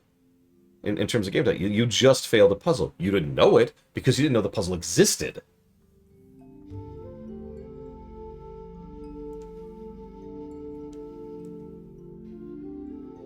Hey, guys. Stop bullying that little guy. You should be ashamed. Hey, I'm a run-of-the-mill weakling. Yes, I'm not too proud of the fact. Yes, I'd appreciate it if you'd give me a hand here. Mario, maybe I ought to slip these guys some coins. Okay, fine. Have some money. Oh, ha ha ha, game. Actually paid the coins? I thought for sure you were going to go for the stomping option. Nah, I got buckets of ducats. You saved me, Mario. Oh, as always, thanks a million. My trials have been really rough, so I figured I'd come to the forest to relax. Then I got here and there's poison everywhere. How's a toad supposed to get his lounge on at a swamp of poison? First you become Miyazaki. There's nothing relaxing about this place anymore, that I'm sure of. Seems to me like it must have been a sudden change. Here, have a healing item that you can't use unless you're in combat. Well, we'll see you in the next world. By the way, if you're wondering why I keep rescuing this Yahoo, if you rescue him each time, he gives you a health up. I shouldn't make fun. Even a health up is worthwhile, but that's the benefit of doing all this. No room! Oh, okay. Cool.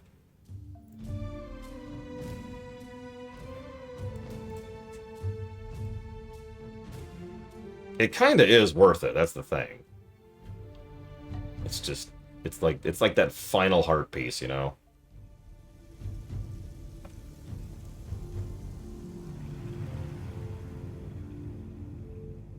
No, all right. Let's. I don't have a freaking secret door, do I? Because my inventory is actually crammed right now. By the way, this is something I have also given a negative for. Is this increasing inventory problem?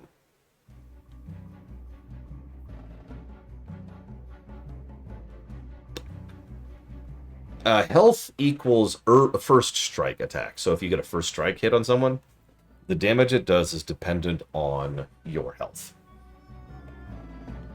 Otherwise, it is exactly what it says on the tin. It is health.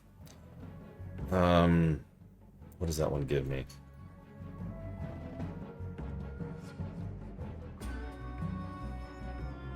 The balloon. I don't think I need the balloon. Well, I mean, I usually don't read comments while I am streaming Warcraft Code, so no, I haven't read it yet. Hang on. Oh my god, everyone's like, hey, stop playing the game for 5 seconds. Okay, fine. I'll stop playing the game for 5 seconds. Jeez Louise. Okay, first let's look at Chill Pangolin, who says, Dear Lore, I hate you. Please die. No can do. I gotta finish this game. Those starving orphans need me to finish this stupid game. Oh, that's a 3. So that's going towards Thea, 1 and 2. Graveyard Keeper, and Phantom Brigade. Thank you very, very much. As always, Chill Pangolin. Now, let's go. I'm guessing it's going to be on the VODs channel. Let's read this comment, and it says, Dear Lore, you suck. P.S. Die.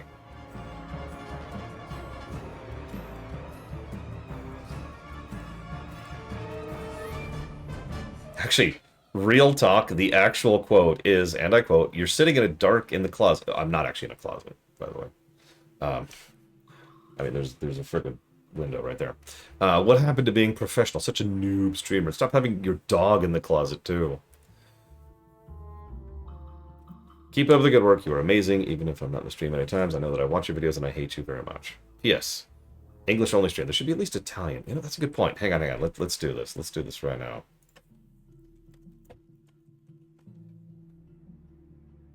I actually saw that comment, Savacon. It was the one where you said, I'm running out of things to comment on.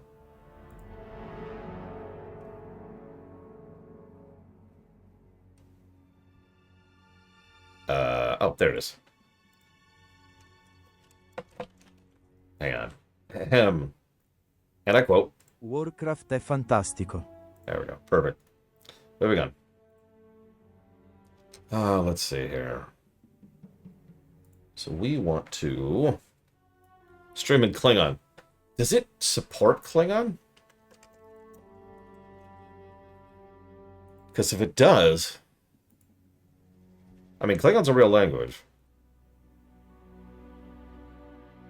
No. Does it have Elven? It's also a real language. Nope. Damn. I'm all sad now. Yep, I am the streamer of the Kuvma. Oh god, we're actually really close to the boss too. Okay, hang on. We're so close to the boss. Okay, hang on. Give me a second. I need to line a couple things up here. Give me a moment. I need to double check something. Don't worry, I shouldn't have to pause streaming today, but I do need to check on something because stuff is happening today. Streaming binary. 0010110.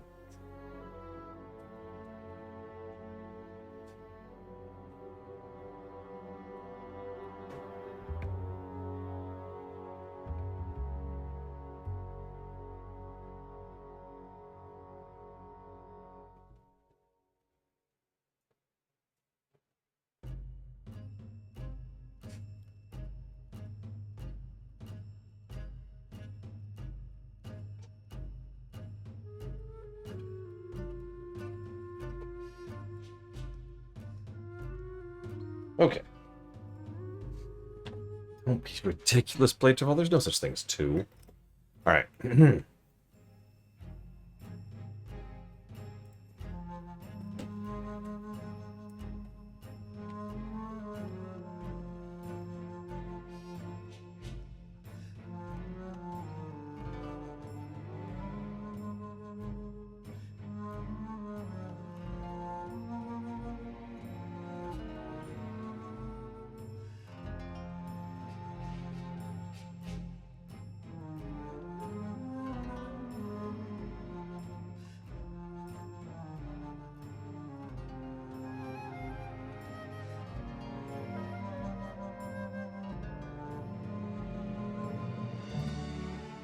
I mean, really, the guessing game's actually pretty linear right now, isn't it? Because we have a pretty codified bottom 5. So where do you think in that bottom 5 this game will sit?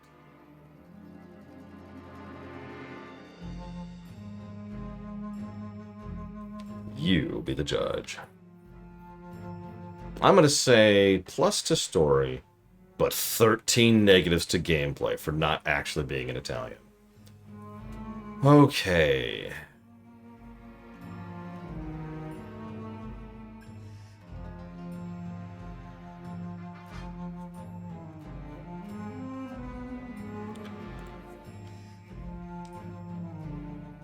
Okay, so hang on. Let's go pop this. Hang on. Move this over here. Move this over here.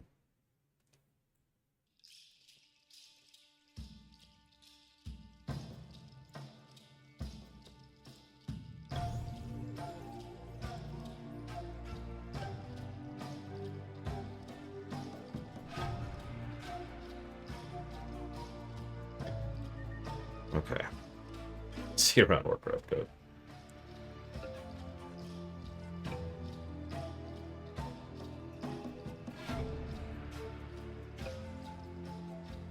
I think we're as good as we're getting. Okay, so let's do this.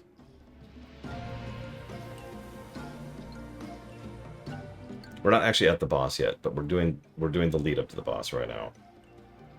So we're gonna scooch up here. We're gonna grab Luigi really quick. We gotta rescue Luigi. Come here, Luigi. Luigi's rescued.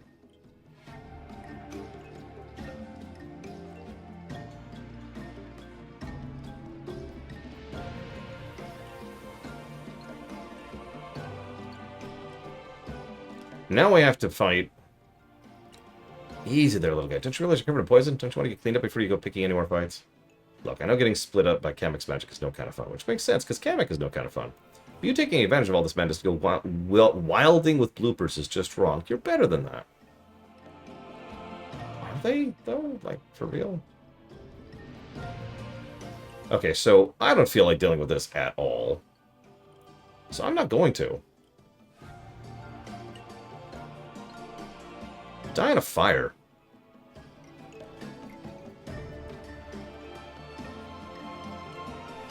And yeah, I'm actually not sure where he is in World 2. I remember where he is in World 1.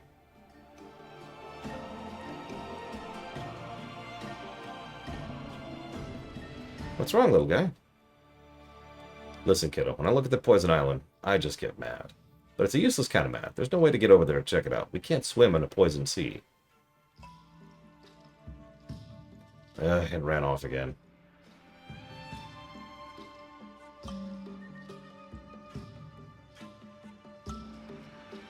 Grab the thing while we're here.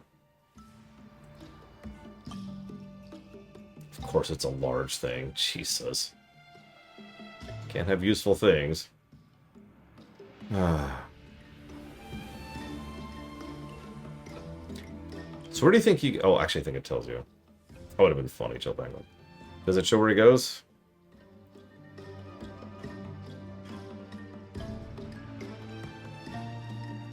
It does! I'm actually shocked.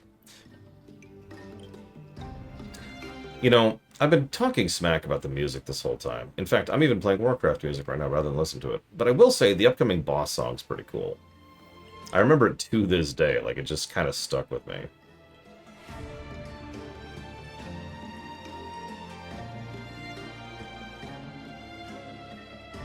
And in case I haven't obviously and overtly given it away yet, the upcoming boss is where I quit the game.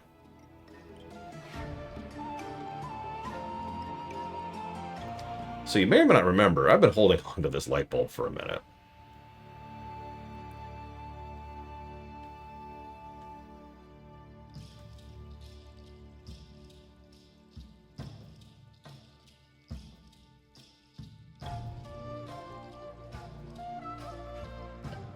I actually don't know if we need this right now, but we definitely need this in general, so... Okay. Huh? Oh, hey, I was looking for something when the lights went out. And boom, fast asleep. Sorry to block your way. I have a habit of sleeping, really. Really hard when the lights go out. Uh-huh. Well, you gotta remember, this boss was kind of the last straw. But if you've heard me talk about points at which I quit certain games, what you may or may not remember is that most of them aren't really the worst parts of those games. It's just the final bit where I just couldn't put up with it anymore. By contrast, I'm actually pretty sure that this is the worst part of this game. So imagine a final straw scenario, and the final straw is the worst part of the game. I'm sorry I keep hyping this up. But this is one of those things where I'm going to have to sit and chat to really explain this. What's wrong, little guy? Calm down. I understand this fellow wants to get to a small island off the forest coast by any means possible, but I must tell you, a fishing ship disappeared recently from around there. In other words, danger. Big danger. I'm not taking the ship near any kind of danger. Hear that? He's not taking the ship out. I understand you want to do something about the poison, but we'll have to give up on the idea of going by ship. The Wiggler segment is disappointed. Oh, you poor thing. Thanks for putting poison right under the healing spot. Appreciate that, by the way. Most tolerable Elvis song.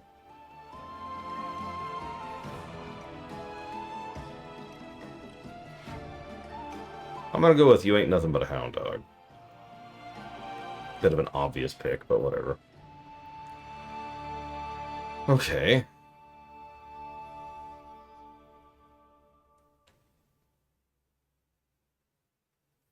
By the way, those pauses in between moving on the overworld map, that's not me. That's just the game. It doesn't let you move quickly on the overworld map. Because everything about this game is designed to waste your time. Why would Krennic want to talk to her? Or him, excuse me. Or is it her? I don't know, them. Alright, enough good music. Get back to this nonsense. Most tolerable Beatles song? I don't know, they all kind of give me a headache.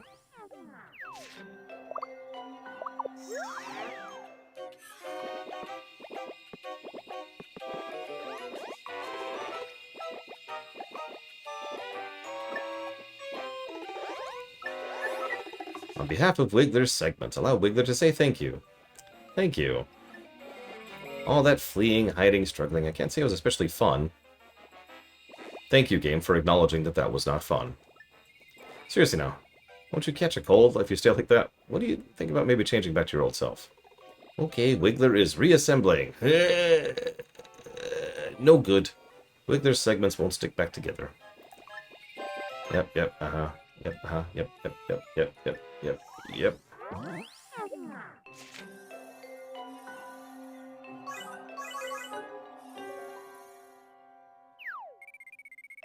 I have to be honest, this would be the first time I've tried using paperization on something that's alive. That sounds horrifying when you say it that way.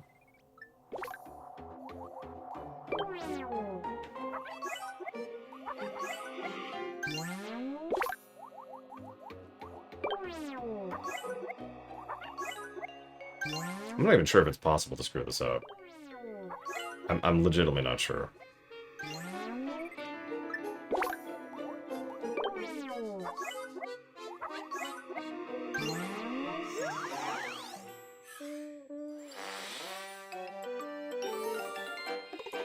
Yay, Wiggler's back to normal. All thanks to Mario and Kirsty. Thank you.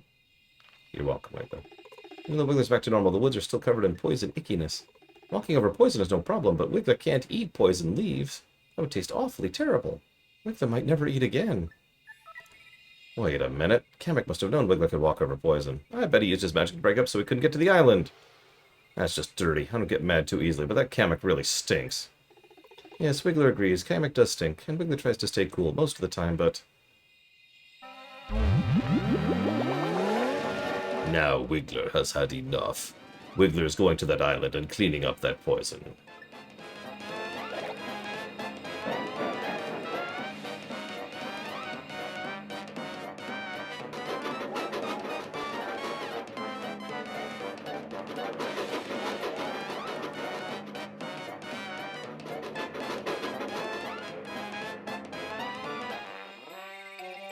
Oh, he can really fire himself up. Let's go to Whitecap Beach, too. Okay.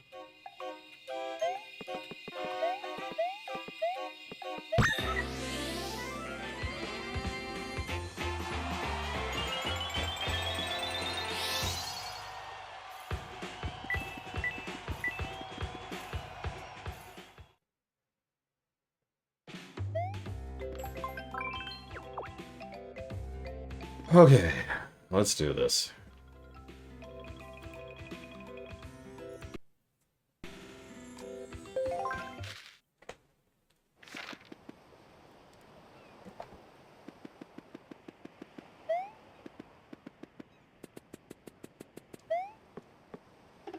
Come on, Wiggler has been waiting. Quickly, to the island. Soon the poison will be gone, and Wiggler can eat delicious leaves again.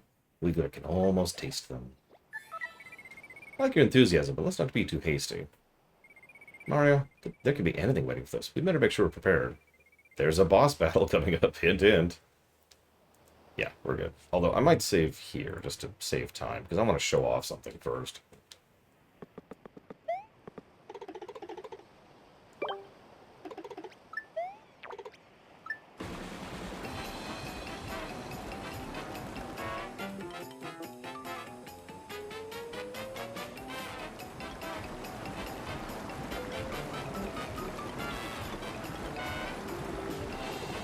When Wiggler was first split into segments, Wiggler was sad, but thanks to you, Wiggler segments saw many things in many places. Still, seeing you two have to gather Wiggler segments as they ran here and there like maniacs, it made Wiggler think maybe Wiggler needs to be a little bit more responsible. Wiggler, you've learned a lot, haven't you? It sounds like this whole ordeal has made you grow up just a little. Yay, Wiggler's a grown-up. Wiggler's going to eat beautiful leaves and by the ton and grow up even more. That's right, that's why we have to stop that poison as quickly as possible and return the forest to normal. Huh, I can finally see the island. You see, I learned something today.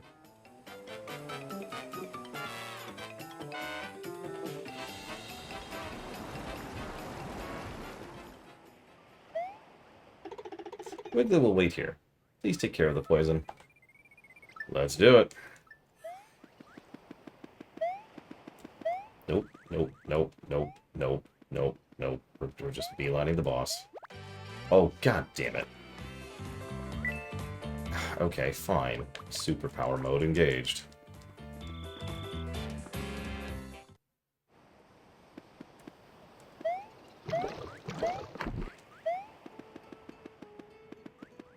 Okay, I'm gonna be real. I forgot there was a stage here.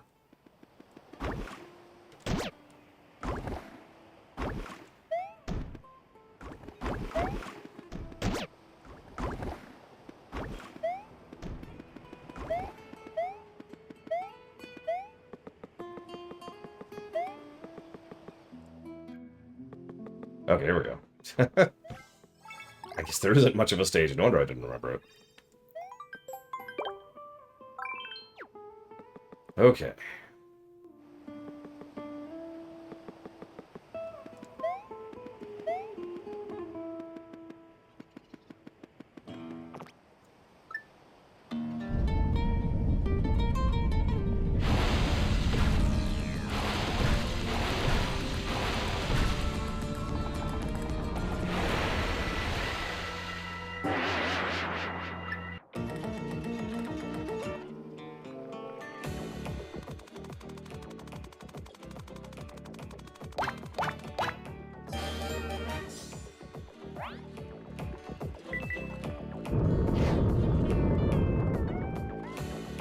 Okay. What do you do? I should mention, this is probably... Honestly, this is the most persnickety of the bosses in the game. Let's put it that way. Yeah, what do? Read a guide. Yeah, ain't that the truth? Let me grab a save state for no particular reason.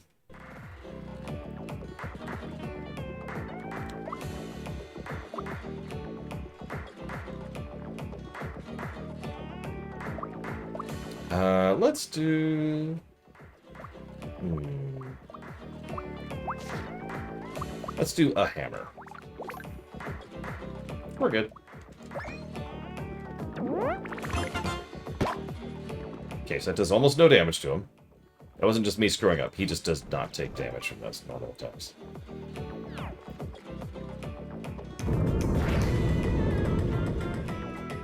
Okay, now what do we do? What's the next step?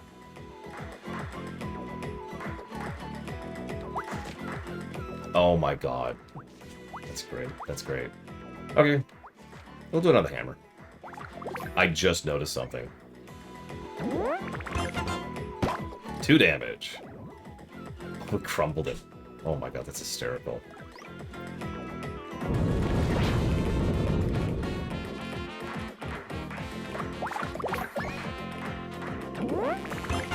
I think that just screwed up the order of events because we crumbled them. But yep. I do like this song for whatever it's worth. Okay, here it comes. Now what do you do?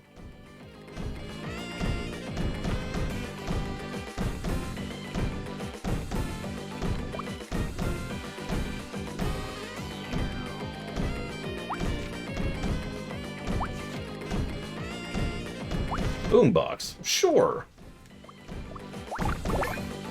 We have to reload our save anyways, because I screwed up.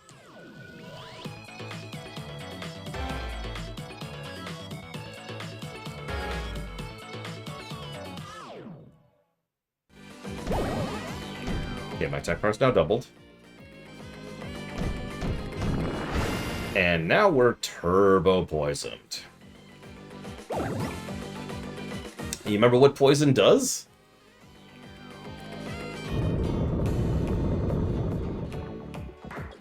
Now, you've basically seen the entire fight, as weird as that sounds. That's it.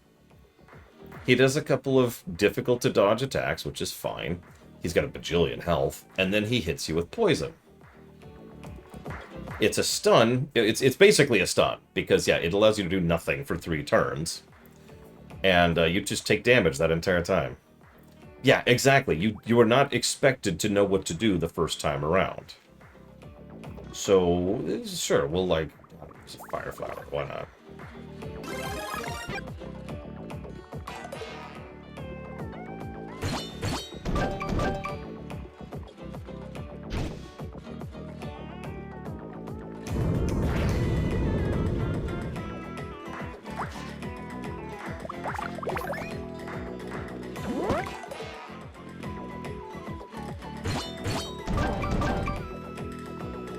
The only thing I don't hate about this boss is his attacks. His regular attacks are actually, like, there's a tempo to them, and he tells you the tempo and then he hits you with it, and I actually kind of like that, for what it's worth.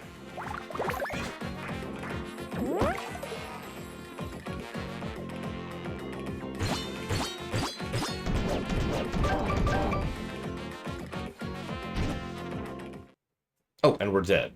By the way, if it wasn't obvious, his next attack was going to poison us again. And that's that boss fight.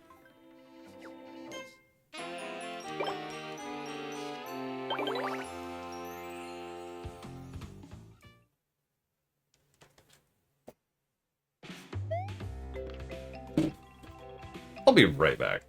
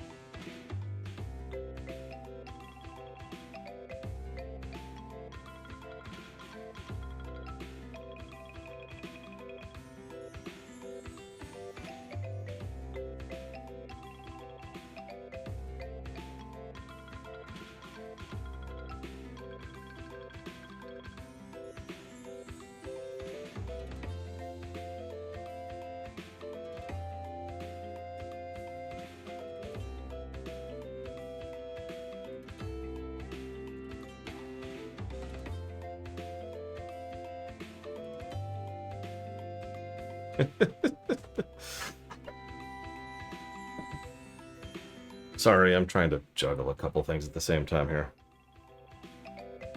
I do apologize.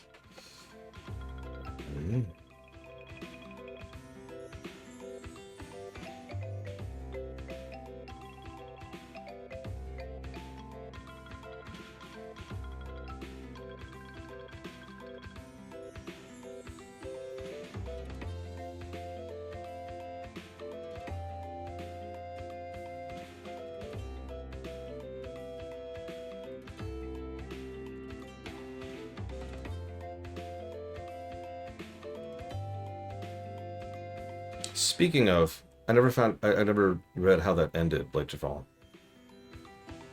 Your tooth. If you don't mind sharing. I know you went to the ER last night. But that was the last I heard.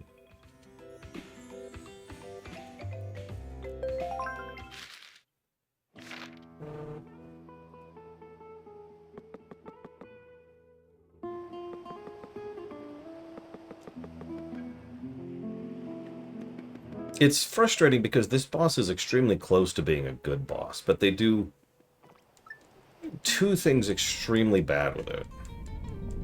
It's the same basic stuff that every other boss does wrong, it's just worse. Because there really is no functional way to beat this boss without using his Spark Mandrill Syndrome problem. And that's the problem.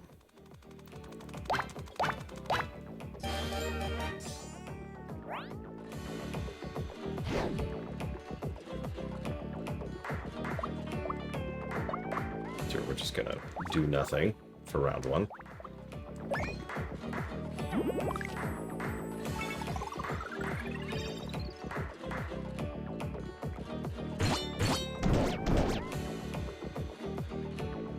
Okay, so it was retweeted this morning, thank goodness.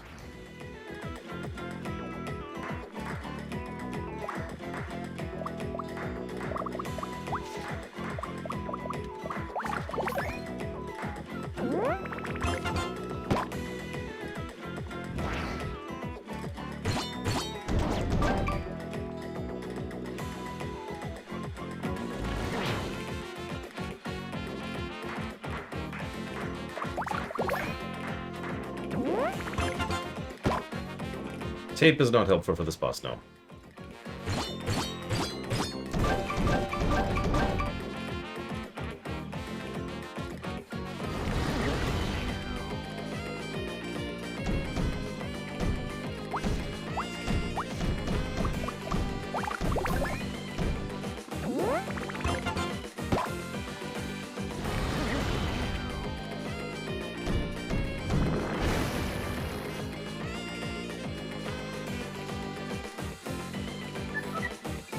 Ugh, I can't see through all this poison. Hurry, we have to wash it away. Do you have a good sticker that'll do the job?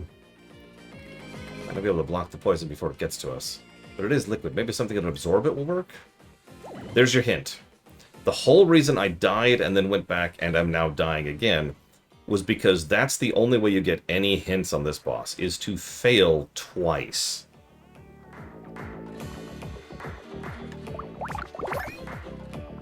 Because, to be very clear, by the time you've been hit with the poison, you are dead.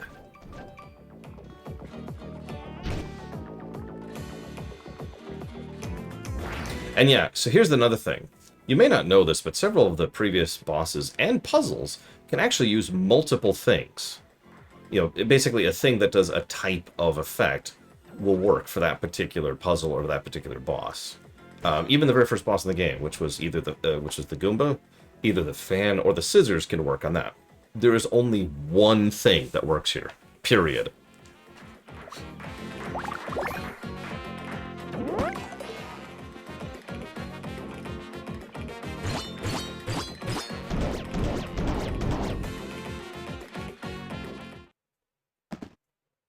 And yet, here's the thing. No pun intended.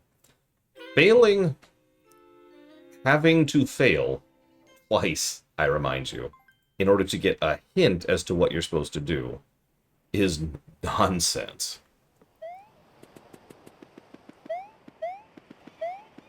Now, here's the other thing. No pun intended again. you have to use it at the right time, just like in the previous fights. If you use it at the wrong time, you will waste it and then have to go through the entire cycle again. Because screw you. And there's one last irritation here, which I haven't really talked about yet. And that's the fact that even if you do everything right, there is a degree of execution involved. To be very honest about this, there is a chance I am about to die in this boss fight again, even using the right stickers at the right time.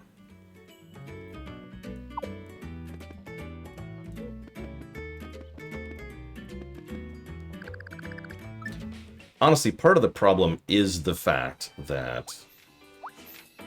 That's a blue. Part of the problem is the fact that they have this adherence to the things as the puzzle solution. Because there's no real diegetic way to shove the things into puzzle solution. Not really. Now, Color Splash managed this because Color Splash did two things right. First of all, it made it a lot more intuitive what you were supposed to use and was a lot less punishing for when you used it. But the second thing, which is much more important, is the moment you pick up a thing, you have it. You can use it. You don't need to do this whole turn it into a sticker step. And yeah, that's another thing. Having to go, as I pointed out earlier, finding the item is kind of a dice roll. I think that should... No, I need to make one more space. I'll lose the shell.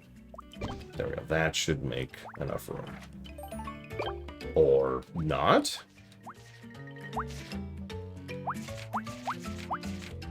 Okay. Well, I don't need these. I guess. No, I'll get rid of a hammer. I've got a hammer to get rid of. I'll get rid of one of those. There we go. Now I have more than enough space. Thanks, game.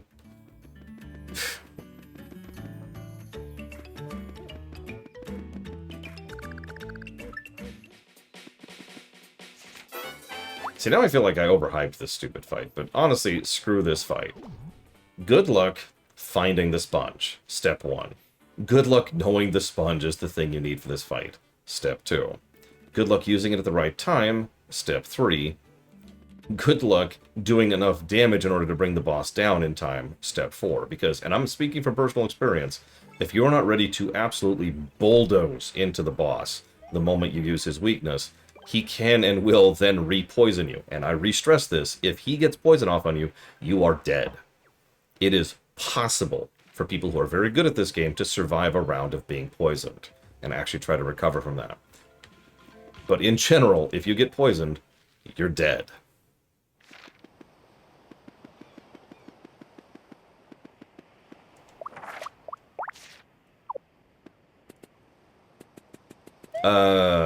Yes, you can, Dakota. And yes, that's exactly what I did when I was fighting this guy. What's really funny is I'm not even sure I actually beat this boss. I know I looked up the strategy for it, because I remember that. If you've been paying attention, I wrote it down in my review document. It's -99. Fail until he uses the thing, use the sponge when he goes purple, then use a POW block, and a boom box, and then get a triple spin in order to do 2 big shiny hammers and a flashy hammer. That'll kill him.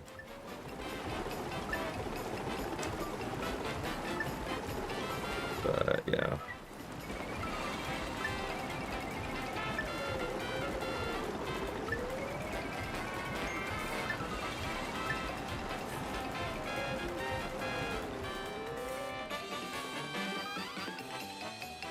Oh, hang on. While we're doing this unskippable cutscene. Dakota. 4.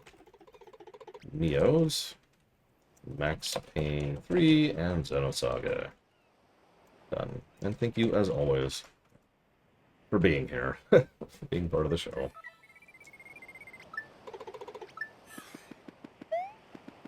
Now, I would like to skip all of this crap. I literally have no space in my inventory right now to even pick up a sticker. Of course. It's okay, there's a heal thing while we get there. Also, notice the stickers they give in the World 3 boss. There's a group pound, there's a rapid pound, a rapid jump, there's a regular jump, and there's a worn out jump. Those... Oh, and sorry, and a regular hammer. These are the stickers they give you for the World 3 boss fight. Yeah, now, the good news is, near as I can tell, and I've done my research on this. Remember, I haven't played past this point, but near as I can tell, the game gets a lot better after this point. So I apparently quit at the worst part of the freaking game. So there's a chance the density of negatives will go down, and we might even get some positives. But, like, wow, this is... Like, I know there's that old cliche, right? It gets better at a certain point in time. And in some cases, that's absolutely true. In some cases, games get better at a certain point in the game. But that's always a hard sell, isn't it? Nobody wants to hear, just play, what are we at, 15 hours into a game, it'll get better. Nobody wants to hear that. Nobody wants to endure that. There's a reason I am so harsh about intros. Even when it's true, it's still a hard sell. Okay. Yeah, it's kind of the opposite of Sunshine Syndrome, and at least there's some good gameplay after things like that. Like, I know this is a contentious opinion, but I say Final Fantasy XIV falls prey to that exact same thing. When exactly FF14 gets good, that's debatable. But I do recommend people endure FF14 to get to the good part. Okay, so I don't actually want to succeed. I really don't want to succeed at that. That's actually detrimental, but whatever. So we're going to do some chip damage, and basically nothing else, because there's no reason to, like, do anything in these early phases. Just get some timing practice, really.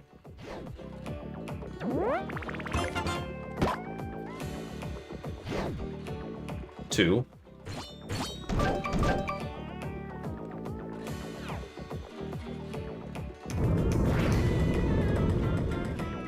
Also, I believe this is the second example of Yoshi drums in the entire game.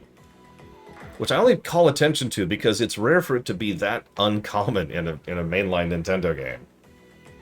The other example, by the way, is the overworld music, if you're wondering. Each world has the same...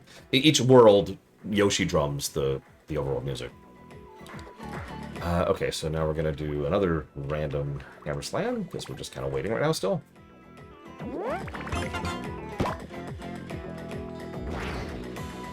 One, two.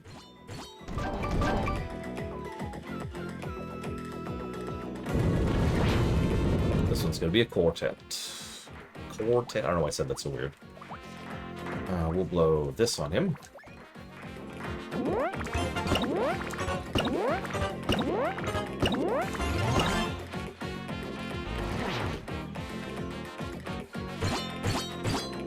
One, two, three, four.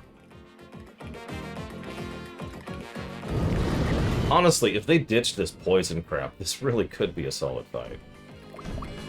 Here we are. Sponge.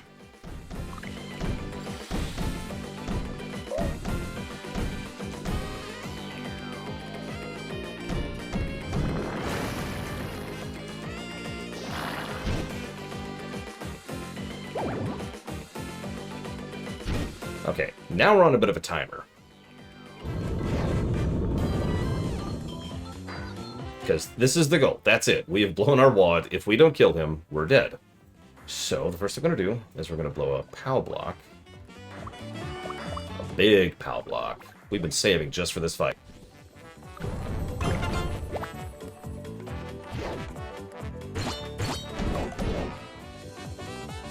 Then...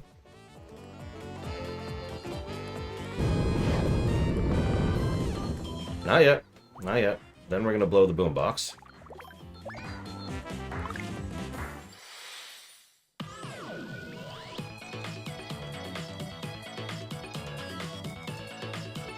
You cannot blade fall. It's going to boost our attack. Now, here's the thing. Now we're going to save state. This is the closest to cheating I'm going to get here. Because we pretty much need to kill him here, right now, this round. So now, we need to get a triple.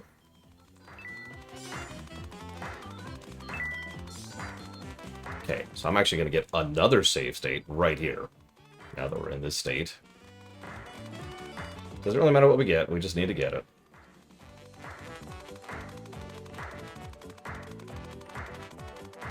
I'm gonna go for POWs, though, just for the hell of it.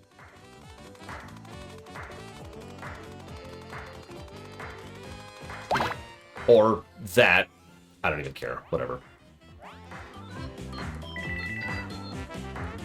Okay, so now that we've got that, I'm not going to question. I'm going to get another save state, and we're going to do a big shiny, and a flashy. Let's do it.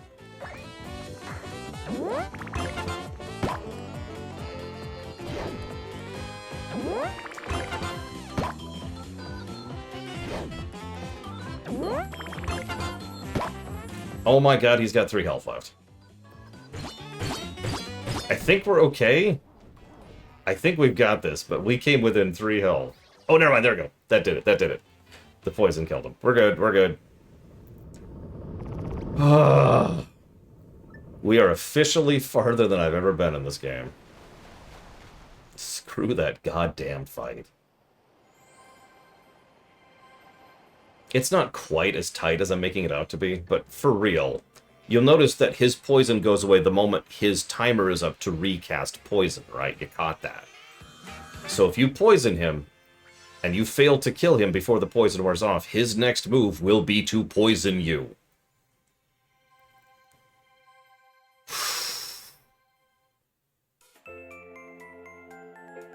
Screw that fight. There's one more fight in the game that is arguably more irritating that I have no personal experience with. But the good news is that's kind of it. Like that's the awfulness right there.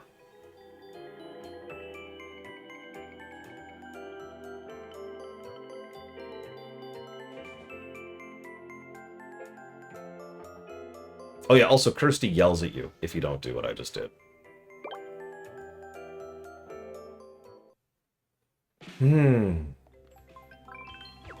GG. Except it's not that good. Ah.